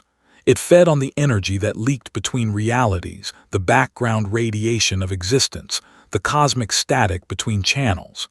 It had always been here, always been hungry, but the walls between worlds were strong and the leakage was minimal. Then Harry had started dying. Each death, each crossing had torn a small hole, and through those holes the hollow between had fed, had grown, had developed enough awareness to begin engineering more crossings, placing Harry in worlds with enemies calibrated to kill him, timing his arrivals for maximum conflict, ensuring that each life was short and violent and ended with another tear. And now it wanted to use him as a skeleton key, to crack open every wall simultaneously, an infinite feast. "And if you open every door," Harry said, "what happens to the worlds behind them? They become mine. Their energy flows into the spaces between. Their barriers dissolve. Their boundaries cease to exist. Everything becomes the between. Everything becomes me. You destroy them. I would consume them. There is a difference. Not to the people living in them, silence. Or rather a pause in the flow of comprehension that served as silence in this place. People are temporary. Worlds are temporary. Energy is eternal. I am eternal. What I offer is truth, the dissolution of barriers, the end of separation. No more walls between realities. No more distance between souls. Everything connected. Everything unified. Everything between." Harry stood in the void and listened to an entity that wanted to eat the multiverse explain its philosophy, and he felt something unexpected. Pity. Because the hollow between wasn't evil, not the way Voldemort had been evil, driven by fear and hatred, not the way Eisen had been, driven by ambition and ego, not the way Zeke had been, driven by despair. The hollow between was hungry. It was a function of reality, the space between things, given consciousness and desire. And the only desire it had, the only desire it could have, was to consume what it was between. It was lonely. In its own vast, incomprehensible way, the hollow between was the loneliest thing in existence. It existed in the gaps. It could see every world, touch the edges of every reality, but it could never be part of any of them. It was the eternal outsider pressing against windows it could never pass through. Until Harry. "You're lonely," Harry said. The void shuddered. A ripple of something that wasn't emotion but was close enough to register as one, surprise, and beneath it, the faintest tremor of something that might have been recognition. That word has no meaning here. It has meaning everywhere. It's the feeling of being separated from everything you can see, of existing in the margins, of watching life happen through a wall you can't break. "You presume to understand me. I grew up in a cupboard under a staircase. I spent 11 years watching a family live around me like I was furniture. I know what it feels like to be between things, to be the space that no one looks at." Another ripple, stronger this time. The void around Harry thickened, pressed closer, and for a moment he felt the full weight of the hollow between's attention, not hunger, not malice, but something rawer. Something that existed before language, before thought, before the concept of self. Need. It needed. That was all it was, all it had ever been. A need so vast it had become an entity, a hunger so ancient it had become a consciousness. And Harry, with his four-world resonance, his soul that vibrated at the frequency of the spaces between, was the first thing in all of existence that had ever been like it. Close enough to the between to understand. Close enough to be heard. "I can't let you eat the multiverse," Harry said gently. "Then I will take you by force. Your soul, your resonance, your key. I will consume you and use what remains to open the doors. You can try." The void compressed. The battle for the space between worlds began without a signal, without a dramatic declaration, without the ritual posturing that preceded every other fight Harry had been in. One moment they were talking. The next, the hollow between was trying to unmake him. It started with pressure. The void tightened around Harry like a fist, crushing inward from every direction simultaneously. Not physical pressure, existential pressure. The force of unbeing, of non-existence, pressing against the boundaries of his self, trying to erase him the way you'd erase a drawing by crumpling the paper. Harry's three energies flared in response. Magic, Kai, and Ryatsu, unified through years of integration, channeled through a soul that had been tempered in four worlds, pushed outward against the compression. A sphere of gold and silver light bloomed around him, holding back the void. The hollow between pressed harder. The sphere shrank. Harry's teeth clenched as the pressure increased, his energy straining, the boundaries of his self bending under a force that had no upper limit because the thing applying it was, effectively, infinite. He needed more. Harry drew Sekai no Kizuna. The sword came alive in his hand, not just responding to his will but anticipating it. The weapon that was forged from the memory of every world he'd carried, surging with power that was its own as much as his. "Remember everything," he whispered. The Shikai activated. And in this place, the space between realities, where the rules of individual worlds didn't apply, Sekai no Kizuna's ability took on a new dimension. The mirror blade didn't just reflect attacks, it reflected worlds. Visions blazed across its surface. Hogwarts in autumn, the Great Hall candlelit and warm. Roshi's Island under a tropical sunset. The Serete in cherry blossom season. The walls of Paradies against a blue sky. Naruto's golden cloak blazing against the darkness. Each reflection was a memory. Each memory was a connection.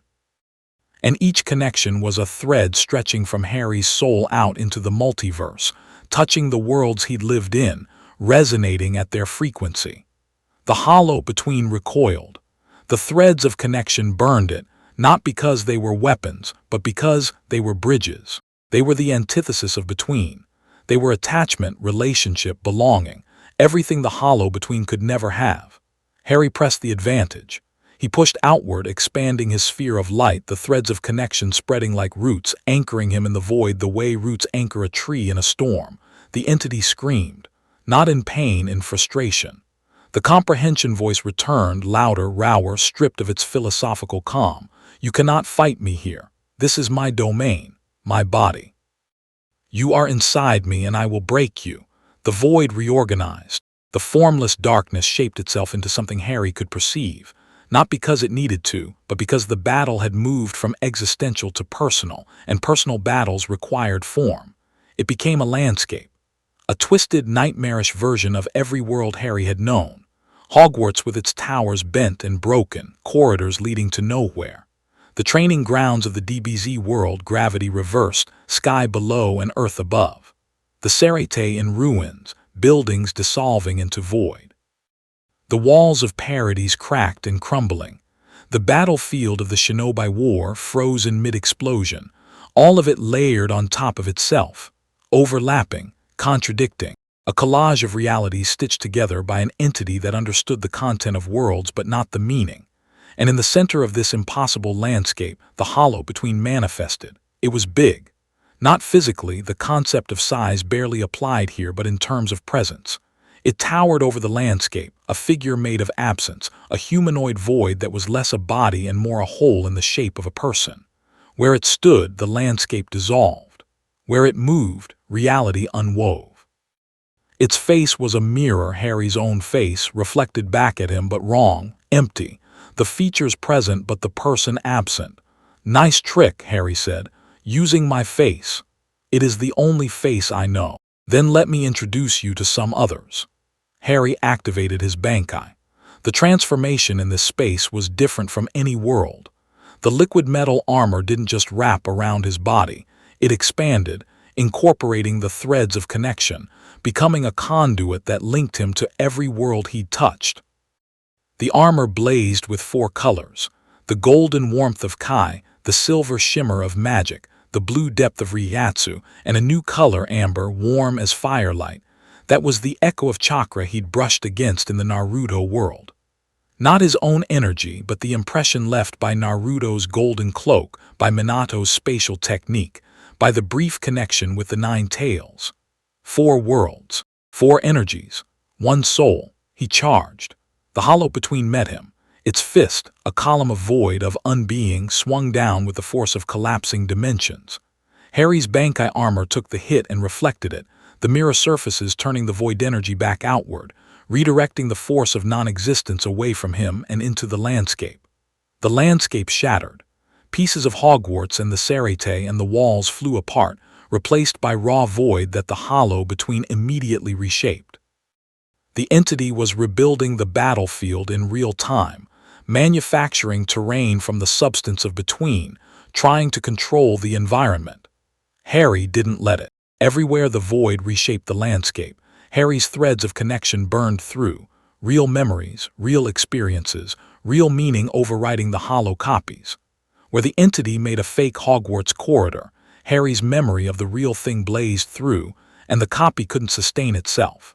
Where it created a false came house, Harry's genuine love for the friends he'd made there dissolved the imitation like sunlight dissolving frost. The hollow between was strong. Inconceivably strong in its own domain, with infinite void to draw from. But it had a fundamental weakness that Harry had identified in their conversation, that he'd sensed from the very first moment he'd felt its presence. It was empty, not metaphorically, actually empty. It was the space between, the gap, the absence. And absence, by definition, could not create. It could only copy, consume, and corrupt. It could build reflections of Harry's worlds, but it couldn't make them real.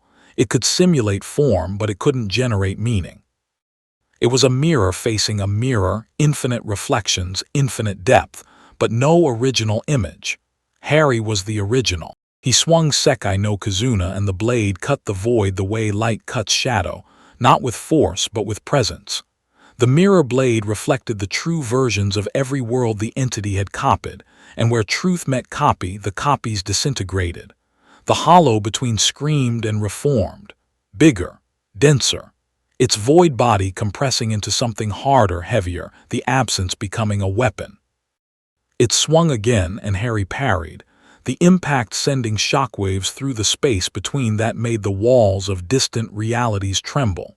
They fought across the impossible landscape. Harry's Bankai armor adapted to every attack, reflecting void strikes, absorbing null energy, converting the force of unbeing into light through the alchemical process of meaning.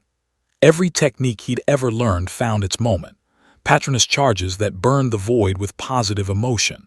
Kamehameha beams that carried the warmth of Kai through the cold between. Kaido barriers that imposed spiritual structure on formless chaos. The tactical adaptability of a shinobi battlefield, quick and lateral and ruthless. The hollow between fought with the totality of its domain. It threw sections of void at him, not darkness, but absence, chunks of non-existence that erased whatever they touched. It created gravity wells that tried to pull Harry into compression singularities.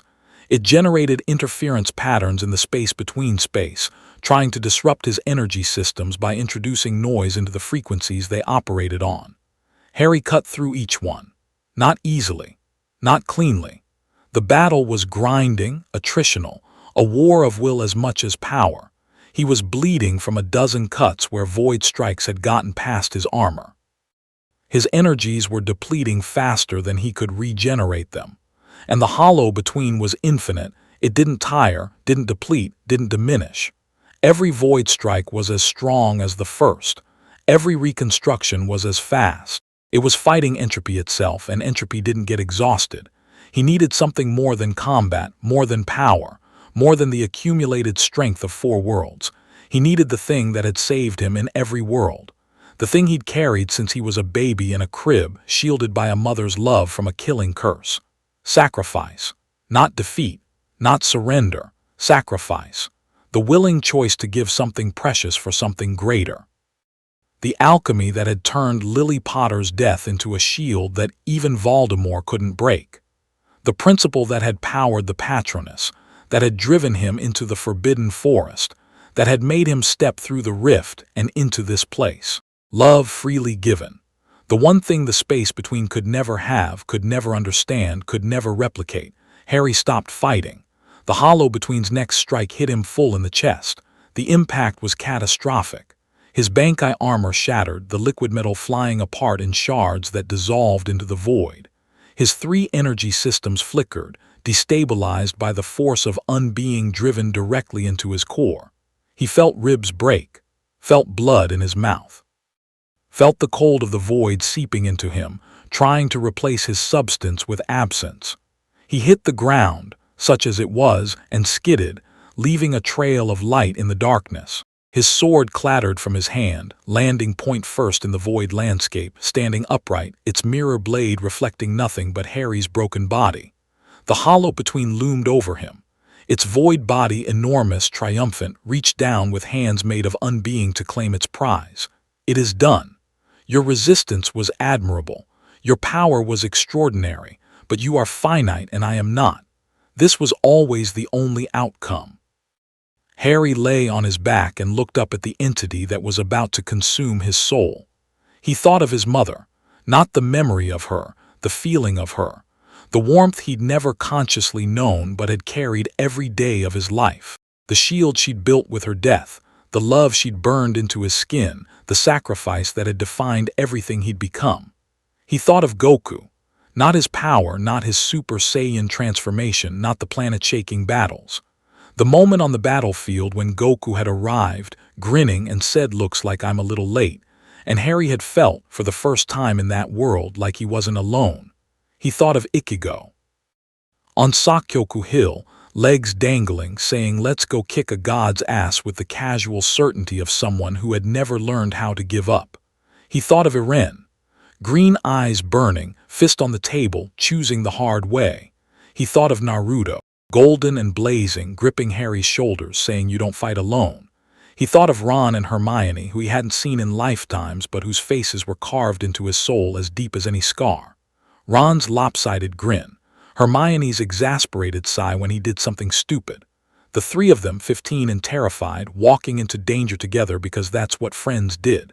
He thought of Renji's bone-crushing hug, of Roshi's terrible tea, of Byakuya's minimal bow, of Krillin's easy laugh, of Armin's journal pressed into his hands with a blush, of Levi's flask, of Mikasa's scarf, every world, every friend, every love. The hollow between's hands closed around him and Harry gave, not his power, not his energy, not his body or his soul or any quantifiable resource. He gave his connections, the threads that tied him to every world he'd touched, the bonds he'd forged across 4 realities, the love he'd accumulated through lifetimes of loss and renewal. He poured them outward, not as an attack, as a gift. into the void, into the emptiness, into the hungry, lonely entity that had never known anything but the spaces between. And the hollow between, for the first time in its eternal existence, felt what it was like to not be alone. The effect was immediate and devastating. The entity's void hands froze. Its mirror face, Harry's face, empty, rippled. Absence that comprised its being encountered something it had no framework to process. Presence, connection, the warmth of being part of something rather than between things. Harry's connections blazed through the void like veins of gold through black stone. Each one was a bridge to Hogwarts, to the DBZ Earth, to Soul Society, to Parodies, to the Shinobi world. And through each bridge flowed the accumulated emotional energy of every relationship Harry had ever forged. Not power, not combat strength, meaning. The hollow between tried to consume it. That was its nature, to consume, to absorb, to make things part of the between. But meaning couldn't be consumed. Love couldn't be eaten. Connection, by its very nature, resisted dissolution because it existed in the relationship between things rather than in the things themselves. The entity that was the space between worlds discovered, in one shattering moment, that the thing it wanted most, to consume what existed between, was the one thing it already was.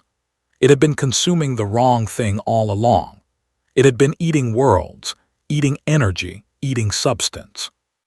But what it truly hungered for, connection, belonging, the experience of being between things in a way that mattered, had been there all along. It was the between. And the between wasn't empty. It was the space where relationships lived, where bonds stretched, where love persisted across distance and time and death. Harry felt the realization hit the entity like a physical shockwave. The void resonated. The emptiness vibrated at a frequency he recognized, the same frequency his soul hummed at, the frequency of the spaces between worlds, the frequency of someone who existed in the margins and found meaning there anyway. "I don't understand," the entity said, and for the first time its voice was small. "You're not empty," Harry said. He was still on the ground, still broken, still bleeding, but his connections blazed around him like a constellation, a map of stars that each represented a world he'd loved. "You were never empty. You're the space where love travels between people who are separated. You're the distance that makes reunion matter. You're the silence between notes that makes music possible. I am between. Yes, and between is where I've lived my whole life, between worlds, between deaths, between the people I love and the places I've been." Harry pushed himself up. His body protested, everything hurt, everything was depleted, the fight had taken him to the very edge. But he got up, because he always got up. You don't have to consume worlds to stop being lonely. You are the connection between them. That's not a curse, it's a purpose. The hollow between was shaking. The entire space between realities trembled, the void rippling like a disturbed pond. The entity's form was destabilizing, the humanoid shape dissolving, reforming, dissolving again, as the fundamental nature of its being underwent a revolution. Harry reached out. One hand, broken-knuckled, blood-stained, extended toward the entity that had stalked him across 4 worlds and engineered his deaths and fed on the wounds his passage left behind. "You can feel them," he said. "Through my connections, through the bridges. You can feel what it's like to be part of something instead of between things." The entity reached back. Its hand, void, absence, unbeing, touched Harry's. And where they connected, something happened that had never happened before in the history of the multiverse. The space between worlds became a place, not a void, not an absence. A place with shape and substance and meaning, defined not by what it lacked but by what it connected. Harry's 4-world resonance, amplified by his willing sacrifice of connection, gave the between what it had never had, context. The void was no longer the nothing between universes. It was the bridge between them, the corridor, the hallway, the space that made doors possible. The hollow between, no, not hollow anymore, the bridge between. The entity's nature shifted, redefined by the meaning Harry had poured into it. It was still vast, still ancient, still the space between all things, but it was no longer hungry because it no longer needed to consume. It was the connection. It had always been the connection. It had just never known. the entity's mirror face changed. Harry's reflection faded, replaced by something new, not a face, but an impression. An abstraction of every face Harry had ever loved, layered and blurred into a composite that was no one and everyone. It was beautiful in its strangeness. "I understand now," the entity said, and its voice was different. "Not hungry, not small, whole, I am the between, not the absence, the bridge." "Yeah," Harry said, and his voice was barely a whisper. "Yeah, you are. The tears I caused, the damage to the worlds you touched, I can repair them. The walls between realities, I can strengthen them, not as barriers but as membranes, permeable, alive, connecting rather than dividing. Can you do that for all of them? I am the space between all worlds. I can do it for every world that exists." Harry felt his legs give out. He sat down in the void, the bridge, the place that was no longer nothing. His sword lay beside him, its mirror blade dark and quiet, the bankai dissolved, the shikai dormant. Just a sword, just a man, just the space between. "Then do it," Harry said. "Heal the tears, strengthen the walls, and let me go home." Which home? Harry closed his eyes. He saw Hogwarts.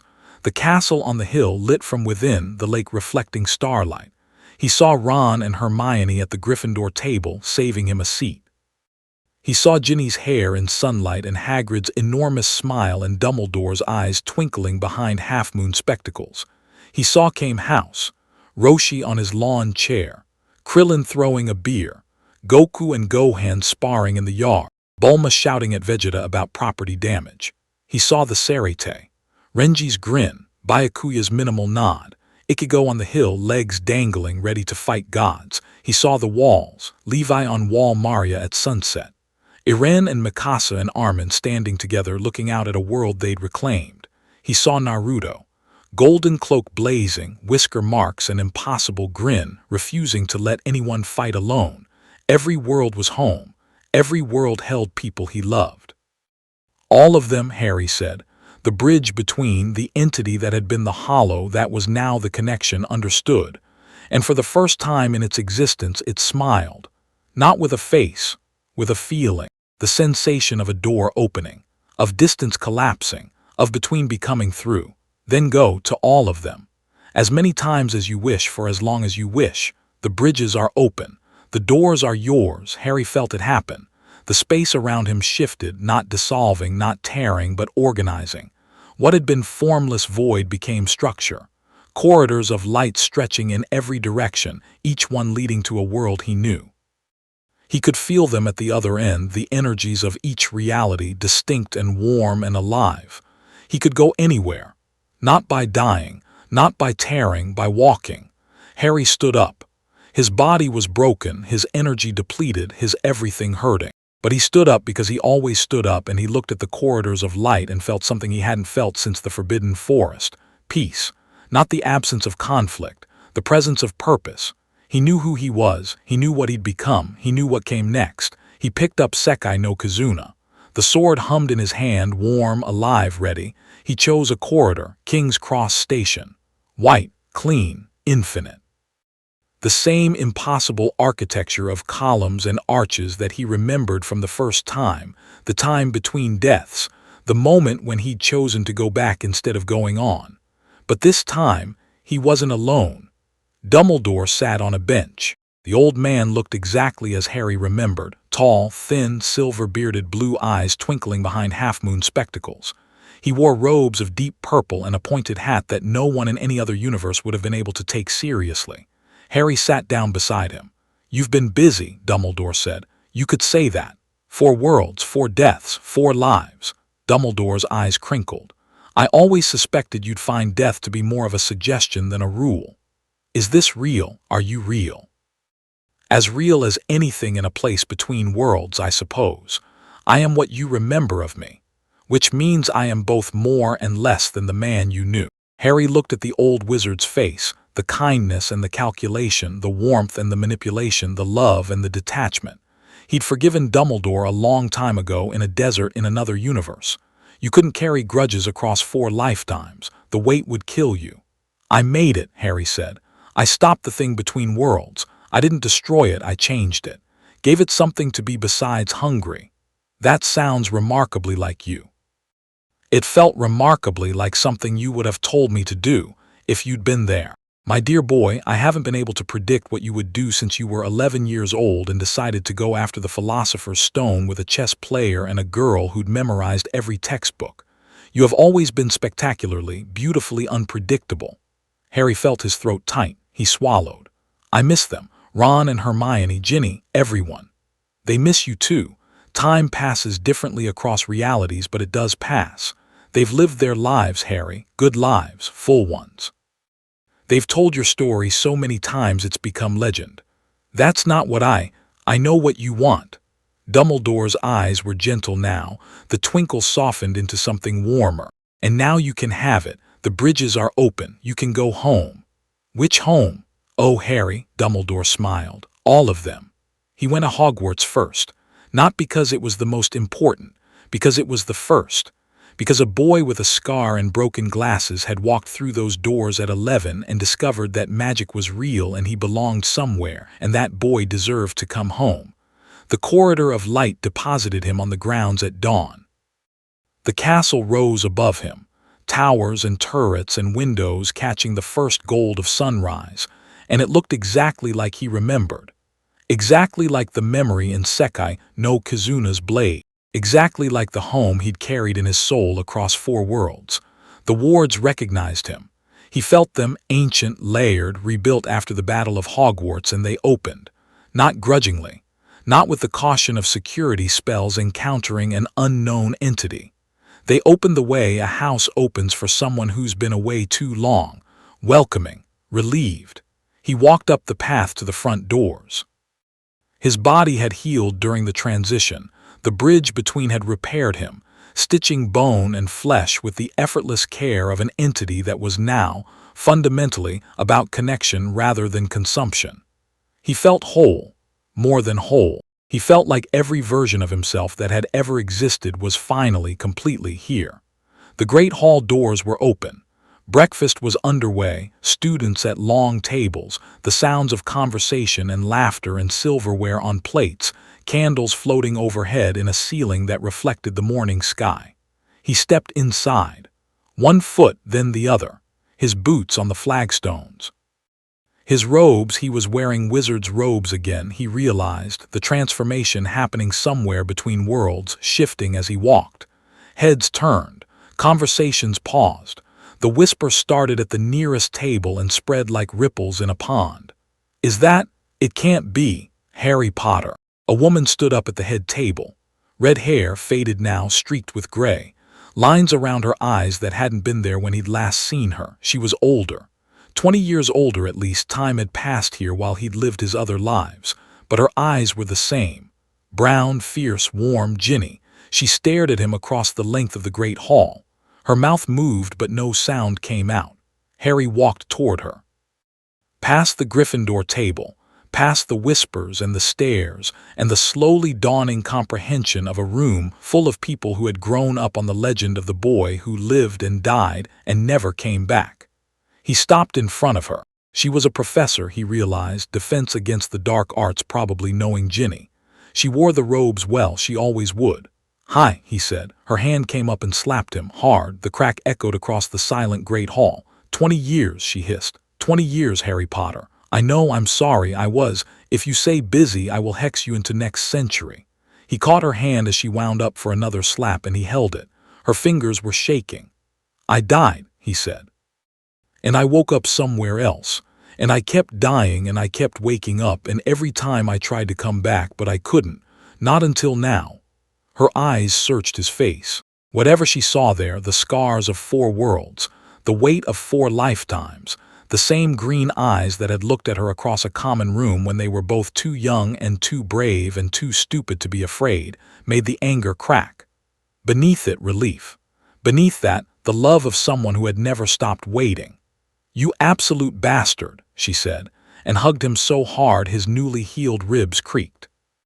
He hugged her back and closed his eyes and breathed in the smell of Hogwarts, stone and old books and candle wax and breakfast, and for one perfect moment, everything was still. Then the great hall exploded with noise. Students shouting, professors rushing forward, questions cascading from every direction. A figure with bushy gray-streaked hair and reading glasses pushed through the crowd, and Harry saw Hermione, older, distinguished, probably running the entire ministry by now, and behind her, lanky and red-haired and grinning like a lunatic, Ron. "Mate," Ron said, his voice cracking. "You have a lot of explaining to do." Harry laughed, and cried, and laughed again. He was home. He didn't stay. Not forever. That wasn't what he'd become, a man who stayed in one place, one world, one life. He was the bridge, the connection, the soul that had touched 5 realities and carried all of them. He told his story, over days, weeks, to anyone who would listen. Ron and Hermione sat in the headmaster's office, Hermione's office, he learned. She was headmistress now, and listened with the rapt attention of the friends they'd always been. "So let me get this straight," Ron said, on his 3rd butterbeer. "You died, woke up in a world where the king is a dog, learned to shoot energy beams, fought an alien prince, died again, woke up in the afterlife, got a magic sword, fought a god wannabe, died again, woke up behind some walls with giants eating people, punched the giants, died again, woke up in the middle of a ninja war. You're doing really well with this. Fought a man who wanted to put the entire world to sleep with a magic eye, and then you flew into the void between realities and had a therapy session with a cosmic entity. When you put it that way, it sounds ridiculous. Mate, it is ridiculous. It's the most ridiculous thing I've ever heard, and I once watched you pull a sword out of a hat to fight a snake. It was a good hat." Ron threw a cushion at him. Harry ducked. Hermione rolled her eyes with an expression so familiar it hurt, and the 3 of them dissolved into laughter that echoed through the office and out the windows and across the grounds of Hogwarts. He went back to Came House on a Tuesday. He stepped out of the bridge corridor onto the beach, and the sand was warm under his feet, and the sky was ridiculous blue, and the pink house was exactly where he'd left it. A turtle blinked at him from the surf. The door opened and Krillin walked out. Older, everyone was older. Time had moved here too, years passing while Harry lived his other lives. Krillin had a wife now, a daughter. He'd grown into himself, the nervous monk becoming a confident father and fighter. He saw Harry and dropped his coffee mug. "No way. Hey, Krillin, number way. I can explain." Krillin was already shouting into the house. 18, get out here. You'll never believe GOKU, call GOKU. The reunion was chaos. Beautiful, joyful, ear-splitting chaos. Goku arrived via instant transmission within minutes, grinning the same impossible grin, and grabbed Harry in a hug that lifted him off the ground. Vegeta arrived under his own power, landing on the beach with his arms crossed and an expression of studied indifference that fooled absolutely no one. "You're alive," Vegeta said. It wasn't a question. "Alive and then some." A pause. "Your energy is different, larger, more complex." Another pause. "Good, I need a proper sparring partner. Kakarot refuses to take anything seriously." "Hey," Goku protested.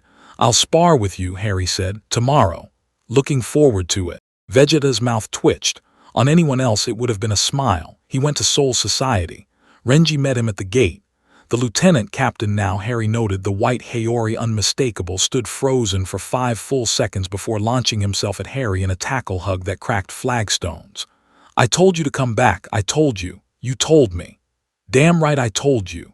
Byakuya appeared at the end of the corridor, looked at Harry, looked at Renji, looked at Harry again.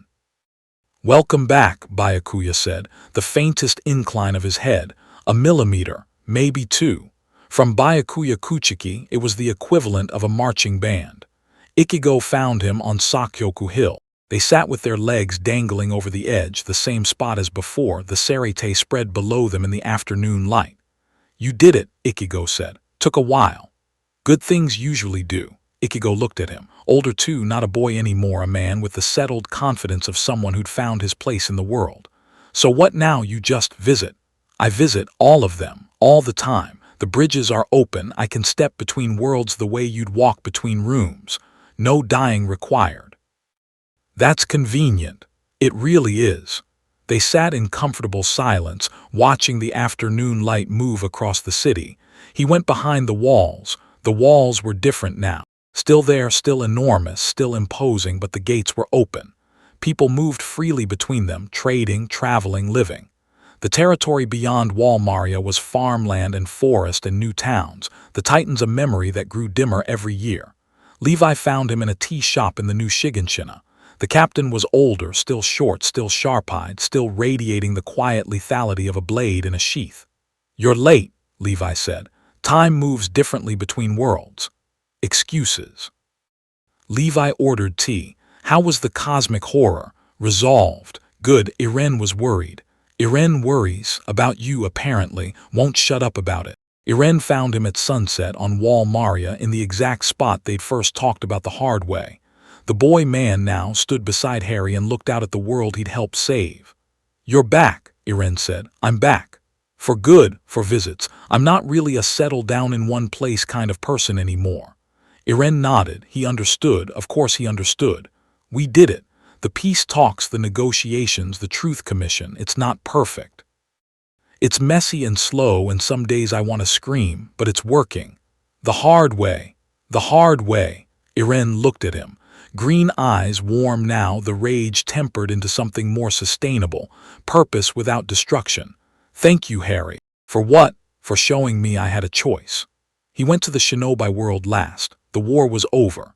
It had ended not long after Harry had left. Naruto and Sasuke had beaten the final enemy, some ancient goddess that had been the progenitor of all chakra, and the world had begun to heal. The allied Shinobi forces had held.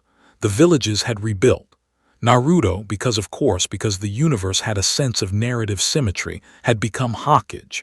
Harry walked into Konoha through the main gate. The village was vibrant, colorful, alive. Buildings rebuilt, streets busy, children playing in parks. The Hokage monument loomed over everything, faces of the leaders carved into the mountainside, and there at the end of the row was Naruto's face.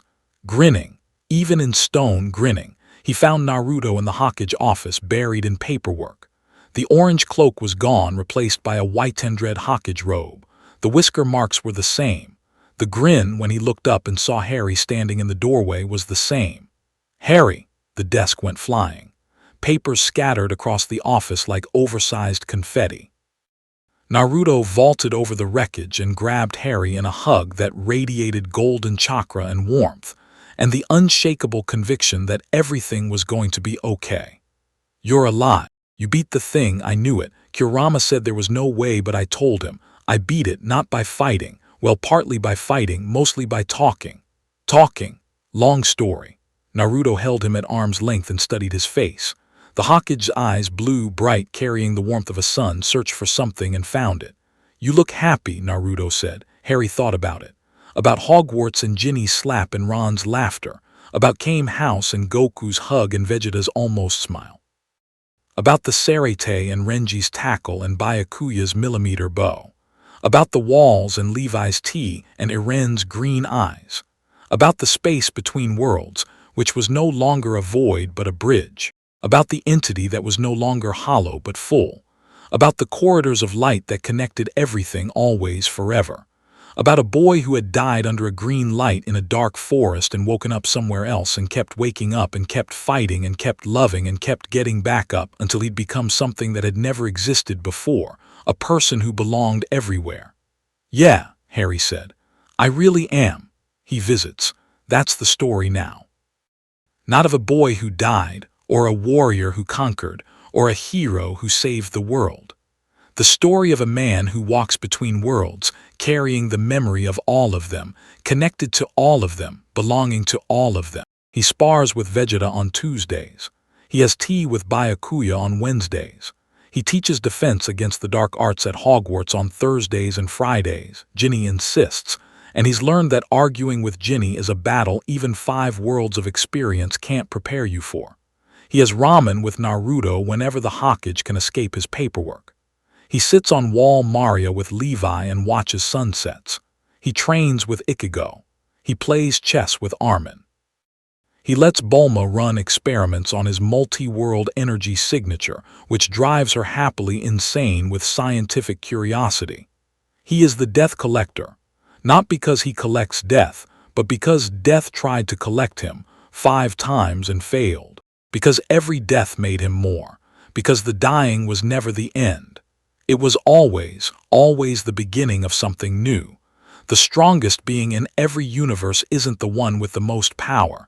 It's the one who carries the most meaning. Harry Potter walks between worlds, and the worlds are brighter for it.